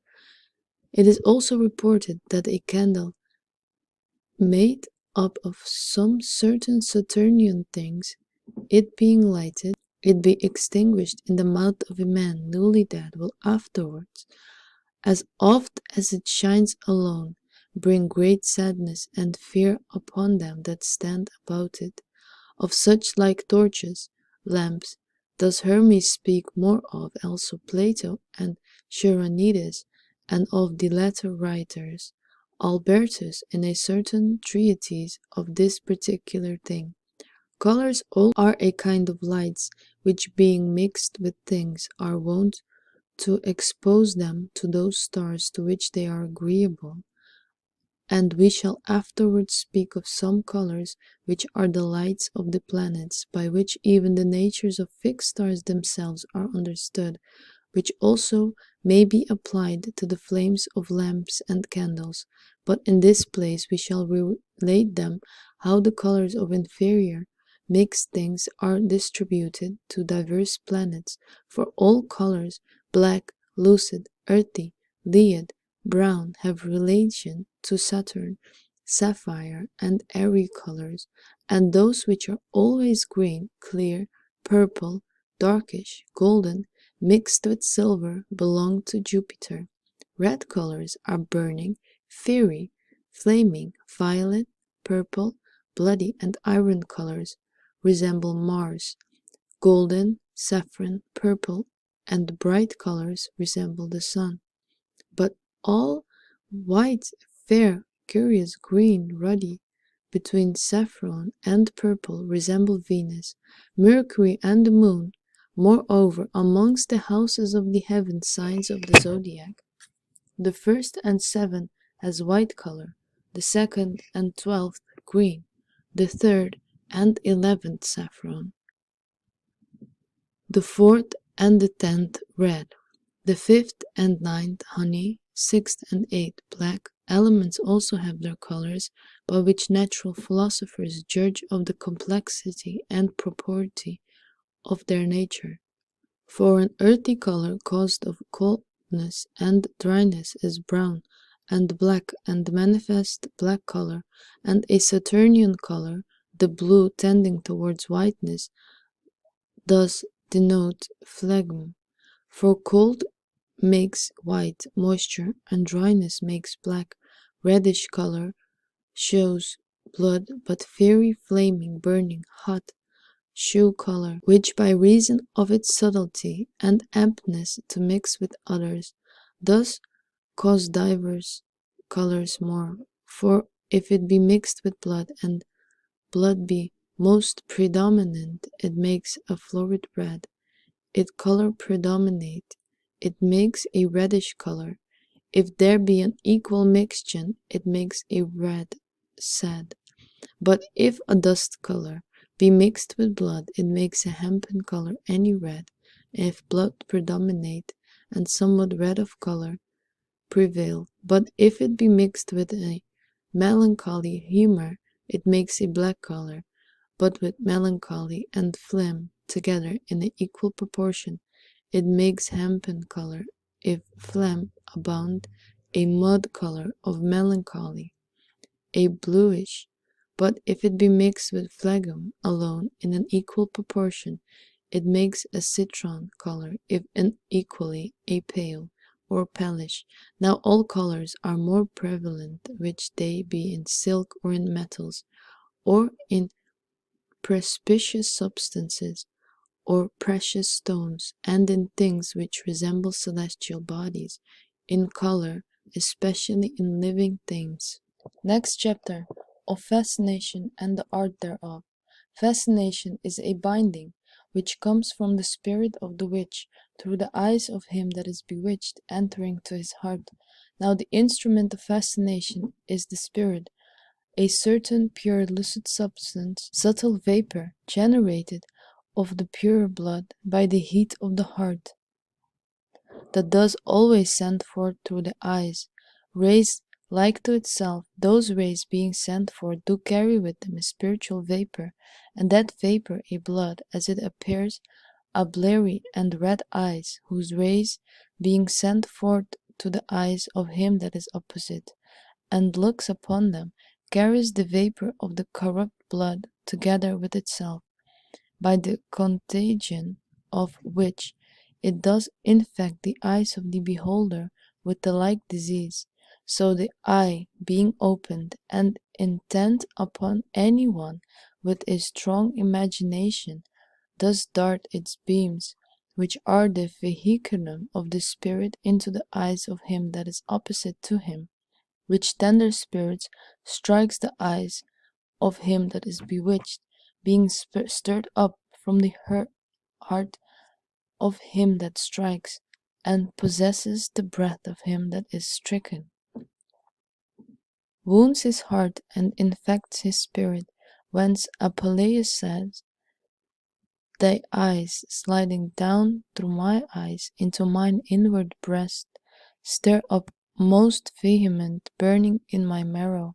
Now therefore that men are most bewitched, when with often beholding they direct the edge of their sight to the edge of their sight that bewitch them, and when their eyes are reciprocally intent one upon the other, and when rays are joined to rays, and lights to lights, for then the spirit of the one is joined to the spirit of the other, and fixeth its sparks, so are strong ligations made, and so most vehement loves are inflamed with the only rays of the eyes, even with a certain sudden looking on, as if it were with a dart or stroke penetrating the whole body, when the spirit and amorous blood being thus wounded are carried forth upon the lover and enchanter, no otherwise than the blood and spirit of vengeance of him that is slain are upon him to slay him. Whence Lucuritus said concerning those amorous bewitchings, the bloody smitten is, but yet the mind is wounded by the darts of Cupid blind. All parts do sympathize it wound, but know the blood appears in that which had the blow. So great is the power of fascination, especially when the vapors of the eyes are subservient to the affection. Therefore witches use cauleries, ointments, allegations, and such like to effect and corroborate the spirit thus or that matter. To procure love, they use venereal cauleries, as Hippomenes, the blood of doves or sparrow, and such like.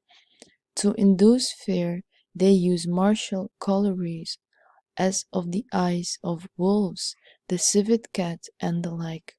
To procure misery or sickness, they use Saturnine, and so of the rest. Next chapter, of certain observations producing wonderful virtues. They say that certain acts and observations have a certain power of natural things, that they believe diseases may be expelled or brought thus and thus. So they say that quarantines may be driven away if the parings of the nails of the sick be bound to the neck of a live eel in a linen cloth, and she be let into the water. And Pliny said that the paring of a sick man's nails of his feet and hands being mixed with wax cured the carton, tertian, and quadrian ache. And if they be, before sun rising, fastened to another man's gate, will cure such like diseases. In like manner, let all parings of the nails be put into Psimerus caves, ante-hills, and they say that which begun to draw the nails first must be taken and bound to the neck, and by these means will the diseases be removed. They say that by wood stricken with lightning and cast behind the back with one's hand, any disease may be cured, and in a cartane a piece of nail from a gibbet wrapped upon wool and hanged about the neck cures them. Also a rope does the like, and is taken from a gallows and hid under the ground, and the sun cannot reach it. Also the throat of him that has a heart swelling, or aposternopsis, being touched with the hand of him that died by an immature death, is cured thereby. Also they say that a woman is presently eased of her hard travel, labor, of any one shall put into the bed where the woman in travel or labor is a stone or dart, which either of these animals, a man, a boar, or a bear, were it one blow killed, the same also, as they say, does a spear that is pulled out of the body of a man, if it shall not first touch the ground. Also they say that arrows pulled out of the body of a man, if they have touched the earth and be put under any one lying down, will procure love. Also they say that the falling sickness is cured by meat made of the flesh of a wild beast slain in the same manner as a man is slain. Also they say that a man's eyes that are washed 3 times with the water wherein he has washed his feet shall never be sore or bleary. It is said that some do cure diseases if the groin with thread taken out of the weaver's loom, being tied, and in 9 or 7 knots, the name of some widow being named at every knot. Also the spleen of the cattle, extended upon plain spleens, current them, if he that applies it says that he has applying a medicine to the spleen to cure and ease it. After this, they say, the patient must be shut into a sleeping room, the door being sealed up with a ring, and some verse be repeated over 19 times. The urine of a green lizard cures the same disease, if it be hanged up in a pot before the patient's bedchamber, so that he may, as he comes in and out, touch it with his hand. Also a lizard killed in the urine of a calf, as they say, retains his lust that put it in, but he that shall put it his own urine into a dog urine is said to be made thereby dull, by venomous acts to feel benumbedness in his loins. They say that if one's own urine be dropped upon the foot of the morning, it is remedy against the evil medicines. And a little frog climbing up a tree, if any one shall spit in his mouth, and then let him escape, is said to cure the cough. It is wonderful thing, but easy to experience, what Pliny speaks of. Any one shall be sorry for any blow that he has given another afar off, or nigh at hand, if he shall presently spit into the middle of that hand with which he gave the blow, the party that was smitten shall presently be freed from pain. This has been approved of in the 4-footed beast that had been sorely hurt. Some there are that aggravate the blow before they give it. In like manner, spittle carried in the hand, or the spit in the shoe of the right foot before it being put on, as it's good when anyone passes through a dangerous place. They say that wolves will not come to a field if one of them be taken, and the blood led by little and little out of his legs, being unbroken with a knife, and sprinkled about the outsides of the field, and he himself be buried in that place from which he was first drawn. The Metanenses, citizens of Tersenium, accounted it as a present remedy for preserving the vines from the wrong of the southern wind, having always found it by most certain experience of whilst the wind blow, and what cock should be pulled to pieces in the middle by 2 men, both which, keeping their part, must walk round the vineyard, and both meeting in the place from whence they began their circuit, must that place bury the pieces if the cock. They also say that if anyone shall hold a viper over a vapor with a staff, he shall prophesy, and that the staff wherewith a snake was beaten is good against diseasing of breeding women. These things Pliny recites. It is said also in gathering roots and herbs we must draw 3 circles round about them, first with a sword, then dig them up, taking heed in the meantime of a contrary wind. Also they say that if any one shall measure a dead man with a rope first from the elbow to the biggest finger, then from the shoulder to the same finger, and afterwards from the head to the feet, making thrice those measurements. Of any one afterwards shall be measured with the same rope in the same manner, he shall not prosper, but be unfortunate, and fall into misery and sadness. And Albertus, soul of Chiranus, said that if any woman has enchanted thee to love her, take the sheet she lies in, and pierce through her hood and her right sleeve out of doors, and the enchantment will be quitted. And Pliny says that to sit by woman great with child pregnancy, or when a medicine is given to any one of them, the fingers being joined together like the teeth of a comb, is a charm. This was known by experience in Alcumena breeding Hercules, and so much the worse if that be done about one or both knees. Also to sit crossed legs is sorcery. Therefore it was forbidden to be done in the councils of princes and rulers, as a thing which hindered all acts. And it is said, if any one, standing before the door, call the man by his name that is lying with a woman, and he answer, if then he fasten a knife or needle on the door, and break it, the edge being downward, he that sat in the bed of the woman cannot couple with her as long as those things shall be there. Next chapter, of the countenance and gesture, the habit and figure of the body, and to what stars any of these do answer, whence physiognomy and metoposcopy and chiromancy, arts of divination, have their grounds.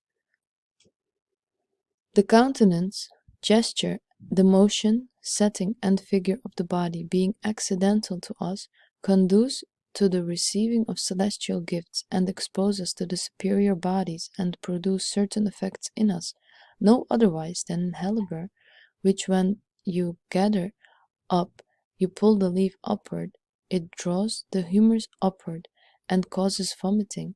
If downward, it causes purging. By drawing the humor downward, he much also, countenance, gesture, do affect the sight, imagination, and animal spirit. No man is ignorant, so they that couple for generation, for the most part, won't make an impression on the child that are then begotten. So a mild and cheerful countenance of a prince in the city makes the people joyful, but fierce and sad terrifies them. But the gesture and countenance of any one lamenting does easily move to pity. So the shape of an amiable person does easily excite love. You must know that such like gestures and figures as harmonies of the body do expose it no otherwise to the celestial than indoors, and the spirit of a medicine and internal passions do the soul, for as medicines and passions of the mind are by certain disposition of the heaven increased, so also the gestures and motion of the body do get an efficiency by certain influences by the heavens. For there are gestures resembling Saturn, which are melancholy and sad, and as are beating of the breast, striking of the head, also such as are religious, as the bowing of the knee, and a fixed look downward, as if one is praying, also weeping up much like, as are used by an austere and Saturnian man, such an one is Satyrus describes, saying, with hang down head, with eyes fixed to the ground, he raging words bites in, and muttering sound he does express with pouting lips. A cheerful and honest countenance, a worshipful gesture, clapping of the hands as a rejoicing and praising, also the bending of the knee, with the head lifted up as of one is worshipping, are ascribed to Jupiter. A sore, fierce, cruel, angry, rough, countenance and gesture are ascribed to Mars. Solely are honorable and courageous gestures and countenance, also walkings abroad, bending of the knee, as of the honoring of a king with a knee. Venerable are dances, embraces, laughters, amiable and cheerful countenance. Mercurial are inconstant, quick, variable, and such like gestures and countenance. Lunary are such like movable, poisonful, and childish, and such like. As we have spoken of gestures, so also are the shapes of man distinct. For Saturn bespeaks of a man, be of a black and yellowish color, lean, crooked, of a rough skin and great veins, hairy all over his body, little eyes, of a frowning forehead, of a thin beard, great lips, eyes intent upon the ground, of a heavy gait, striking his feet together as he walks, crafty, witty, a seducer, and murderous. Jupiter signifies a man to be of a pale color, darkish red, a handsome body, good gesture, bold, of great eyes, not black altogether, large pupil, short nostrils, not equal, great teeth, before curled hair, of good disposition and manners.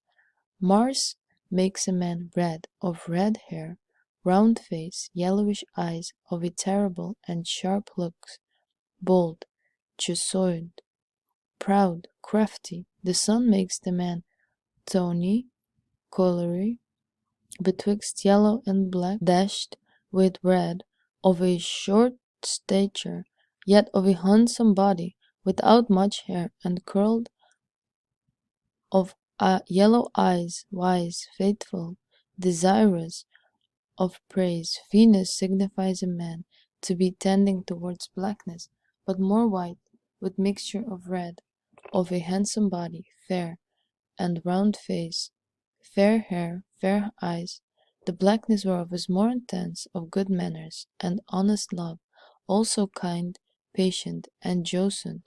Mercury signifies a man not much white or black, of a long face, high forehead, fair eyes, not black, to have a straight and long nose, thin beard, long fingers, that he ingenious, a subtle inquisitor, turncoat, and subject to many fortunes. Signifies a man by the moon to be a color white mixed with little red, of a fair stature, round face, with some marks in it, eyes not fully black, frowned forehead, also kind, gentle, sociable. The signs also and faces of signs have their figures and shapes, which he that would know must seek them out in books of astrology. Lastly, upon these figures and gestures, physiognomy and metoposcopy, arts of divination do depend, also chiromancy, foretelling future events not as causes but as signs, through like effects caused by the same cause. And although these diverse kinds of divinations may seem to be done by inferior and weak signs, yet the judgment of them are not to be cited or condemned with prognostication is made by them, not out of superstition, but by reason of the harmonical correspondency of all the parts of the body. Whosoever therefore does the more exactly imitate the celestial bodies, either in nature, study, action, motion, gesture, countenance, passions of the mind, and opportunity of the season, it is so much the more like to the heavenly bodies, and can receive larger gifts from them. Next chapter of divination and its kinds.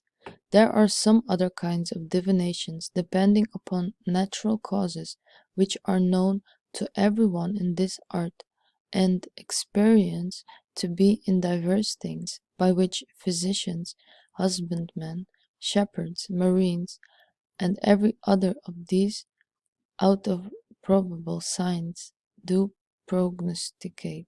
Many of these kinds of Aristotle made mention of in his Book of Times, amongst which auguria and auspicia are the chiefest, which were in former time in such esteem amongst the Romans, that they would do nothing that did belong to private or public business without the counsel of the augurs. Cicero also in his book of divinations largely declares that the people of Tuscia would do nothing without this art. Now there are diverse kinds of auspicias, for some are called pedestria, which are taken from four-footed beasts. Some are called auguria, which are taken from birds. Some are celestial, which are taken from thunderings and lightnings. Some are called cadusa, when any fell in the temple or elsewhere. Some were sacred, which were taken from sacrifices. Some of these were called piacula and said auspicia, as when a sacrifice escaped from the altar, or being smitten made a blowing, or fell upon another part of his body, then he should. To this is added exauguration, when the rod fell out of the hand of the augur, with which it was the custom to view and take notice of the aupicum. Michael Scotus makes mention of 12 kinds of augurias, 6 on the right hand, the names of which he says are Fernova, Fervitus, Convert, Omponetum, Sonasranum, Sonasarvetus, and the other 6 on the left hand, names which are Confernova, Confervitus, Fiaram, Horinam, Sasurnova, and Sasurvetus. Then expounding their names, he says Fernova is an agnerum, when you go out of the house to do any business, and going to see a man or a bird going or flying, so that either of them himself is before tree upon your left hand. This is good signification in reference to your business. Verbitus is an augurium, when you shall go out of your house to do any business, and on going you find or see a bird or a man resting himself before you on the left side of the tree. That's an ill sign in reference to your business. Virium is an augurium, when a man or a bird is on his journey or flying passes before you, coming from the right side of you and bending towards the left, goes out of your sight. That's a good sign concerning your business. Confernova is an augurium, when you do find a man or a bird or go flying, and then you rest yourself before you on the right side you see of them. It is a good sign concerning your business. Confervitus is an augurium, when first you find or see a man or a bird bending from your right side. It is an ill sign concerning your business. Sigmar Sarnova is an augurium, when you see a man or a bird come behind you and outgo you before you come on you, he rests. You see of him on your right side. It's a good sign. Sicromaventus is an augurium, when you see a man or bird behind you, but before he comes to the rest on that place, you see of it. It is a good sign. Convert is an augurium, when a man or bird journeying or flying shall pass behind you, coming from the left of you, and bending towards your right, passing out of your sight, is an evil sign concerning your business. Scaraventus, when you see a man or bird passing by you and resting on a place on your left side, it is an evil sign to you. Sasarnova is when you see a man or a bird passing by you and resting on a place on your right side, is an augurium for good for you.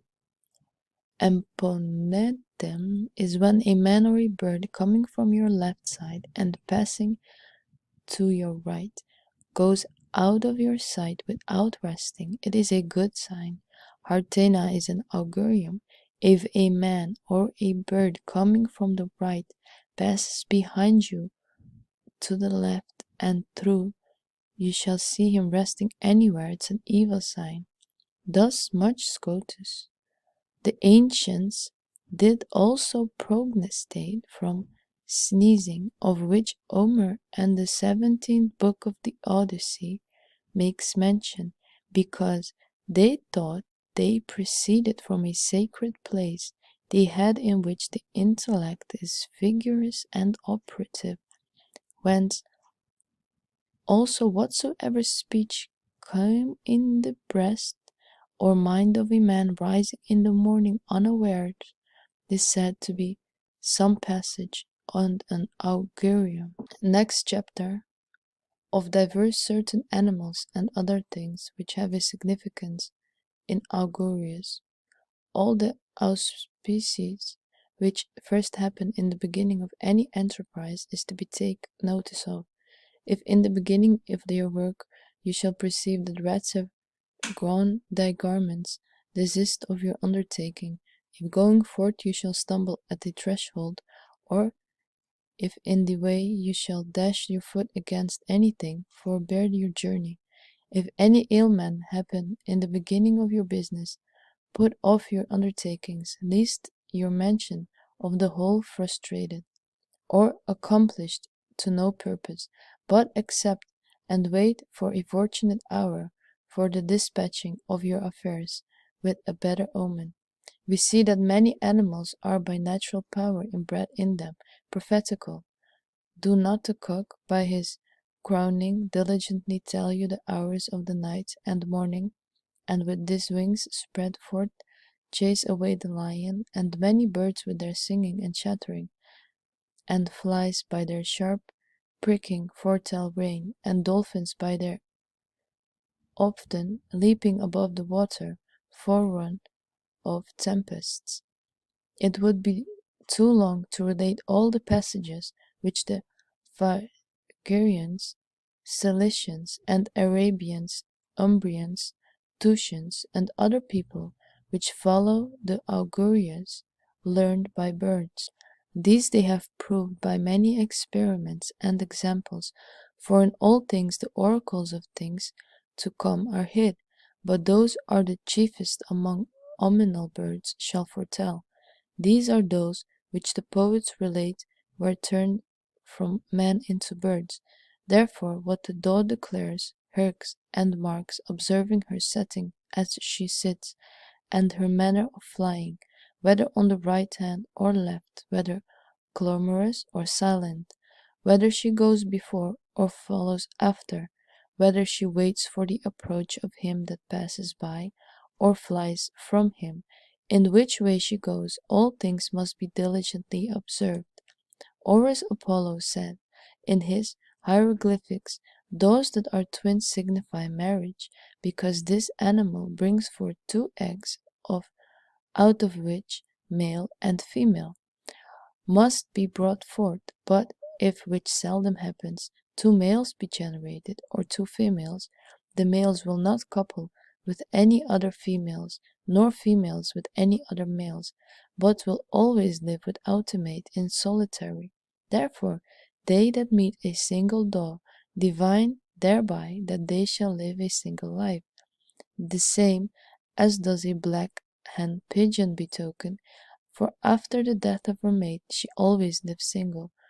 You shall as carefully observe crows, which are as significant as daws, yea, and a greater manner. It was Epictetus, the Stoics philosopher's judgment, who was a sage author, that if a cow did croak after against anyone, it did betoken some evil either to his body, fortune, honor, wife, or children. Then you shall take the heed to swans, who foreknow the secrets of the waters, for their cheerfulness does presage happy events not only to mariners, but all other travelers, unless they be overcome by the coming over of a stronger bird, as of an eagle, when by the most potent majestic of her sovereignty makes null the predictions of all other birds, she speaks to the contrary, for she flies higher than all other birds, then is more of acute sign, and is never excluded from the secrets of Jupiter. She portends advancement and victory, but by blood, because she drinks no water but blood, and eagle flying over the Locrians, fighting against the Crotonicians, gave them victory. An eagle setting herself awareness upon the target of hero, going forth to the first war, betokened that he should be king. Two eagles sitting all day upon the house of the birth of Alexander of Macedonia did portend to him an omen of two kingdoms, that Asia and Europe. An eagle also taken off the head of Lucius Tarquinius Priscus, son Damaratus, and Corinthian, flying from home by reason of some discord, and being came into Tradia, and going to Rome, and then flying high with it, and afterwards putting it upon his head, did portend to him the kingdom of the Romans. Vultures signify difficulty, hardness, ravenousness, which was verified in the beginning of building of cities.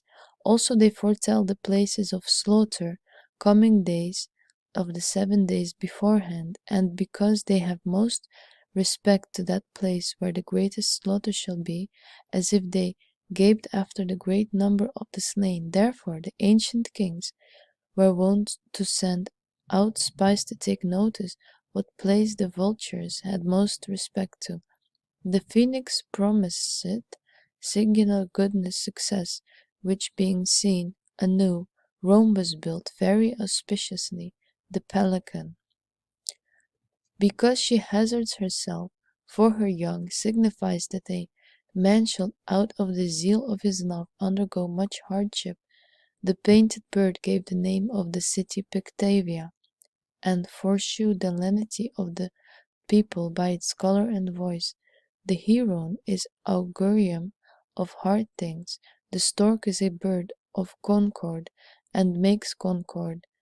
Cranes gives us justice of treachery, of enemies. The bird Kakupa betokens gratitude, for she alone does express the love to her man or her mother, being spent with old age, and the contrary, Hippopotamus that kills his mother, thus betoken ingratitude for him, turns also injustice. The bird Oryges is most envious and betokens envy. Amongst the smaller birds, the pie is talkative and foretells guests. The bird Albanellus, flying by anyone, if from the left to the right, betokens cheerfulness or entertainment. If contrariwise, betokens the contrary. The screech or screech owl is always unlucky. So also is the horned owl, who because she goes to her young by night, unawareness, or as death comes unawares, is therefore said to foretell death. Yet sometimes, because she is not blind in the dark of the night, does betoken diligence and watchfulness, which she made good when she set upon the pier of Hero, Dido when she sees the unlucky owl, Pythid, whence the poet sang, the owl sitting on top of the house alone sends forth her sad complaints with mournful tone. Out of another place, the slothful owl by mortals is esteemed a fatal omen. The same bird sang in the Capitol when the Roman affairs were low at Numantia, and when Fregelia was pulled down for a conspiracy made against the Romans. Aldemel said that owls at night raiments, when they turned aside to strange countries or houses, betokened the death of a man of that country. and those houses for those birds are delighted with dead carcasses, and perceives them beforehand. For men that are dying have a near affinity with dead carcasses. The hog also is a foretelling contention, as Nesso's song goes. We hate the hog because that arms amongst she always lives. Lelius, the ambassador of Pompey, was slain in Spain amongst the purveyors, which misfortune, a hawk flying over the head, is said foretell, and Almadel says that these kinds of birds, fighting amongst themselves, signify the change of a kingdom. But if birds of another kind shall fight with them, and ever seen to come together again, it portends in a good condition and state of that country. Also little birds, by their coming up or departing from, foreshow that a family shall be enlarged or lessened, and their flight, by how much the more serene it is, so much the more laudable. Whence Melampus the augur conjectured to the slaughter of the Greeks by the flight of little birds, when he says, Thou seest that no bird taketh his flight in fair weather. Swallows, because when they are dying, they provide a place of safety for their young, do portend a great patrimony or legacy after the death of friends. A bat, meeting anyone running away, signifies an invasion, for although she has no wings, yet she flies. A sparrow is a bad omen to anyone that runs away, for she flies from the hawk, and makes haste to the owl, where she is in great danger. Yet in love she is fortunate, for being stirred up with lust, couples 7 times in an hour. Bees are a good omen to kings, for they signify an obsequious people. Flies signify opportunity and impudence, because being without some augurious forecogs, by their growing promote hope and the journey of him that is undertaking it.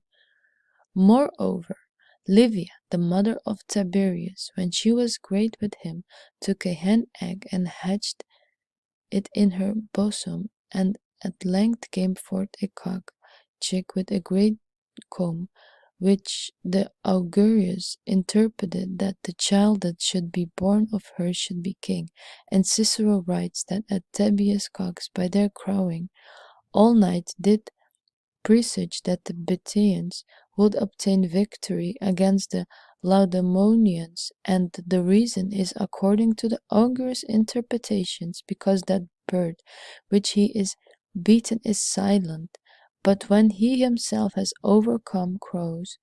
In like manner also omens of events are taken from beasts, for the meeting of a weasel is ominous, also meeting of a hare is an ill omen to the traveller, unless she is betaken. A mole also is bad, because barren. A hog is pernicious, for such is his nature, and therefore signifies pernicious omen. A horse betokens quarrelling and fightings, whence Anicius, seeing of white horses, cries out in Virgil, With war are horse armed, yet treated war. But when they are joined together in a chariot, because they draw with an equal yoke, they signify that peace is to be hoped for. And Essie is an unprofitable creature, yet did Marius good.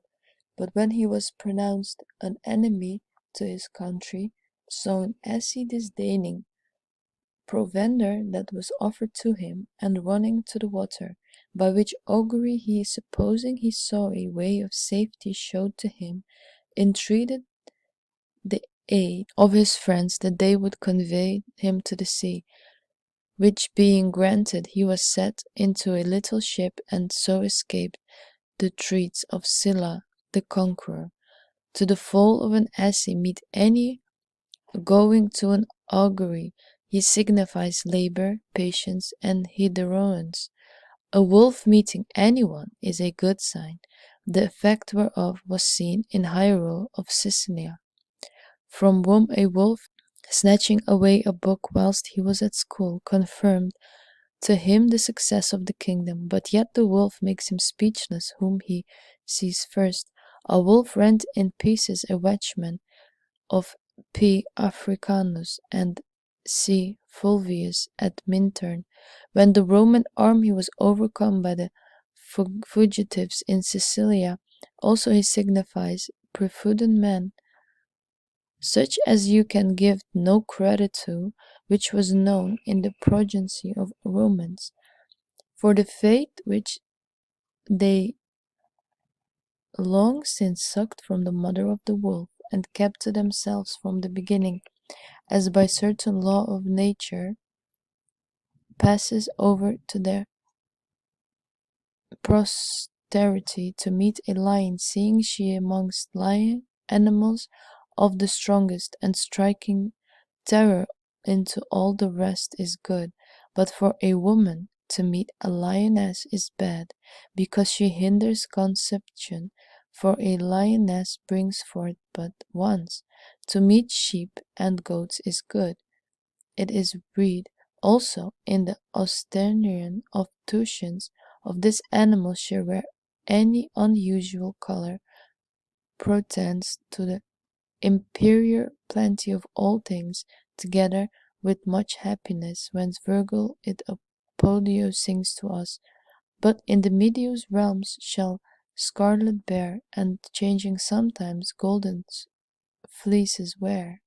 It is also good to meet oxen treading out corn, but better to meet them plowing, which although breaking the way hinder their journey, yet by the favor of their auspicium will recompense thee again. A dog a journey is fortunate, because Cyrus, being cast into the woods, was nourished by a dog till he came to the kingdom, which also the angel, companion of Tobit, did not scorn as an companion. The castor, because he bites off his testicles and leaves them to the hunters, is an ill omen, and pretends that a man will injure himself. Also amongst small animals, mice signified danger, for the same day that they did know gold and the Capitol, both the consuls were interpreted by Hannibal by way of ambush near Tarentum. The locust making a stand in any place, or burning the place, hinders any form of their wishes, and is an ill omen. In the contrary, the grasshoppers promote a journey, and foretell a good event of things. The spider weaving a line downwards is said to signify hope of money to come. Also the ants, because they know how to provide for themselves, and to prepare safe nests for themselves, portend security and riches. A great army hence, when the ants had devoured a tame dragon of Tibitus Caesar, it was advised that he should take heed of the tumult of a multitude. If a snake meet you, take heed of an ill-tongued enemy, for this animal has no power but in his mouth. A sneak, creeping into Tiberius his place or palace, portended his fall. 2 snakes were found in the bed of Sempronius Cracunus, whereby a soothsayer told him, if he would let the male or the female escape, either he or his wife shall shortly die after. He, preferring the life of his wife, killed the male, and let the female escape, and within a few days he died. So a vapor signifies the lewd woman, and wicked children, and the eel signifies a man displeased with everybody, for she lives apart from all other fishes, nor ever found in the company of any. Of amongst augurians and omens there is none more effectual and potent than man, none that does signify the truth more clearly. You shall therefore diligently note and observe the condition of the man that meeteth you, his age, profession, station, gesture, motion, and exercise, complexion, habit, name, words, speech, and all such like things, for seeing there are in all other animals, so much discoveries of passages. Without all question, these are most efficacious and clear, which are infused into man's soul, which Cicero himself testifies, saying that there is a certain auspicium naturally in men's souls of their eternity, for the knowing of all the courses and causes of things. In the foundation of the city of Rome, the head of a man was found, which his whole face, which did passage the greatness of the empire, and gave the name to the mountain of the capital. The Brutian soldiers, fighting against Octavius and M. Antonius, found an Ethiopian in the gate of their castle, whom they say, as a passage of ill success, slay. Yet they were unfortunate in the battle, and Brutus and Cassius, both generals, were slain. Meeting of monks is commonly accounted an ill omen, and so much the rather if it be early in the morning, because these kinds of men living for the most by sudden death of men, as vultures do by slaughters. Next chapter, how auspices are verified by the light of natural instinct, and of some rules of finding of it out. Auspicia and auguria, which foretell things to come by animals and birds, Orpheus the divine himself, as we read, did teach and show first of all, which afterwards were had in great esteem with all nations.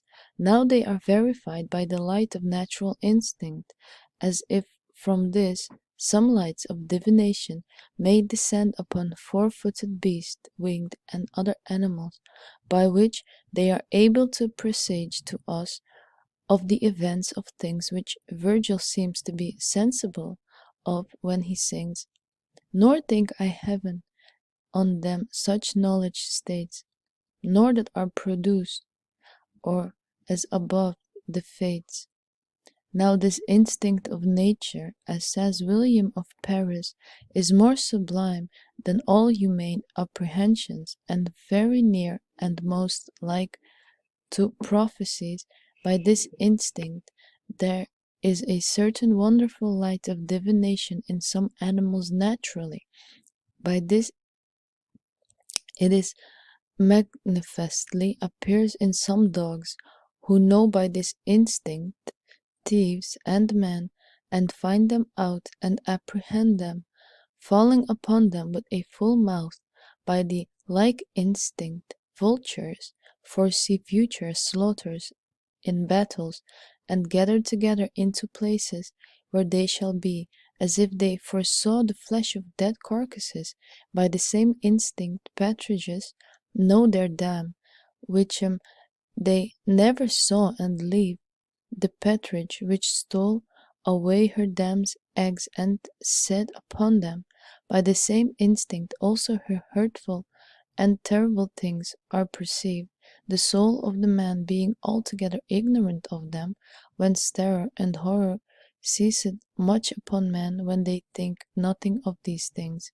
So a thief, lying hid in any house, although nobody knows or thinks of his being there, strikes fear and terror and a troublesomeness of mind into the inhabitants of that house, although haply not of all, because the brightness of this instinct is not in all men, yet of some of them.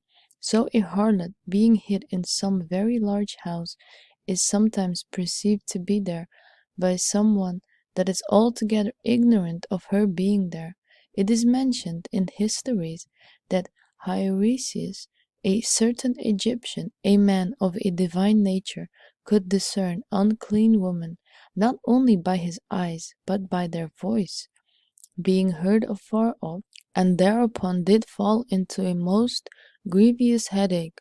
William of Paris also makes mention of a certain woman in his time, that by the same instinct perceived a man whom she loved, coming 2 miles off. Also he relates that in his time was a certain stork convicted of unchastity by the smell of the male, who being judged guilty by a multitude of storks whom the male gathered together, discovering to them the fault of his mate was her feathers being pulled off, torn in pieces by them. He also makes mention of a certain horse who, not knowing his dam mother, and leaping off copulations with her, when afterwards he understood that he had done, bit off his own stones, or that's testicles, by way of revenge upon himself for his incest, the same that Varro, Aristotle, and Pliny relate concerning horses. And Pliny makes mention of a certain serpent called the asp, and did such a like thing, for she coming to a certain man's stable in Egypt was there daily fed, and she having brought forth some young, by one of which a son of her hosts was killed, after she knew of it, killed that young one, and would never return to that house any more. Now by these examples you see how the lights of a presage may descend upon some animals as signs or marks of things, and are set in their gestures, motion, voice, flying, going meat, color, and such like. For according to the doctrine of the Platonists, there is a certain power put into inferior things by which, for the most part, they agree with the superiors, whence also the tacit consents of animals seem to agree with the divine bodies, and their bodies and affections to be affected with their powers, by the name of which they are ascribed to the deities.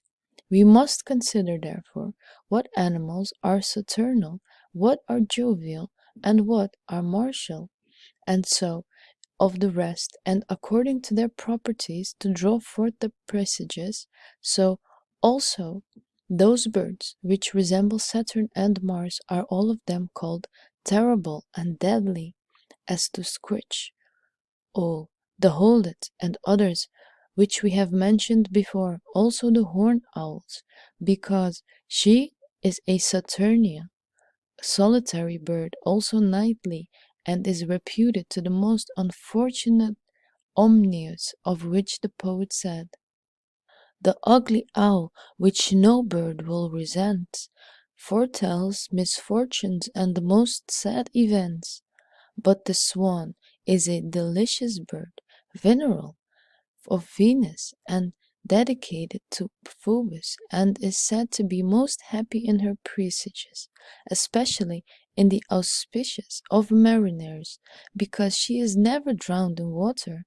When Ovid sings, most happy is the cheerful, singing the swan in her presages. There are also some birds that presage with their mouth, and singing as the crow pi do, whence Virgil, this did foreshow oft the hollow home that omnius crow. Now the birds that portend future things by their fiery air, buzzards, the bone breakers, eagles, vultures, cranes, swans, and the like, for they are to be considered in their flying, whether they fly slowly or swiftly, whether to the right hand or to the left. How many fly together upon the account of cranes flies a space. They signify a tempest, when slowly fair weather. Also when two eagles fly together, they are said to portend evil, because this is a number of confusion. In like manner, thou shalt inquire into the reason of the rest, as this is showed of number. Moreover, it belongs to an artist to observe a similitude in these conjectures, as in Virgil, Venus dissembling teacheth her son Aeneas in these verses. All this is not for naught, else we in vain my parents' augury taught. Lo, twice sick swan in glad company, Jove's bird pursued through the eternal ethereal sky. In heaven's broad attacks, now earth in a long train, they seem to take or taken to disdain. As they return, with sounding wings they sport, and heaven surrounding in a long consort. Just so I say thy friends, and flee, have gained the port, or with full sails the bay obtained. The most wonderful is that kind of ignorance of theirs who hear and understand the speeches of animals, in which, as amongst the ancients, Melemphius and Tiresias and Thales and Apollonius the Tyanean the Apollonius of Tyana, who, as we read, excelled, and whom they report and had excellent skill in the language of birds, of whom Philostratus and Porphyry speak, saying that of old when Apollonius stayed in a company amongst his friends, seeing sparrows sitting upon a tree, and one sparrow coming from elsewhere unto them, making a great chattering and noise, and then flying away, all the rest following him, he said to his companions that sparrow told the rest that an ass being burned with wheat fell down in a hole near the city, and that the wheat was scattered upon the ground. Many, being much moved by these words, went to see, and so it was as Apollonius said, at which they much wondered. Also, Porphyrius, the Platonist, in his third book of Sacrifices, said that there was a swallow, for it was certain, because every voice of any animal is significantly of some passion in his soul, as joy, sadness, or anger, or the like, which voices is not so wonderful of thing should be understood by men conversant about them. But Democritus himself declared this art, as said Pliny, by naming the birds of whose blood mixed together was produced a serpent, of which whosoever did eat should understand the voices of birds. And Hermes said, if anyone shall go forth to catch birds in a certain day of the calendar of November, and shall boil the first bird which he catches with the heart of a fox, and all that shall eat of this bird shall understand the voices of birds and all other animals. Also the Arabians say that they can understand the meaning of brutes who shall eat the heart and liver of dragons. Proclus also, the Platonist, believed and wrote that the heart of a mole conduceth the passages. These were also divinations and auspicious, which were taken from the inward of sacrifices, the inventor whereof was Styx, of whom Lucian sang. And if he inwards have no credit gained, and if this art by Tegus was but feigned, the Romans' religion taught that the liver was the head of the inwards. Hence the soothsayers, inquiring after future things in the inward, did first look into the liver, in which were two heads, whereof the one was called the head for the city, and the other for the enemy. And the heads of this another part being compared together, they pronounced victory, as we read in Luncan, that the inward did signify the slaughter of Pompey's men, and the victory of Caesar's, according to these verses. Inwards, all defects are omnious, one part and branch of the entrails does increase, another part is weak, and flagging lies, beats, and moves with quick pulse the arteries. Then the bowls being finished, they searched the heart. Now if there were a sacrifice found without a heart, or a head was wanting in the liver, these were deadly passages, and were called piacluria. Also if a sacrifice fled from the altar, or being smitten, made a lowing, or fell upon any part of his body, then he ought to do, it was like omnius. We read that when Julius Caesar on a day went forth procession with his purple robe, and sitting in a golden chair and sacrificing, there was a twice heart wanting. And when C. Marius Attica was sacrificing, there was wanting a liver. Also when Callius the prince, and M. Marcellus, C. Claudius, and L. Petelius Cos was offering sacrifices that the liver was consumed away suddenly, and not long after. One of them died of a disease, another was slain by man of Liguria, the entrails, foretelling so much, which was thought to be done by the power of the gods or help of the devil. Hence it was accounted a thing of great concernment amongst the ancients, as oft as anything unusual was found in the inwards, as when Sylla was sacrificing at Laurentum, the figure of a crown appearing in the head of the liver, which Postumius the soothsayer interpreted to portend a victory with a kingdom, and therefore advised that Sylla should eat those entrails himself. The color also of the inwards is to be considered. Of these Lucans made mention. Struck at the color prophets were with fear, for with sole spots pale entrails tinged were, both black and blue, with specks of sprinkled blood they were. There were in past such times such venerable esteem of these arts that the most potent and wise men sought after them. Ye, the senate and kings did nothing without the counsel of the augurs, but all things in these days, partly and negligence of man, and partly by the authority of the fathers, are abolished. Next chapter. Of the soothsayings of flashes and lightnings, and how monstrous and prodigious things are to be interpreted.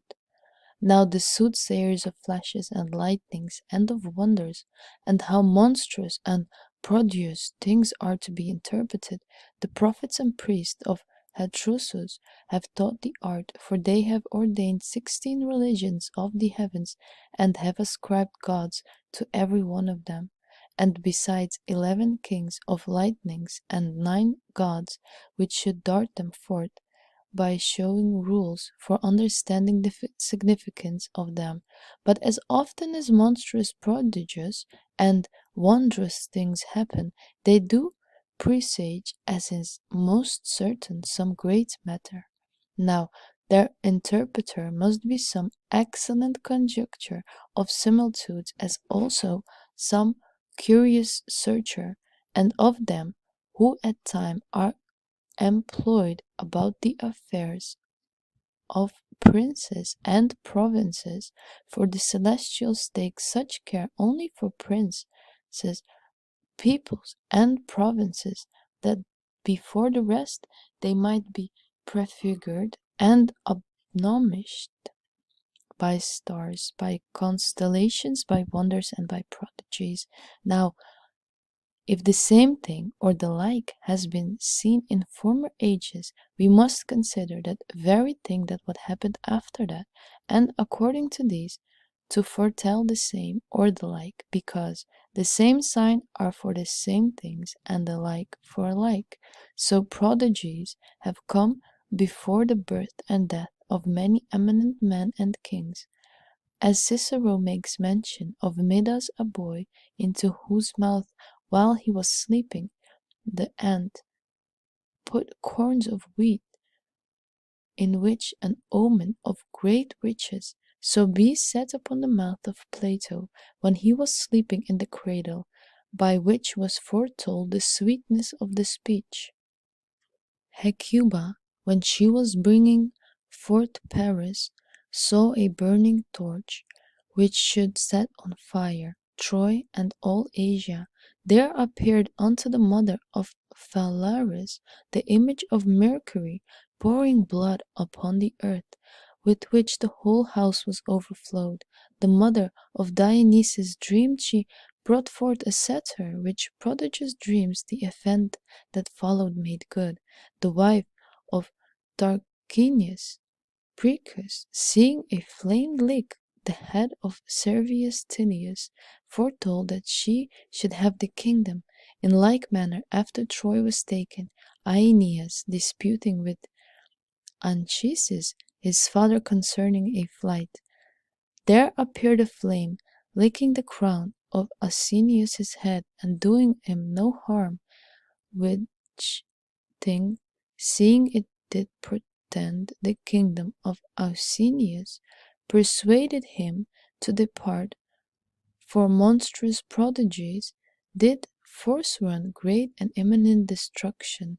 So we read in Pliny that Attilius and C. Portius being consuls, it rained milk and blood, which did presage that a very great pestilence should the next year overspread Rome. Also in Lucania it rained sponges, iron, and the year before Marcus Crassus was slain in Parthia, with which also all the soldiers of Lucania, being a very numerous army, were slain. Also L. Paulus and C. Marcellus, being consuls, it rained wool about the castle of Corisnaum, near which place a year after Tianeus was slain by Milus, and in the wars of Denmark the noise of arms and sound of a trumpet was heard in the air. And Livy, concerning the Macedonian wars, saith in the year when Hannibal died, it rained blood for 2 days. Also concerning the second Punic war, he said that water mixed with blood came down from heaven like rain, and that time when Hannibal died spoiled Italy.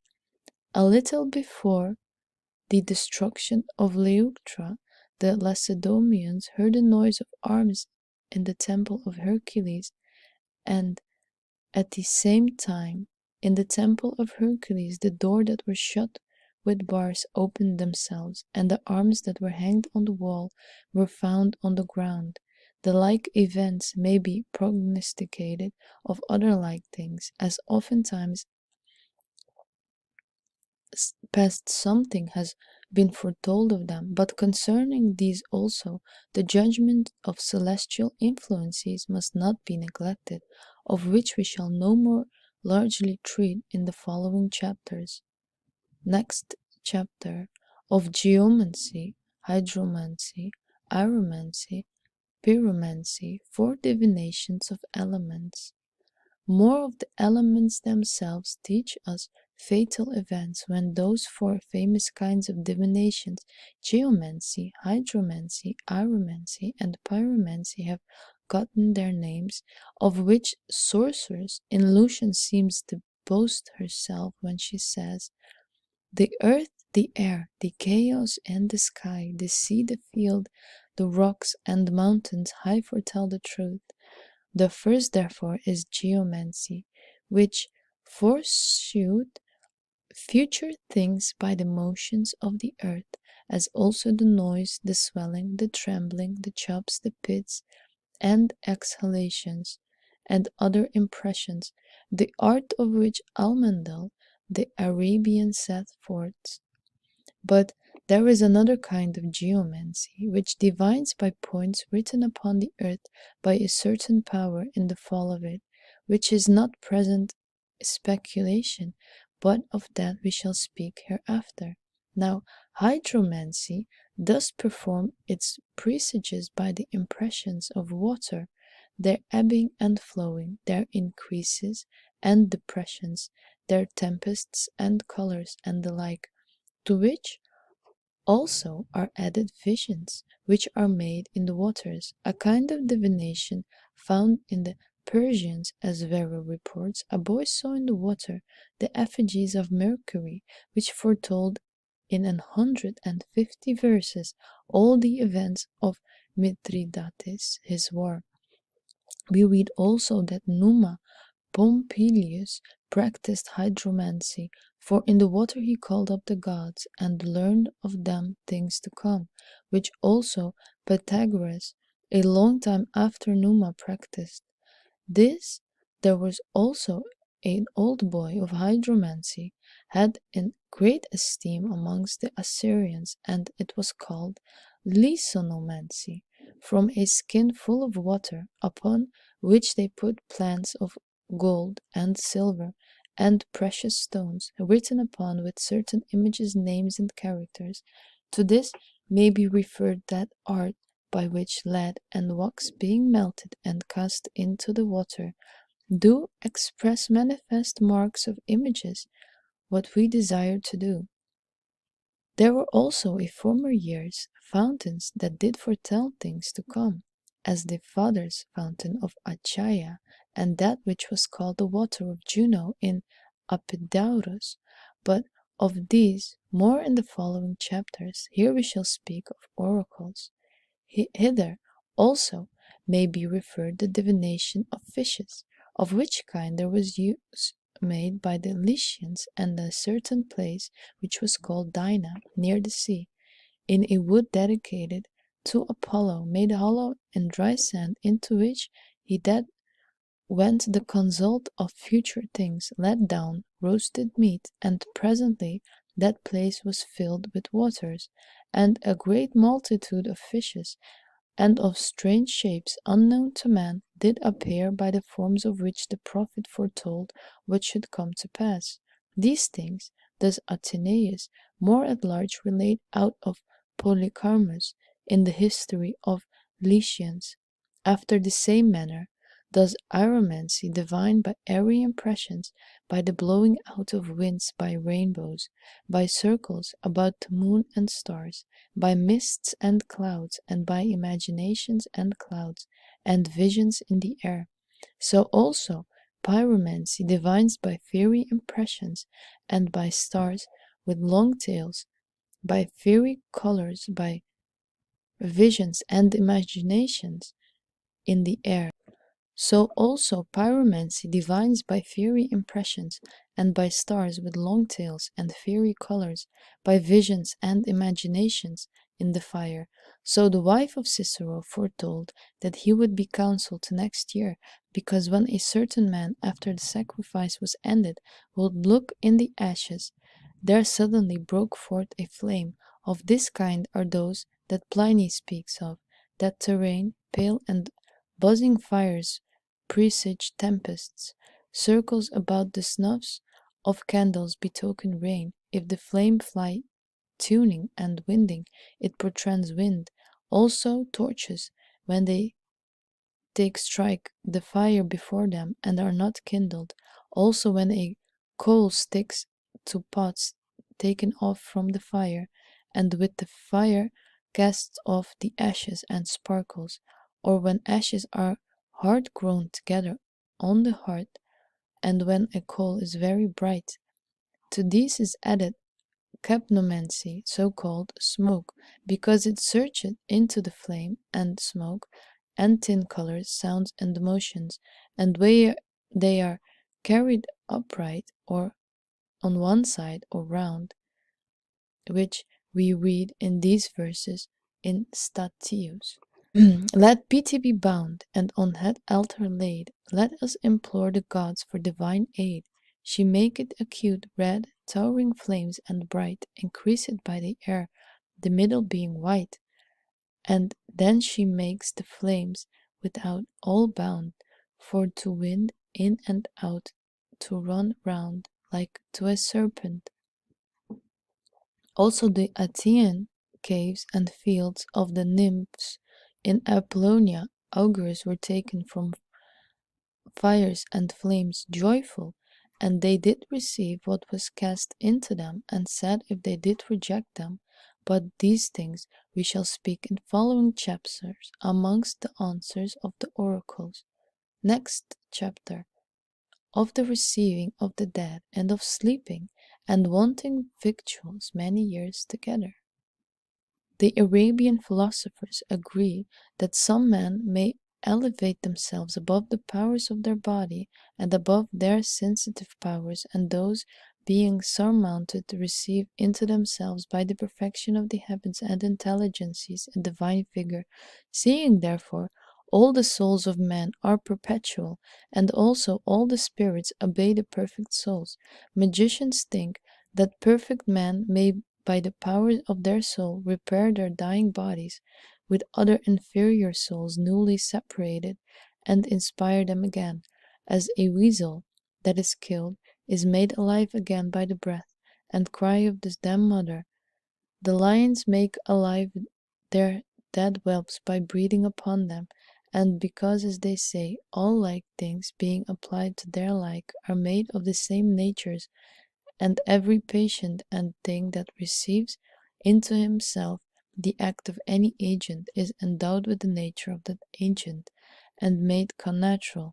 Hence they think that this vivification, or making alive, some herbs and magical confections, such as they say are made of the ashes of the phoenix and the cast skin of a snake, do much conduce, which indeed to many seems fabulous, and to some impossible, unless it could be accounted approved by an historical faith.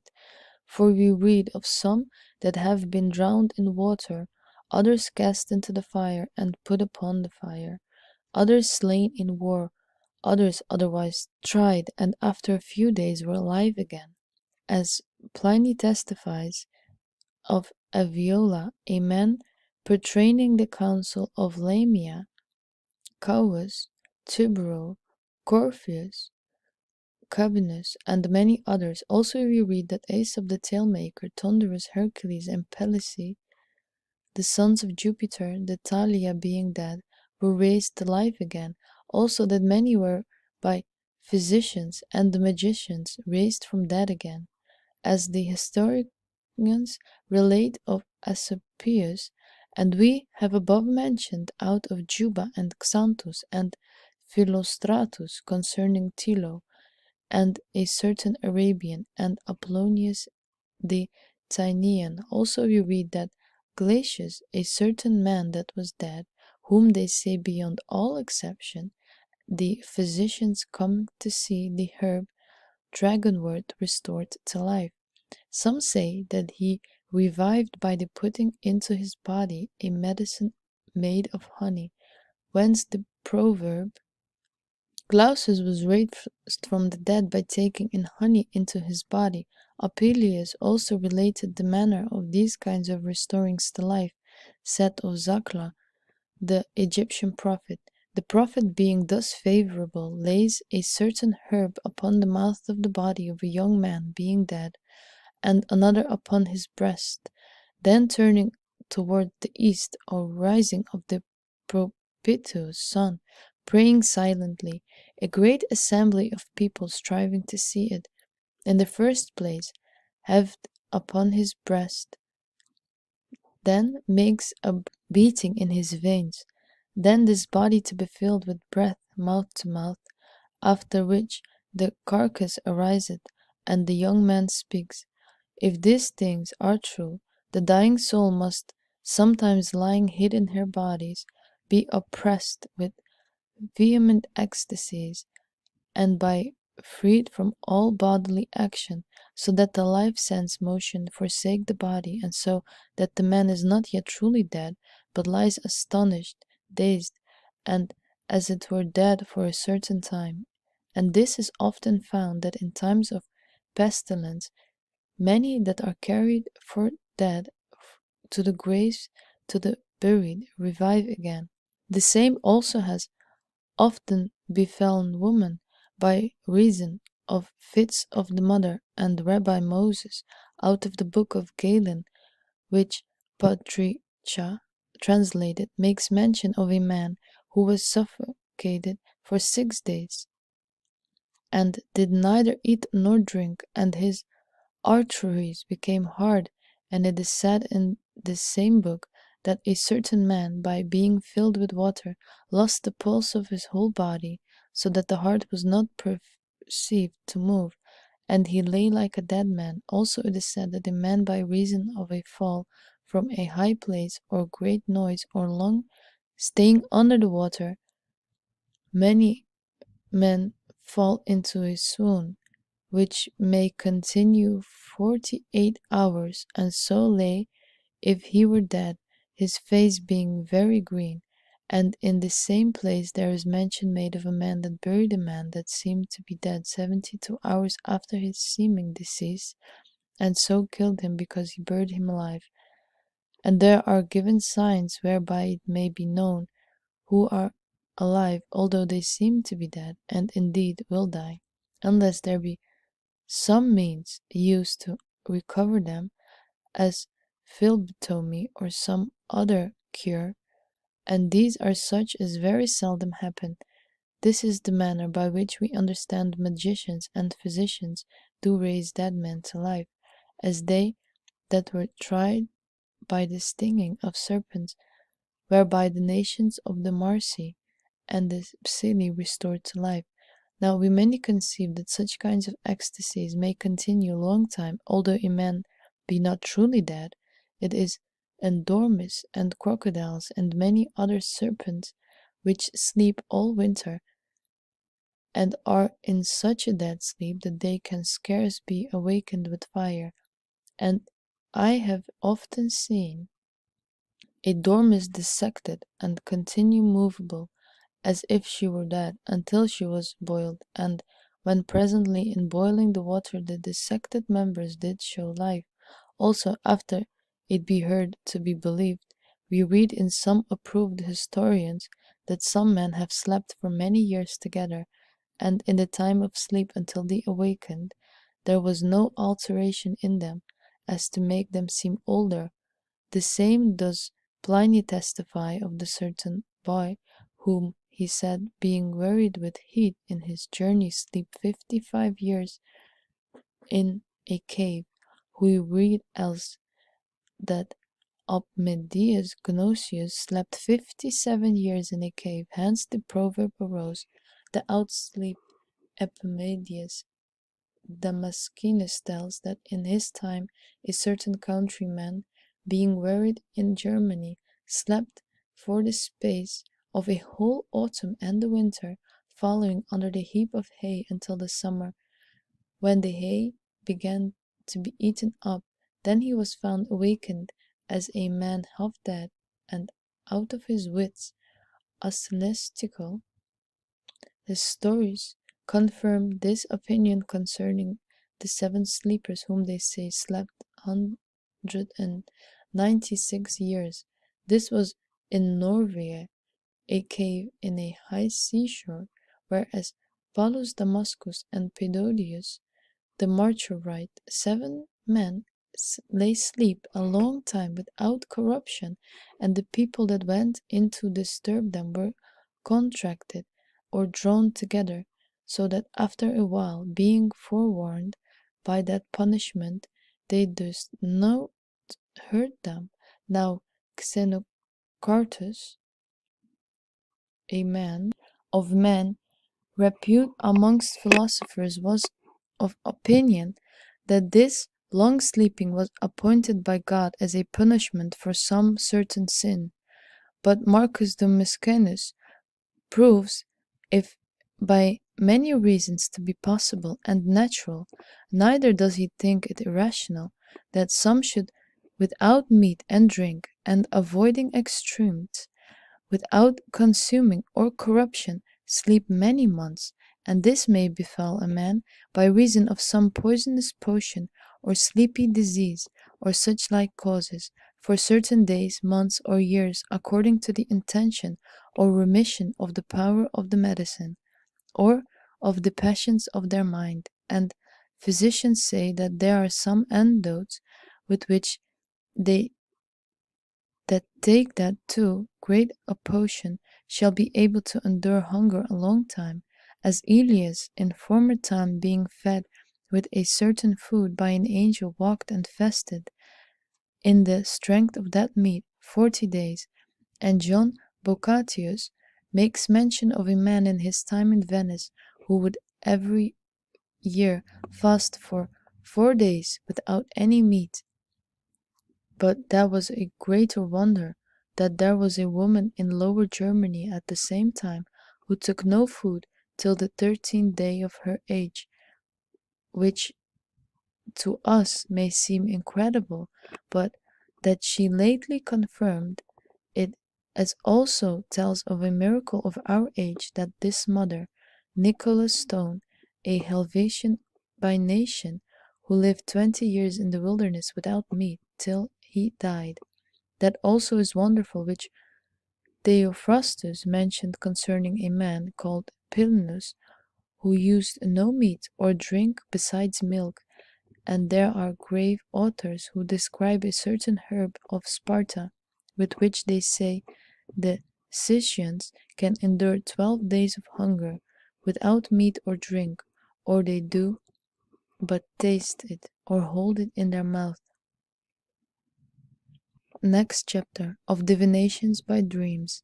There are also kind of divinations by dreams confirmed by the traditions of philosophers, the authorities of divines, the examples of histories and daily experience. A dreams I call here not vain dreams or idle imaginations, for those are vain and have no divinations in them, but arise from the remains of watching and disturbance of the body. For as the mind is taken up about and wearied with cares, it suggests itself to be that as asleep. I call that a dream here, which is caused by the celestial influences in the fantastic spirit, mind, or body being all well disposed.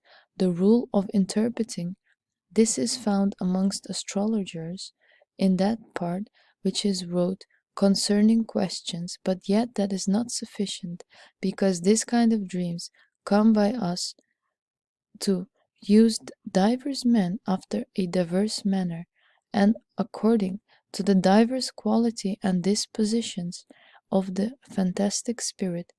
Wherefore there cannot be given one common rule to all of the interpretations of dreams, but according to the opinion of Synesius, seeing there are the same accidents to things, and like befall, like so be, which had often fallen upon the same visible thing, has assigned to himself the same opinion, passion, fortune, action, event, and as Aristotle says, the memory is confirmed by sense, and by keeping in memory the same thing knowledge is obtained, as also by the knowledge of many experiences, by little and little arts and sciences are obtained. After the same account you must conceive of dreams, whence Synesius commands that everyone should observe his dreams and their events and such like rule, to commit to memory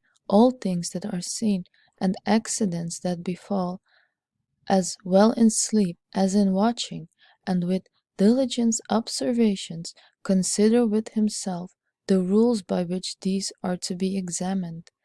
For by this means shall a diviner be able by little and little interpretations to his dreams, of so be nothing slip out of his memory. Now dreams are more efficacious when the moon overruns the sign which was in the 9th number of the TB nativity or revolution of that year, or in the 9th sign from the sign of perfection. For it is a most true and certain divination, neither does it proceed from nature or human arts, but from purified minds by divine inspiration. We shall now discuss and examine that which belongs to prophesying and oracles. Next chapter, of madness and divinations which are made when men are awake, and of power of a melancholy humor by which spirits are sometimes induced into men's bodies. It happens also sometimes that not only they that are asleep, but also they that are watchful, do with a kind of instigation of mind divine, which divination Aristotle calls ravishment, or a kind of madness, and teaches that it proceeds from a melancholy humor, saying it is treatise of divination. Melancholy men, by reason of their earnestness, do far better conjecture and quickly conceive habit, and most easily receive an impression of the celestials. And in his problem said that the Sibyls and the Bacchides and Nicaratus and Cerasosum and Ammon were by their natural melancholy complexion prophets and poets. The cause, therefore, of this madness, if it be anything within the body, is a melancholy humor, not that which they call black choler, which is so obstinate and terrible a thing that the violence of it is said by physicians and natural philosophers, which it does induce also to entice evil spirits to seize upon men's bodies. Therefore we understand a melancholy humor here, that by a natural and white choler, for this, when it is stirred up, burns and stirs up madness conducing to knowledge and divinations, especially if it be held by any celestial influx, especially of Saturn, who, seeing he is cold and dry, and a melancholy humor had his influence upon it, increases and preserves it, besides seeing he is the author of secret contemplation, and estranged from all public affairs, and the highest of all planets, does always withcall his mind from outward businesses, so also make it ascend higher, and bestows upon him the knowledge and passages of future things. And this is Aristotle's meaning in the Book of Problems. By melancholy, said he, some men are made as if it were divine, foretelling things to come, and some men are made poets. He said also that all men that were excellent in any science were for the most part melancholy. Democritus and Plato attends the same, saying that there were some melancholy men that had such excellent wits that they were thought and seemed to be more divine than humane.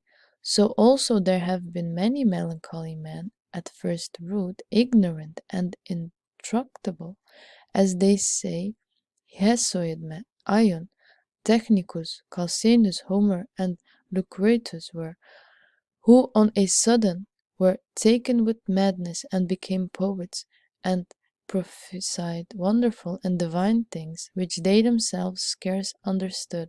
Whence divine Plato and Ion said, many prophets, after the violence of their madness was abated, do not well understand what they wrote, yet treated accurately of each art in their madness. It is all arts by reading of them judged. So great also they say the power of melancholy is, that by its force celestial spirits are also sometimes drawn into men's bodies, by whose presence and instincts antiquity testifies men have been made drunk and speak wonderful things, and that they think happens under threefold difference, according to a threefold apprehension of the soul, imaginative, rational, and mental. They say therefore that when the mind is forced with a melancholy humor, nothing moderating the power of the body, and passing beyond the bonds of the members, is wholly carried into imagination, and thus suddenly become a seat of inferior spirits, by whom it oftentimes receives wonderful ways and forms of manual arts. So we see that any most ignorant man does presently become an excellent painter or contrivers of buildings, and to become a master in any such art. But when these kinds of spirit portend to us future things, they show these things which belong to the disturbed of the elements, and which of times as rain, tempests, inundations, earthquakes, and great mortality, famine, slaughter, and the like, as we read in Aulus Gellius that Cornelius Patarus, his priest, did at the time when Caesar and Pomne were to fight in Thessalia, being taken with a madness, foretell the time, order, and issue of the battle. But when the mind is turned wholly into reason, it became a respectable formidable spirit. Hence it obtains the knowledge and understanding of natural and humane things. So we see that a man sometimes does on a sudden become a philosopher, physician, or an excellent orator, and foretells mutation of kingdoms and restitutions of ages, and such things as belong to them, as the Sibyl did to the Romanes.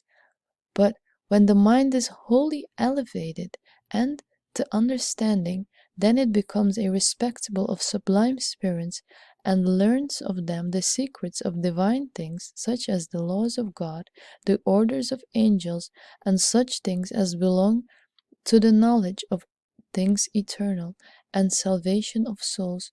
It foresees things which are appointed by God, especially predestinations as future prodigies or miracles, the prophet to come, and the changing of the law. So the Sibyls prophesied of Christ a long time before his coming.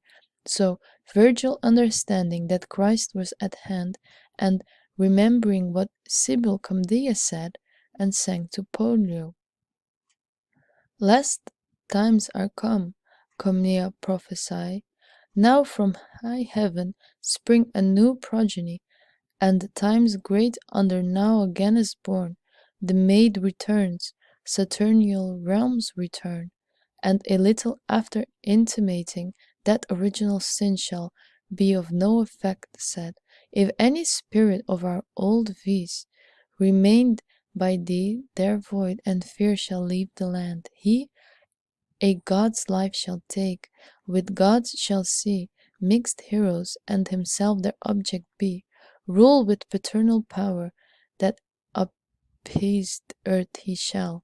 Then he adds that thence the fall of the serpent and the poison of the tree of death of the knowledge of good and evil shall be nulled, saying, "The serpent shall and the deceitful herb of venom fall." Yet the intimates that some sparks of original sin shall remain when he says, "Some steps of ancient fraud shall yet be found," and the last, which is most great hyperbole, cries out to his child as the offspring of God, adoring him in these words: "Dear race of God, great stocks of Jupiter, behold, the world shakes in its ponderous X. See earth and heavens immense, the ocean's tracts. How all things approaching I rejoice. Oh, that my life would last so long and voice as would suffice thy actions to rehearse."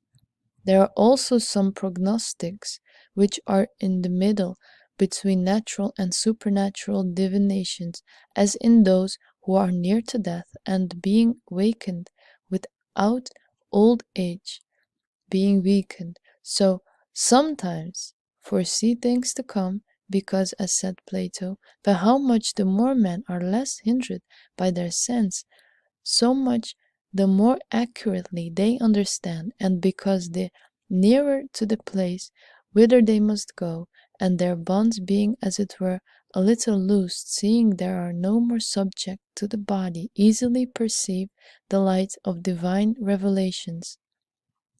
Next chapter, of the morning of man, of the external senses, and also the inward and the mind, of the threefold appetite of the soul and passion of the will.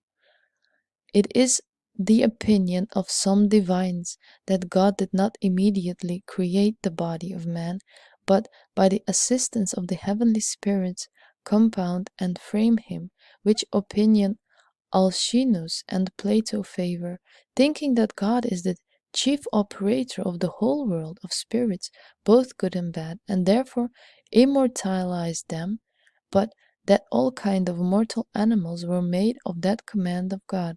For if he should have created them, they must have been immortal.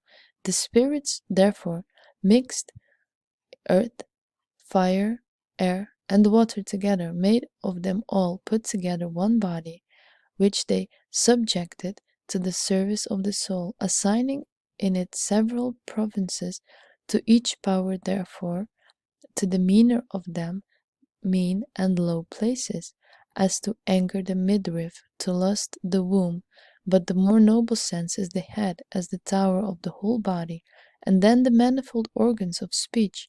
They divide the sense into external and internal.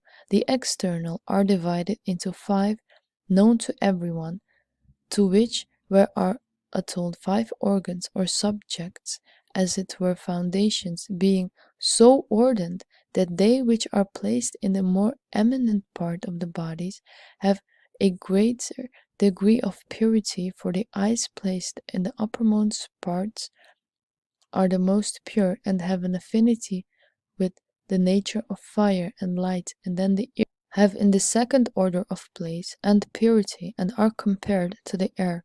The nostrils have the third order and have the middle nature between the air and the water. Then the organ of tasting, which is grosser and most like to the nature of water. Last of all, the touching is diffused through the body and is compared to the grossness of earth.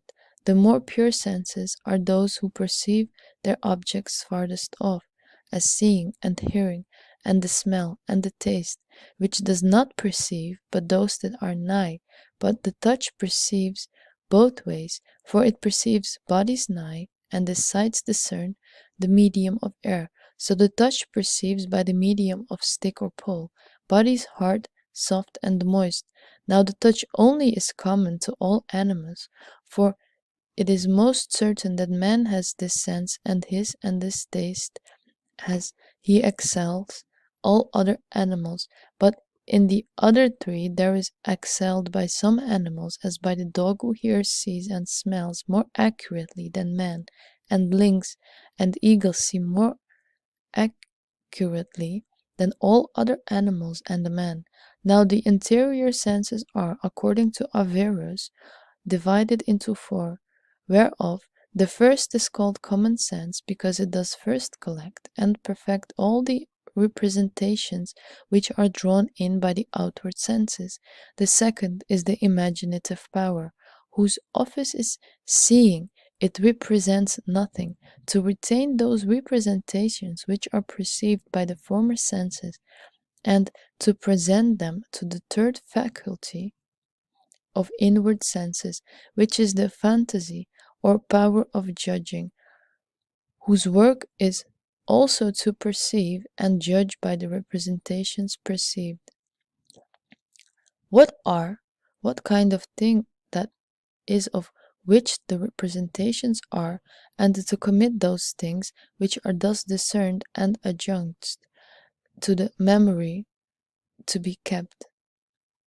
For the virtues thereof in general are discourse, dispositions, persecutions, and flights, and stirrings up to motion, but in particular the understanding of intellectuals, virtues, the manner of discipline, counsel, election, and this is that which shows its future things by dreams, whence the fancy is sometimes named the fantastical intellect.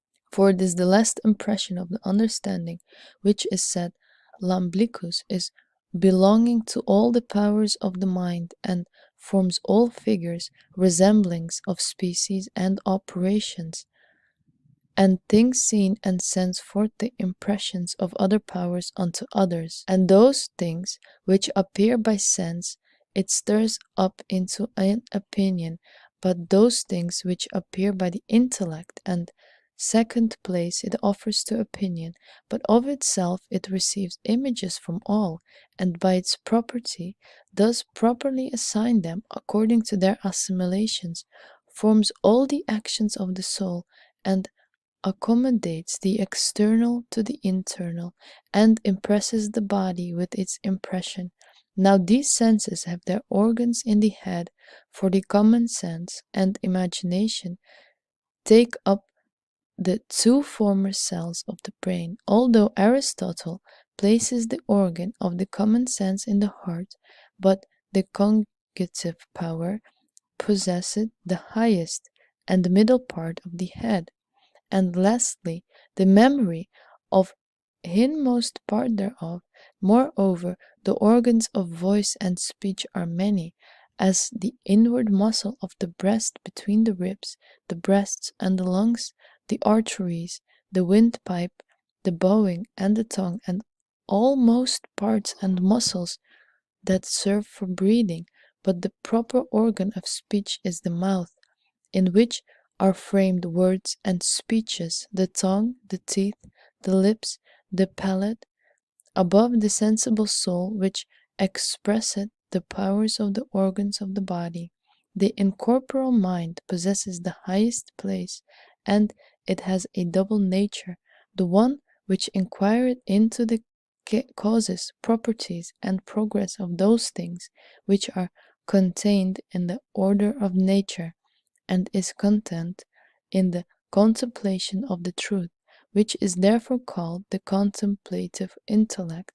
The other is a power of the mind, which, discerning by consulting that things are to be done and what things to be shunned, it is wholly taken up in consultation and action, and it therefore yield the active intellect. This order of power, therefore, nature ordained in man, that by the external senses we might know corporeal things by the internal, the representation of the bodies, as also things abstracted by the mind and the intellect, which are neither bodies nor anything like them.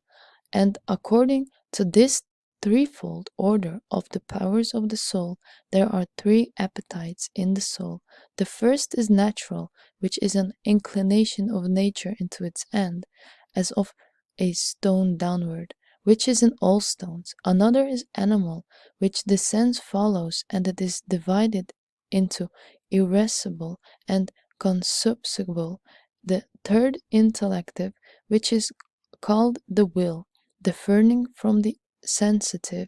In this, the sensitive is of itself of those things which may be presented to the senses, desiring nothing unless in some manner comprehended. But the will, although it be of itself of all things that are possible, yet because it is free by its essence, it may be also of things that are impossible, as if it were in the devil, desiring himself to be equal with God, and therefore altered and depraved with pleasure and continual anguish, whilst it assents to the inferior powers, whence from the depraved appetite there arise four passions in it, which with in like manner the body is affected sometimes, whereof the first is called oblectation, which is certain quietness or ascension of the mind or will, because it obeys and not willingly consents to that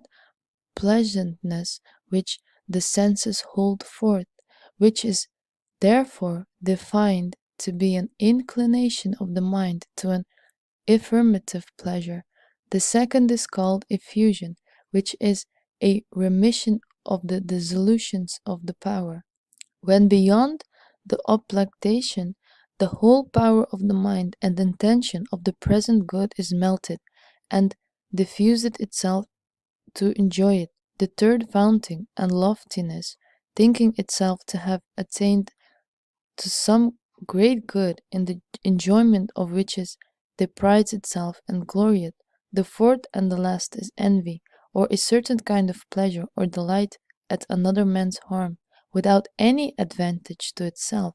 It is said to be without any advantage to itself, because if any should for his own profit rejoice at another man's harm, this would be rather out of love to himself than out of ill will to another. And these four passions, arising from a depraved appetite for pleasure, the grief or perplexity it is self does also so many contrary passions, as horror, sadness, fear, and sorrow at another's good, without his own hurt, which we call envy, sadness at others' prosperity, as pity is a certain kind of sadness at another's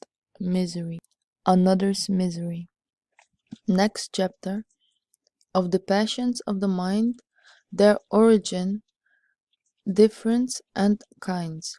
The passions of the mind are nothing else but certain motions or inclinations proceeding from the apprehension of anything, as of good or evil, convenient or inconvenient.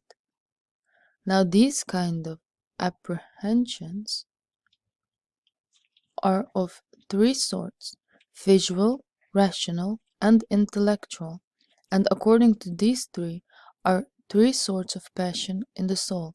For when they follow the sensitive apprehension, then they respect a temporal good or evil under the notion of profitable or unprofitable, delightful and offensive. and are called natural or animal passions, when they follow the rational apprehension, and so respect good or bad under the notion of virtue or vice, praise or disgrace, profitable or unprofitable, honest or dishonest, they are called rational or voluntary passions. When they follow the intellectual apprehension and respect the good or bad under the notion of just or unjust, true or false, they are called intellectual passions. And synderesis. Now, the subject of the passion of the soul is the consupputive power of the soul, and is divided into consupsible and irascible, and does respect good and bad, but under a different notion. For when the consupsible power respects good and evil absolutely, love or lust, or in contrary, hatred is caused. When it respects good as absent, so desire is caused, or evil as absent, or at hand, and so is caused horror, flying from, or loathing, or if it respect good as present, then there is caused delight, mirth, and pleasure. But if evil is present, then sadness, anxiety, grief. But the irascible power respects good or bad under the notion of some difficulty to obtain the one or avoid the other, and this sometimes with confidence, and so there is caused hope or boldness. But when with diffidency, then despair and fear. But when that irascible power riseth into revenge, and this be only about some evil past, as it were of injury or hurt offered, there is caused anger, and so we find 11 passions in the mind, which are love, hatred, desire, horror, joy, grief, hope, despair, boldness, fear, and anger. Next chapter. How the passions of the mind change the proper body by changing the accidents and moving the spirit.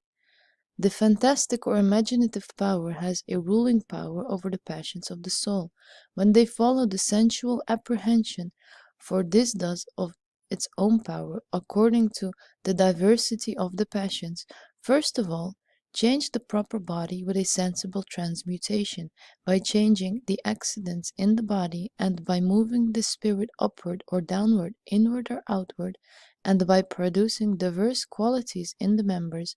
So in joy, the spirits are driven out, in fear, drawn back, in bashfulness, are moved to the brain. So in joy, the heart is dilated outward, but little and little, in sadness is constrenged by little and little inward.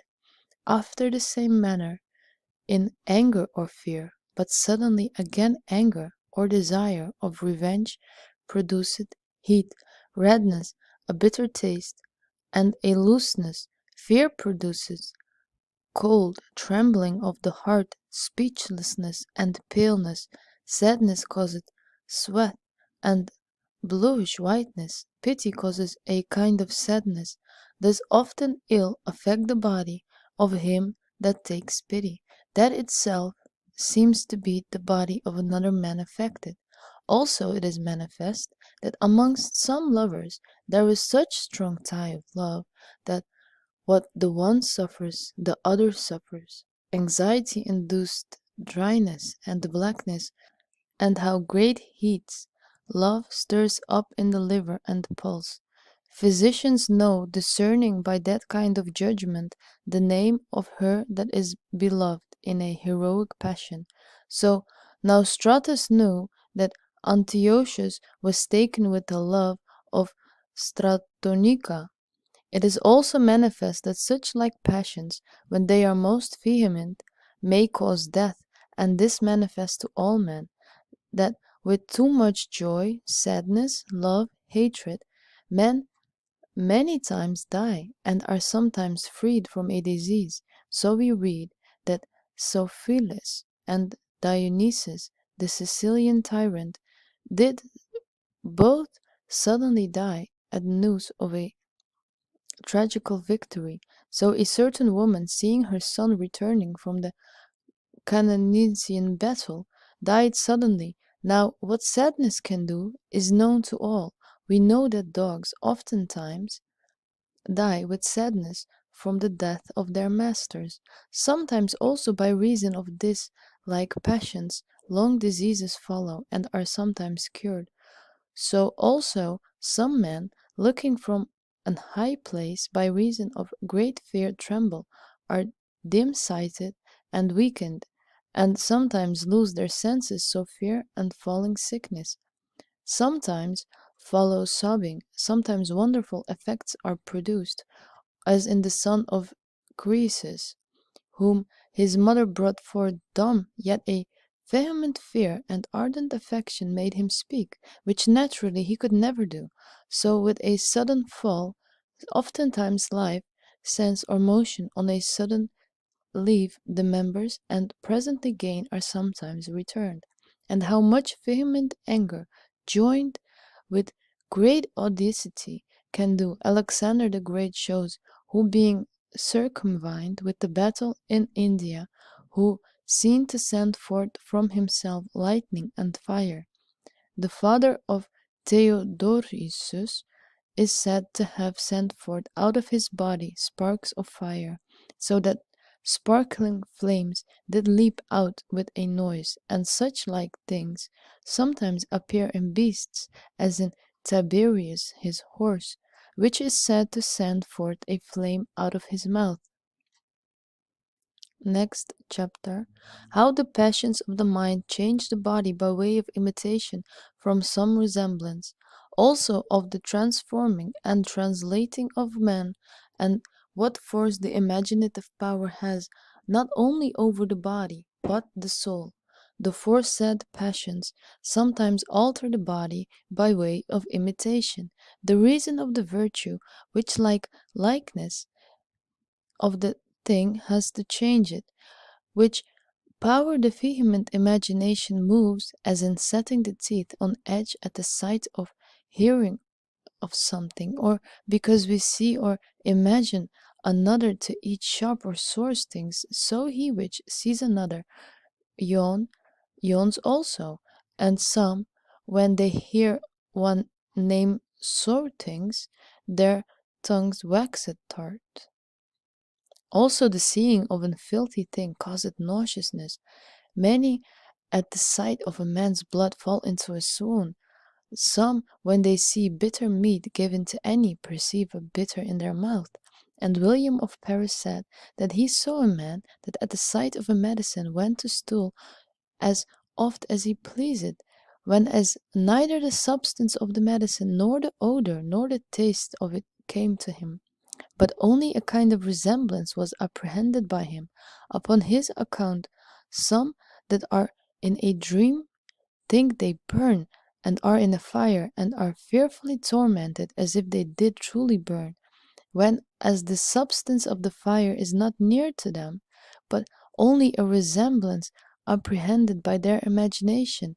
And sometimes men's bodies are transformed and transfigured, and also transported, and this oftentimes when they are in a dream, and sometimes when they are awake. So Cyprus, after he was chosen king of Italy, did very much wonder at, and meditate upon the sight and victory of the bulls, and on the thought thereof did sleep a whole night, but in the morning was found horned, no otherwise than by the vegetative power being stirred up by a vehement imagination, elevating corniferous humerus into his head, and producing horns, for a vehement cogitation, whilst it vehemently moves this species pictures out of the figures of the thing thought on, which they represent in their blood, and the blood impresses from itself on the members that are nourished by it, as upon those of the same body,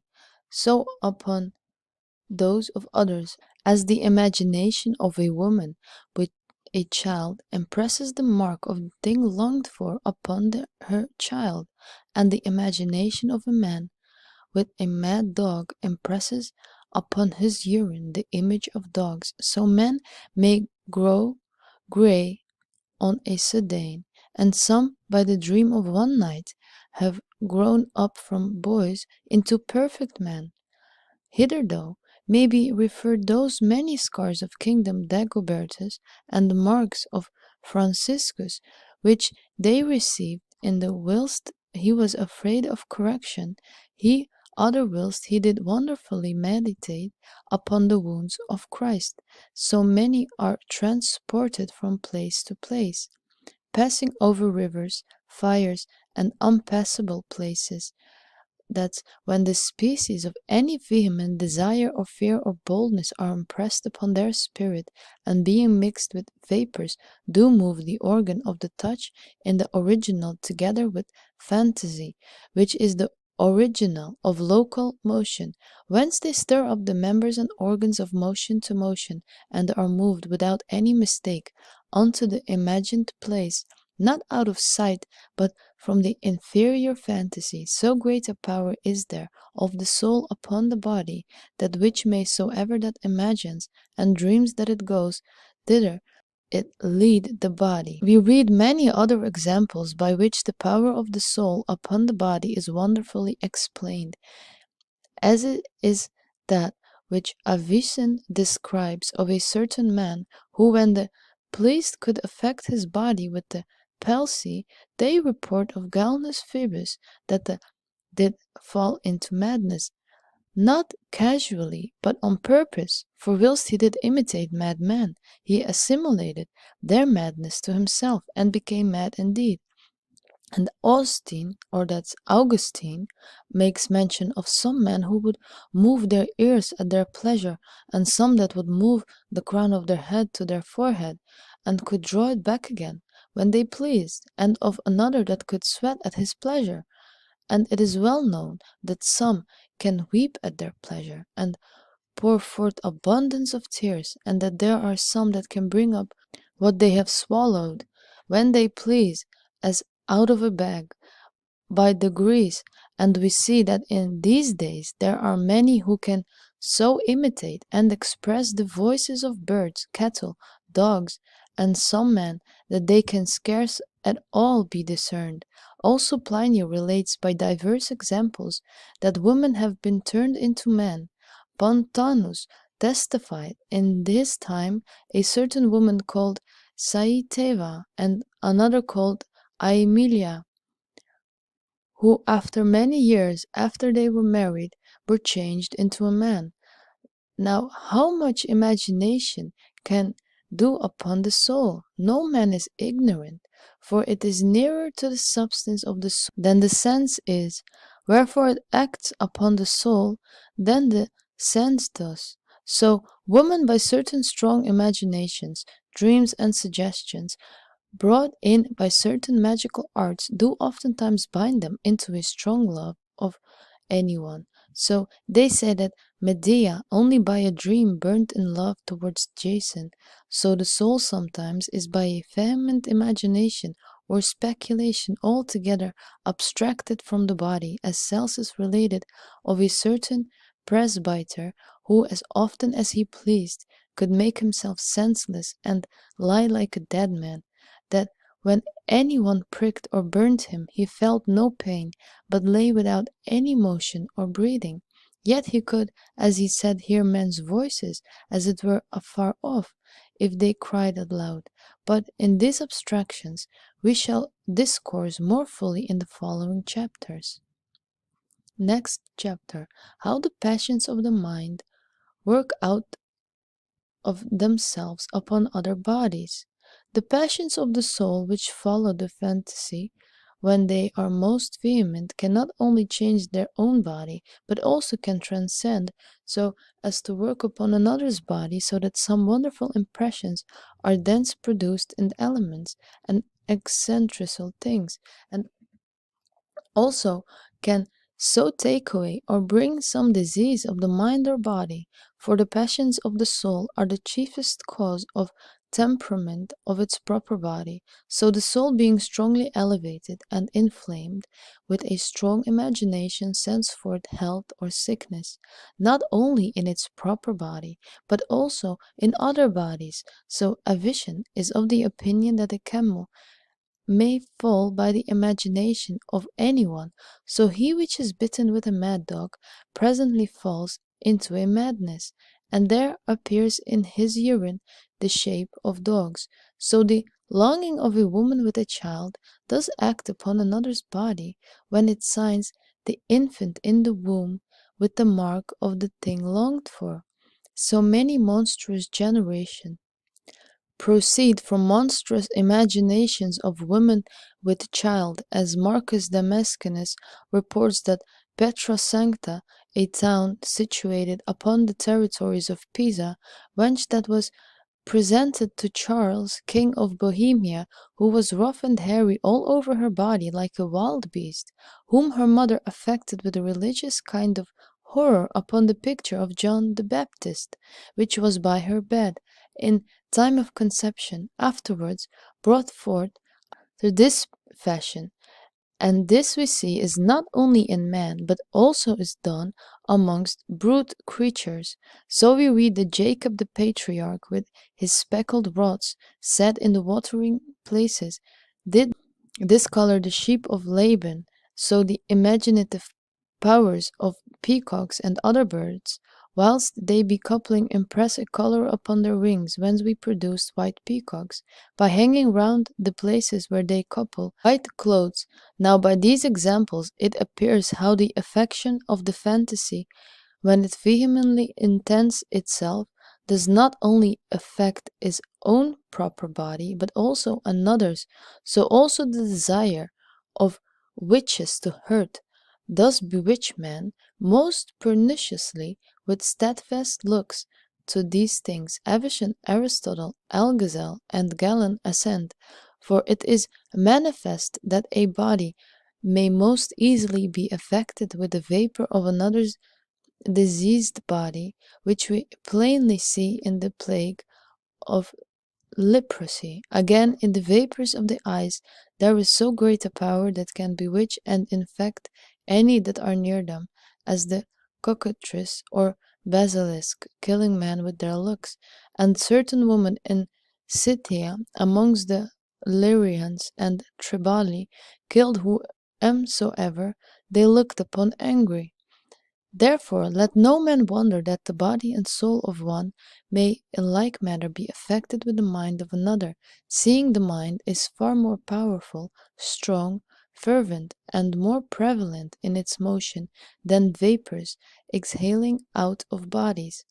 Neither are there wanting mediums by which it should work, neither is another body less subjected to another's mind than the other another's body, upon the account that they say that a man by him affection and habit only may act upon another. Therefore philosophers advise that the society of evil and mischievous men must be shunned, for their soul being full of noxious rays infects them that are near with a hurtful contagion. On the contrary, they advise that the society of good and fortunate men be endeavored after, because by their nearness they do as much good. For as the smell of asafoetida or musk, so of bad something of bad and something good of good is derived upon them that are nigh, and sometimes continuous a long time. Now then, if the foresaid passion have so great a power in the fantasy, they have certainly a greater power in the reason, inasmuch as the reason is more excellent than the fantasy. And lastly, they have much greater power in the mind, for this is when it is fixed upon God for any good with its whole intention, does oftentimes affect others, another body, as well as its own with some divine gift. By this means we read that many miracles were done by Apollonius, Pythagoras, Empedocles, Philodas, and many prophets and holy men of religion. But of these more fully in following chapters, where we shall discourse of religion. Next chapter, that the passions of the mind are helped by a celestial season, and how necessary the constancy of the mind is in every work. The passions of the mind are much helped and are helpful and become most powerful by virtue of the heaven, as they agree with the heaven neither by any natural agreement or by voluntary election. For as said Ptolemy, he which chooses which is the better seems to differ nothing from him who has this of nature. It conduces, therefore, very much of the receiving of the benefit of the heavens in any work, and we shall the heavens make ourselves suitable to it in our thoughts, affections, imaginations, elections, deliberations, contemplations, and the like. For such like passions do vehemently stir up our spirit to their likeness and suddenly expose us and ours to the superior significators. If such like passions, and also by reason of their dignity and nearness to the superiors, do much more partake of the celestials than any material things, for our minds can through imagination or reason by a kind of limitation be so conformed to any star as suddenly to be filled with the virtues of that star, as if it were a proper receptacle of the influence thereof. Now the contemplating mind, as it withdraws itself from all senses, imagination, nature, and deliberation, and it calls itself back to things separated, unless it is exposed of itself to Saturn, is not of present consideration or inquiry. Our mind does affect divers things of faith, which is firm attention, a fixed intention, and a vehement application of the worker or receiver to him that cooperates in anything, and gives power to the work which we intend to do, so that there is made, as it were, in us the image of the virtue to be received, and the thing to be done in us or by us. We must therefore in every work and the application of things affect vehemently, imagine, hope, and believe strongly, for that will be a great help, and it is verified amongst physicians that a strong belief and a undoubted hope and love towards the physician and medicine conduce much to health, yea, more sometimes than the medicine itself. For the same that the efficiency and virtue of the medicine works, the same does the strong imagination of the physician's work, being able to change the qualities of the body of the sick, especially when the patient placeth much confidence in the physicians by the means of disposing himself for the receiving of the virtues of the physician and the medicine. Therefore, he that works in magic must be of a constant belief, be credulous, and not of all doubt of obtaining the effect.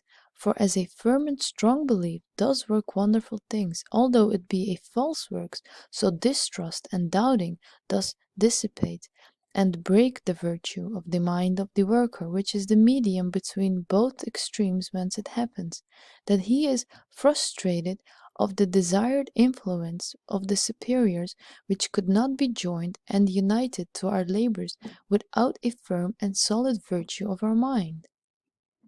Next chapter: how man's mind may be joined with the mind and intelligences of the celestials, and together with them impress certain wonderful virtues upon inferior things. The philosophers, especially the Arabians, say that man's mind, when it is most intent upon a work, through its passion and effects is joined with the mind of the stars and intelligences, and being so joined is the cause of some wonderful virtue be infused into our works and things, and this as become there is in the apprehension any power of all things, so because all things have a natural obedience to it, and of necessity an efficacy, and more to that which desires them with a strong desire, and according to this is verified the arts of characters, images, enchantments, and some speeches, and many other wonderful experiments to everything which the mind affects. By this means, whatsoever the mind of him that is in vehemency love affects has an efficiency to cause love, and whatsoever the mind of him that strongly hates dictates has an efficiency to hurt and destroy.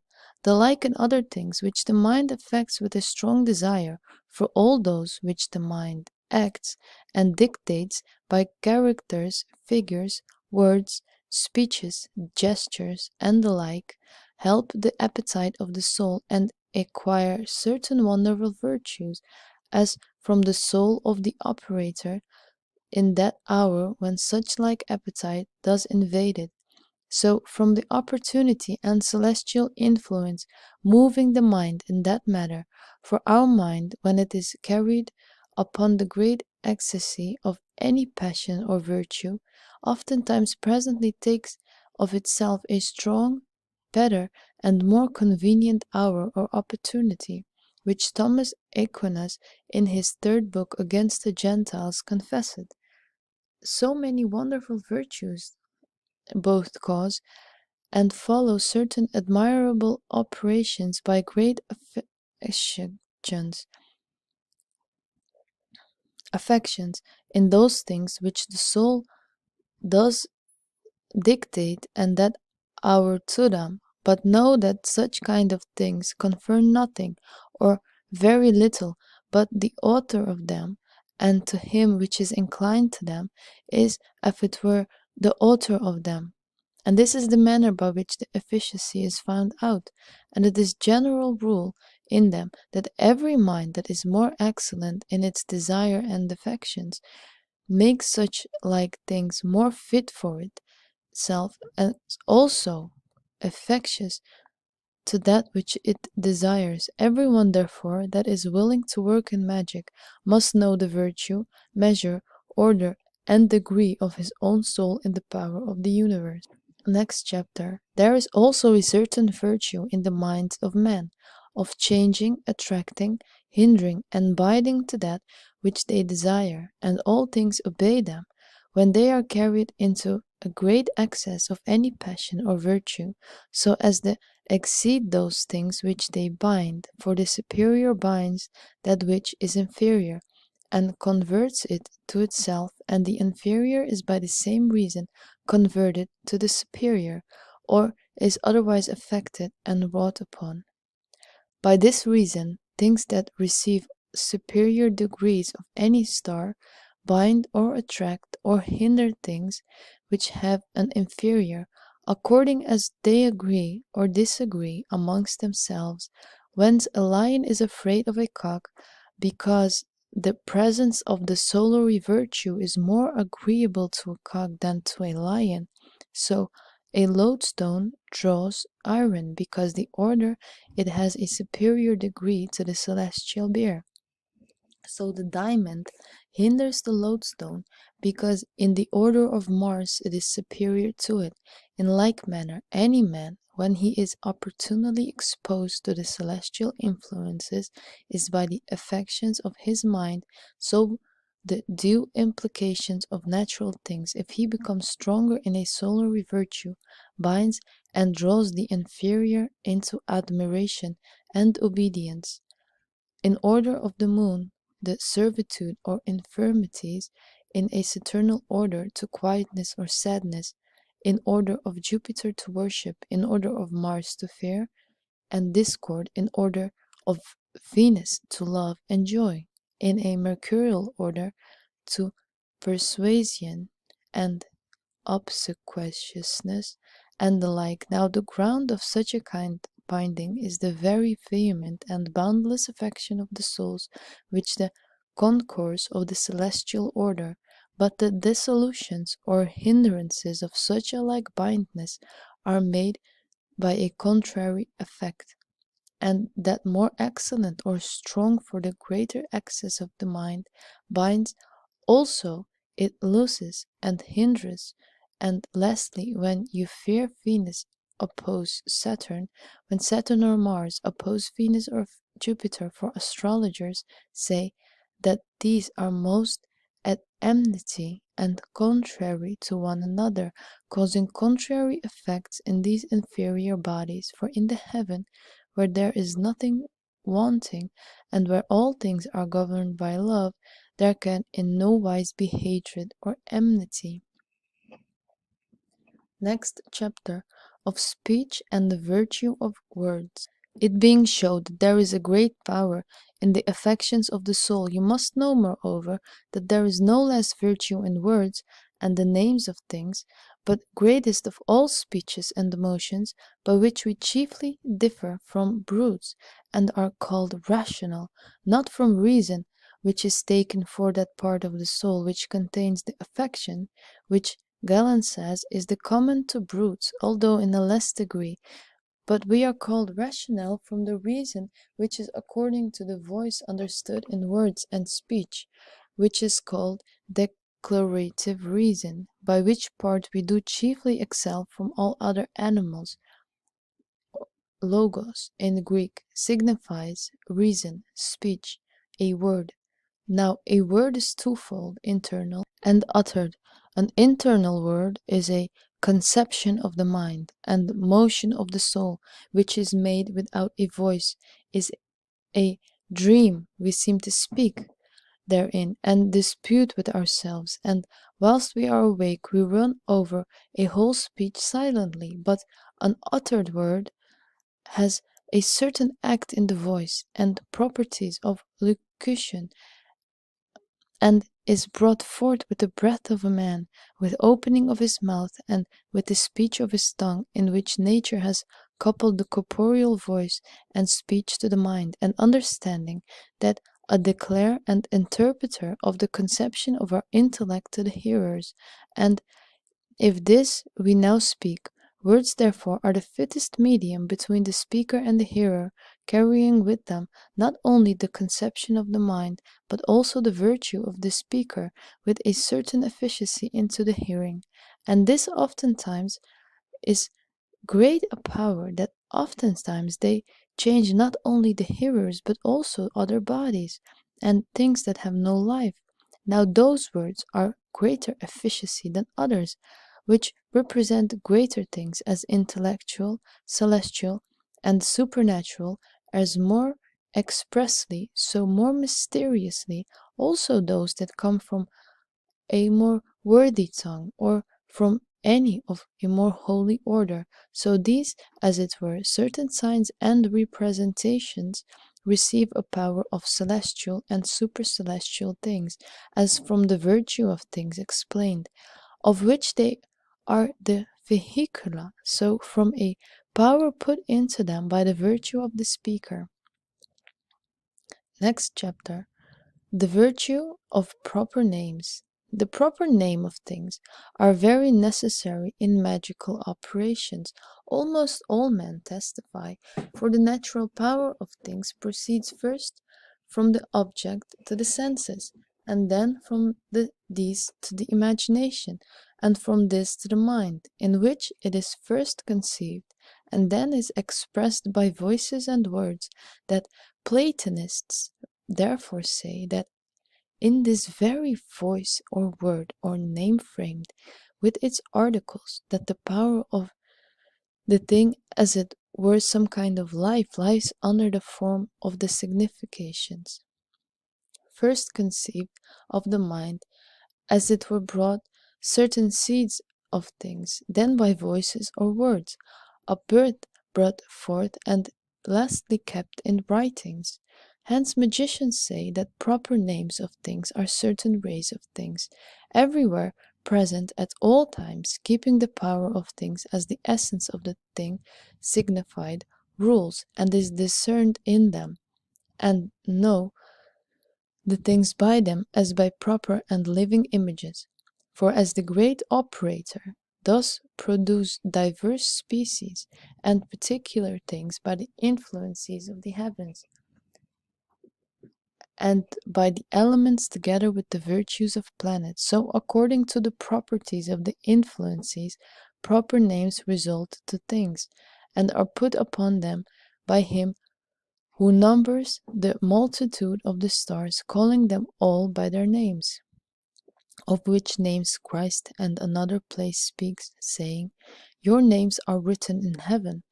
Adam, therefore, that gave the first names to things, knowing the influences of the heaven and proportions of all things, gave them all names according to their nature, as it is written in Genesis, where God brought all things that he had created before Adam, that he should name them, and as he is named anything as the name of it was, which names indeed contain, and the wonderful powers of the thing signified. Every voice, therefore, that is significative, first of all signs of the influence of the celestial harmony. Secondly, by the imposition of man, although oftentimes otherwise by this than by that, but when both significations meet in any voice or name which are put upon them by the said harmony or man, then the name is with a double virtue, natural and arbitrary, made most effectuous to act as oft as it shall be uttered in due place and times, and seriously, with an intention exercised upon the matter rightly disposed, and that can naturally be acted upon by it. So we read in Philostratus that when a maid at Rome died, the same day she was married and was presented to Apollonius, he accurately inquired into her name, which being known, her pronounced some occult things by which she revived. It was an observation amongst the Romans and their holy rites, and when they did besiege any city, they did diligently inquire into the proper and true name of it, and the name of that god under whose protection it was, which being known, they did then with some verse call forth the gods that were the protectors of that city, and did curse the inhabitants of that city. So at length the gods, being absent, did overcome them, as Virgil sings. Now the verse with which gods were called out and the enemies were cursed when the city was assaulted round about, let him that would know find it out in Livy and Maccabeus, but also many of these Serenus, Samuncius, in this book of secret things makes mention of.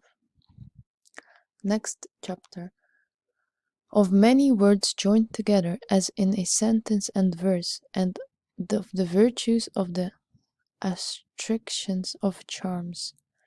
Besides the virtues of words and names, there are also greater virtues found in sentences from the truth contained in them, which has a very great power of impressing, changing, binding, and establishing, so that being used it does shine the more, and being resisted is more confirmed and consolidated, which virtue is not in simple words, but in sentences by which anything is affirmed or denied, by which sort are verses, enchantments, imprecations, deprecations, orations, invocations, obtestations, adjurations, conjurations, and such like.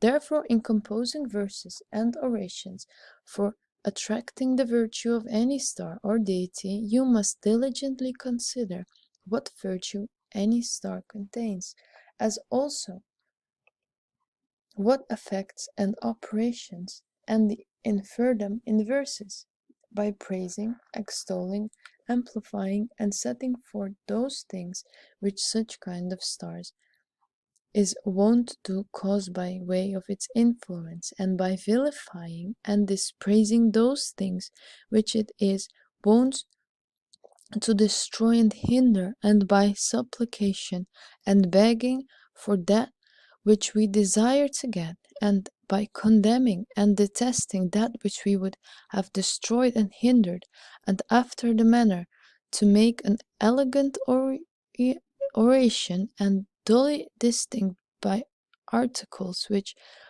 competent members and proportions. Moreover, magicians command that we call upon and pray by the name of the same star or name, to them to whom such a verse belongs, by their wonderful things or miracles, by their courses and ways in their spheres, by their light, by the dignity of their kingdom, and by the beauty and brightness that is in it by their strong and powerful virtues, and by such like as these, as Psyche and Apollonius praised the Ceres, saying, I beseech thee by the fruitful right hand, I entreat thee by the joyful ceremonies of harvests, by the quiet silence of thy chest, by the winged chariots of dragons thy servants, by the furrows of the Sicilian earth, the devouring wagon, the clammy earth,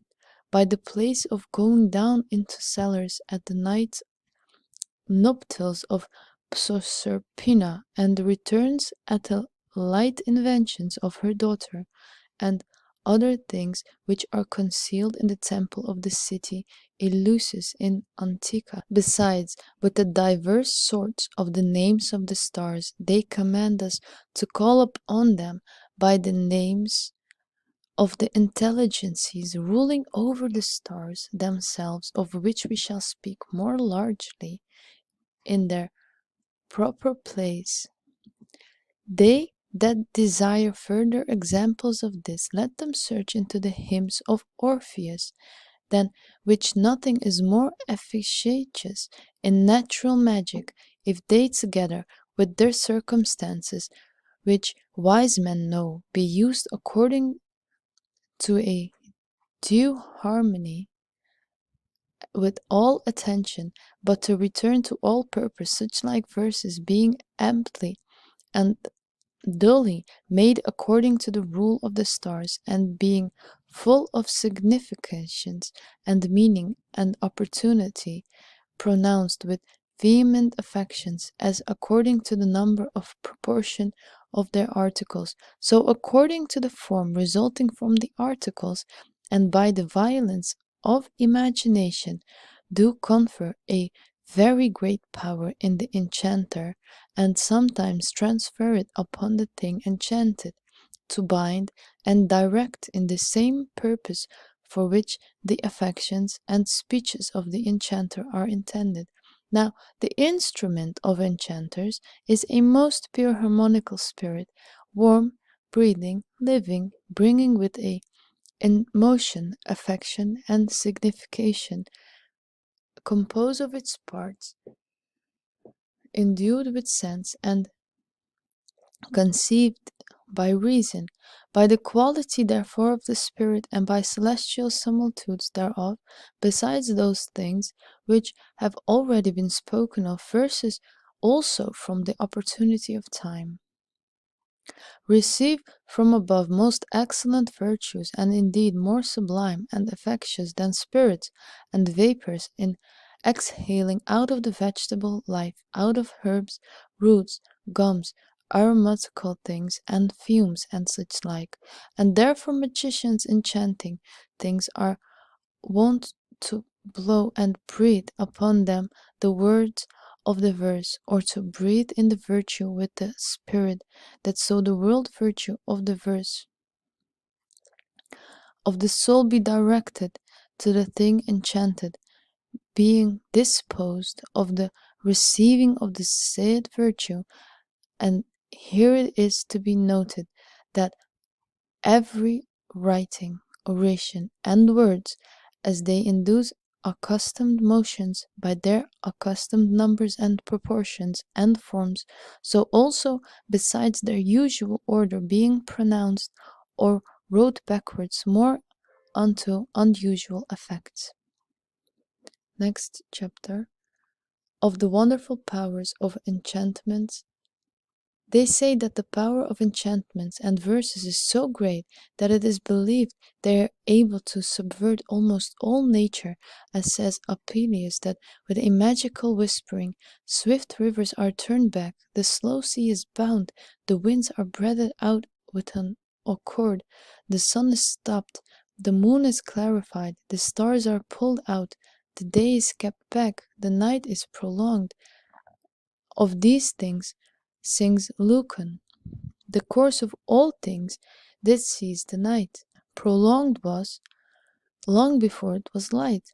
Astonished with the headlong worlds of this, was by the hearing of a verse, and the title before, the Cilician verse did into his heart so flow, that it did make a greater heat of love. And elsewhere, no drag of poison being by him drunk, its wits decayed enchanted. Also Virgil in Damon. Charms can command the moon down from the sky. Circus, charms, changed Alius company. A cold snake being charmed burst in the meads. And another place, charms bear corn standing from another's farm.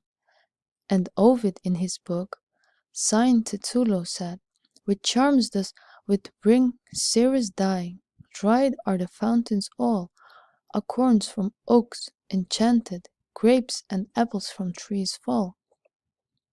If these were not true, they would not be such strict penal statutes made against them that should enchant fruit. And Tibullus says of a certain enchantress, or that's an enchantress, her with charms drawing stars from heaven, I and turning course of rivers did spy.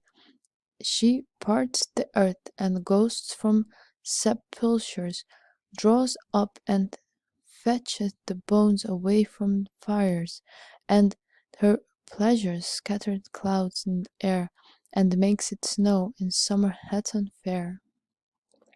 Also if all which that enchantress seemed to boast of herself in Ovid when she said, "It will I make swift streams retire to their fountains, whilst their banks admire sea toss and smooth, clear clouds with clouds deform, with spells and charms I break the viper's jaws, cleave solid rocks, oaks from their seizures draw, whole woods remove, the airy fountains shake, earth for to groan, and ghosts from the graves awake, and thee, O moon, I draw." Moreover, all poets sing, and philosophers do not deny, that by verses many wonderful things may be done, as corn can be removed, lightning to be commanded, diseases to be cured, and such like. For Cato himself, in country affairs, used some enchantments against the diseases of beasts, which as yet are extant in his writing. Also Josephus testifies that Solomon was skilled in those kinds of enchantments. Also Celsus Africanus reports, according to the Egyptian doctrine, that man's body, according to the number of the phases of the zodiac, was taken care of so many, 36 spirits, whereof each undertake and defend their proper part, whose names they call with a peculiar voice, which being called upon, restore to health with their enchantments the diseased parts of the body. Next chapter, of the virtue, writing, and making imprecations and inscriptions. The use of words and speech is to express the inward of the mind, and from hence to draw forth the secrets of thoughts, and to declare the will of the speaker. Now writing is the least expression of the mind, and is the number of speech and voice, as also the collection, state, and continuing, and iteration, making a habit which is not perfected within the acts of own's voice. And whatsoever is in the mind, in voice, in words, in oration, and in speech, the whole, and all this writing also, and as nothing which is conceived of the mind is not perceived and expressed by voice, is nothing which is expressed is not also written, and therefore magicians command that in every work thereby imprecations and inscriptions made, by which the operator may express his affections, that he gather a herb or a stone, he declare for what use he does it, of he make a picture, if he says, and write to what end he makes it, will impressions and inscriptions. Albertus also, in his book called Speculum, does not disallow, without which all works would never brought into effect, seeing a disposition does not cause an effect, but the effect of the disposition. We find also that the same kind of precepts was in us amongst the ancients, as Virgil testifies when he says, I walk round first with these threats, the number which 3 are, both altars thrice I shall my image bear. And a little after, knots amaryllis of colour 3, then say these bonds I knit for Venus be. And of the same place, as with one fires this clay does harder prove, the wax more soft, so deafens with our love. Next chapter. Of the proportions, correspondency, reductions of letters to celestial signs and planets, according to various tongues, and a table shewing this. God gave to a man a mind and speech which, as said Mercurius Trismegistus, are taught to be gift of the same virtue, power, and immorality. The omnipotent God has by this providence divided the speech of man into diverse languages, which languages gives, according to their diversity, received diverse and proper characters of writing, consisting in their certain order and figure, not to disposed and formed by hap or chance, nor by the weak judgment of man, but from above, whereby they agree with the celestial and divine bodies and virtues.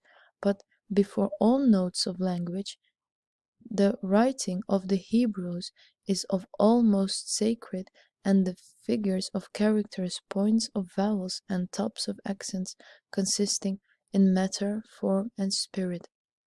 The position of the stars being first made in the seat of God, which is heaven, after the figure of them, as the masters of the Hebrew testify, are most fully the letters of the celestial mysteries, as by their figures, form, and significations, as by the number signified by them, and also by the various harmony of their conjunction, whence the more curious Maccabees of the Hebrews do undertake by the figure of the letters, the form of character, and their signature, simpleness, composition, separation, crookedness, directness, defect, abounding, greatness, littleness, crowning, opening, shutting, under, the transmutation, joining together, revolution of letters and points and tops by the substitution of numbers by the letters of things signified to explain all things.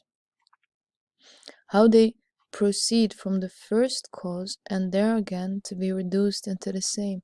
Moreover, they divide the letters of their Hebrew alphabet into 12 simple, 7 double, and 3 mother, which they say signifies the character of things, the 12 signs, 7 planets, and 3 elements, fire, water, earth, for they account air no element, but as the glue and spirit of the elements. To these also they appoint points and tops, as therefore by the aspects of the planets and signs, together with the elements, the working spirit and truth of all things have been, and are brought forth, so by these characters of letters and points, signifying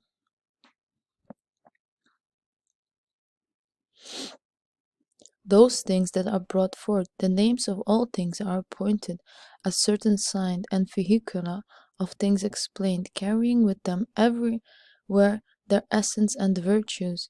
The profound meanings and signs were inherent in those characters, and figures of them is also numbers, place, order in and revolution, so that Origins therefore taught that those names being translated into another idiom do not retain their proper virtue, for only original names, which are rightly imposed because they signify naturally, have a natural activity.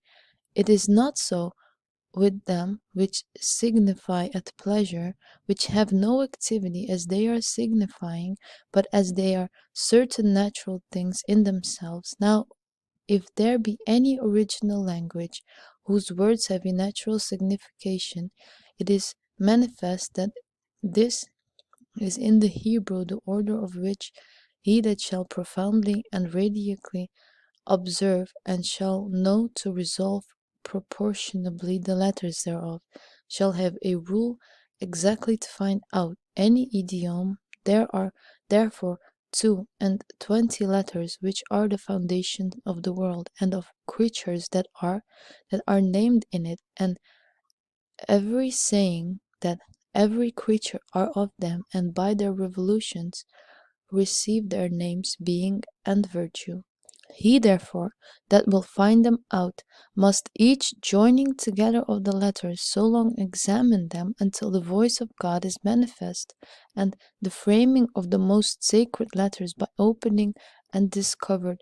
For hence voices in the words have efficacy and magical works, because that in which nature first exerciseth magical efficiency is the voice of God. But these are of more deep speculation than to be handled in this book. But to return to the division of the letters, of these amongst the Hebrews are 3 mothers: A 7 double, the other 12 are simple.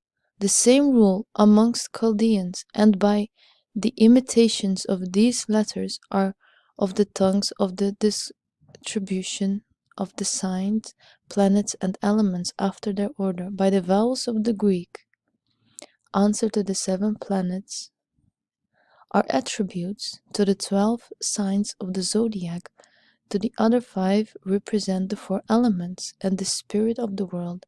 Amongst the Latin there is the same signification, for the 5 vowels and consonants are ascribed for the 7 planets, and the consonants are answerable to the 12 signs. The rest makes 4 elements.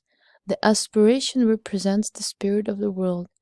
I, because it is a Greek but not Latin character, and serving only Greek words, following the nature of its idiom.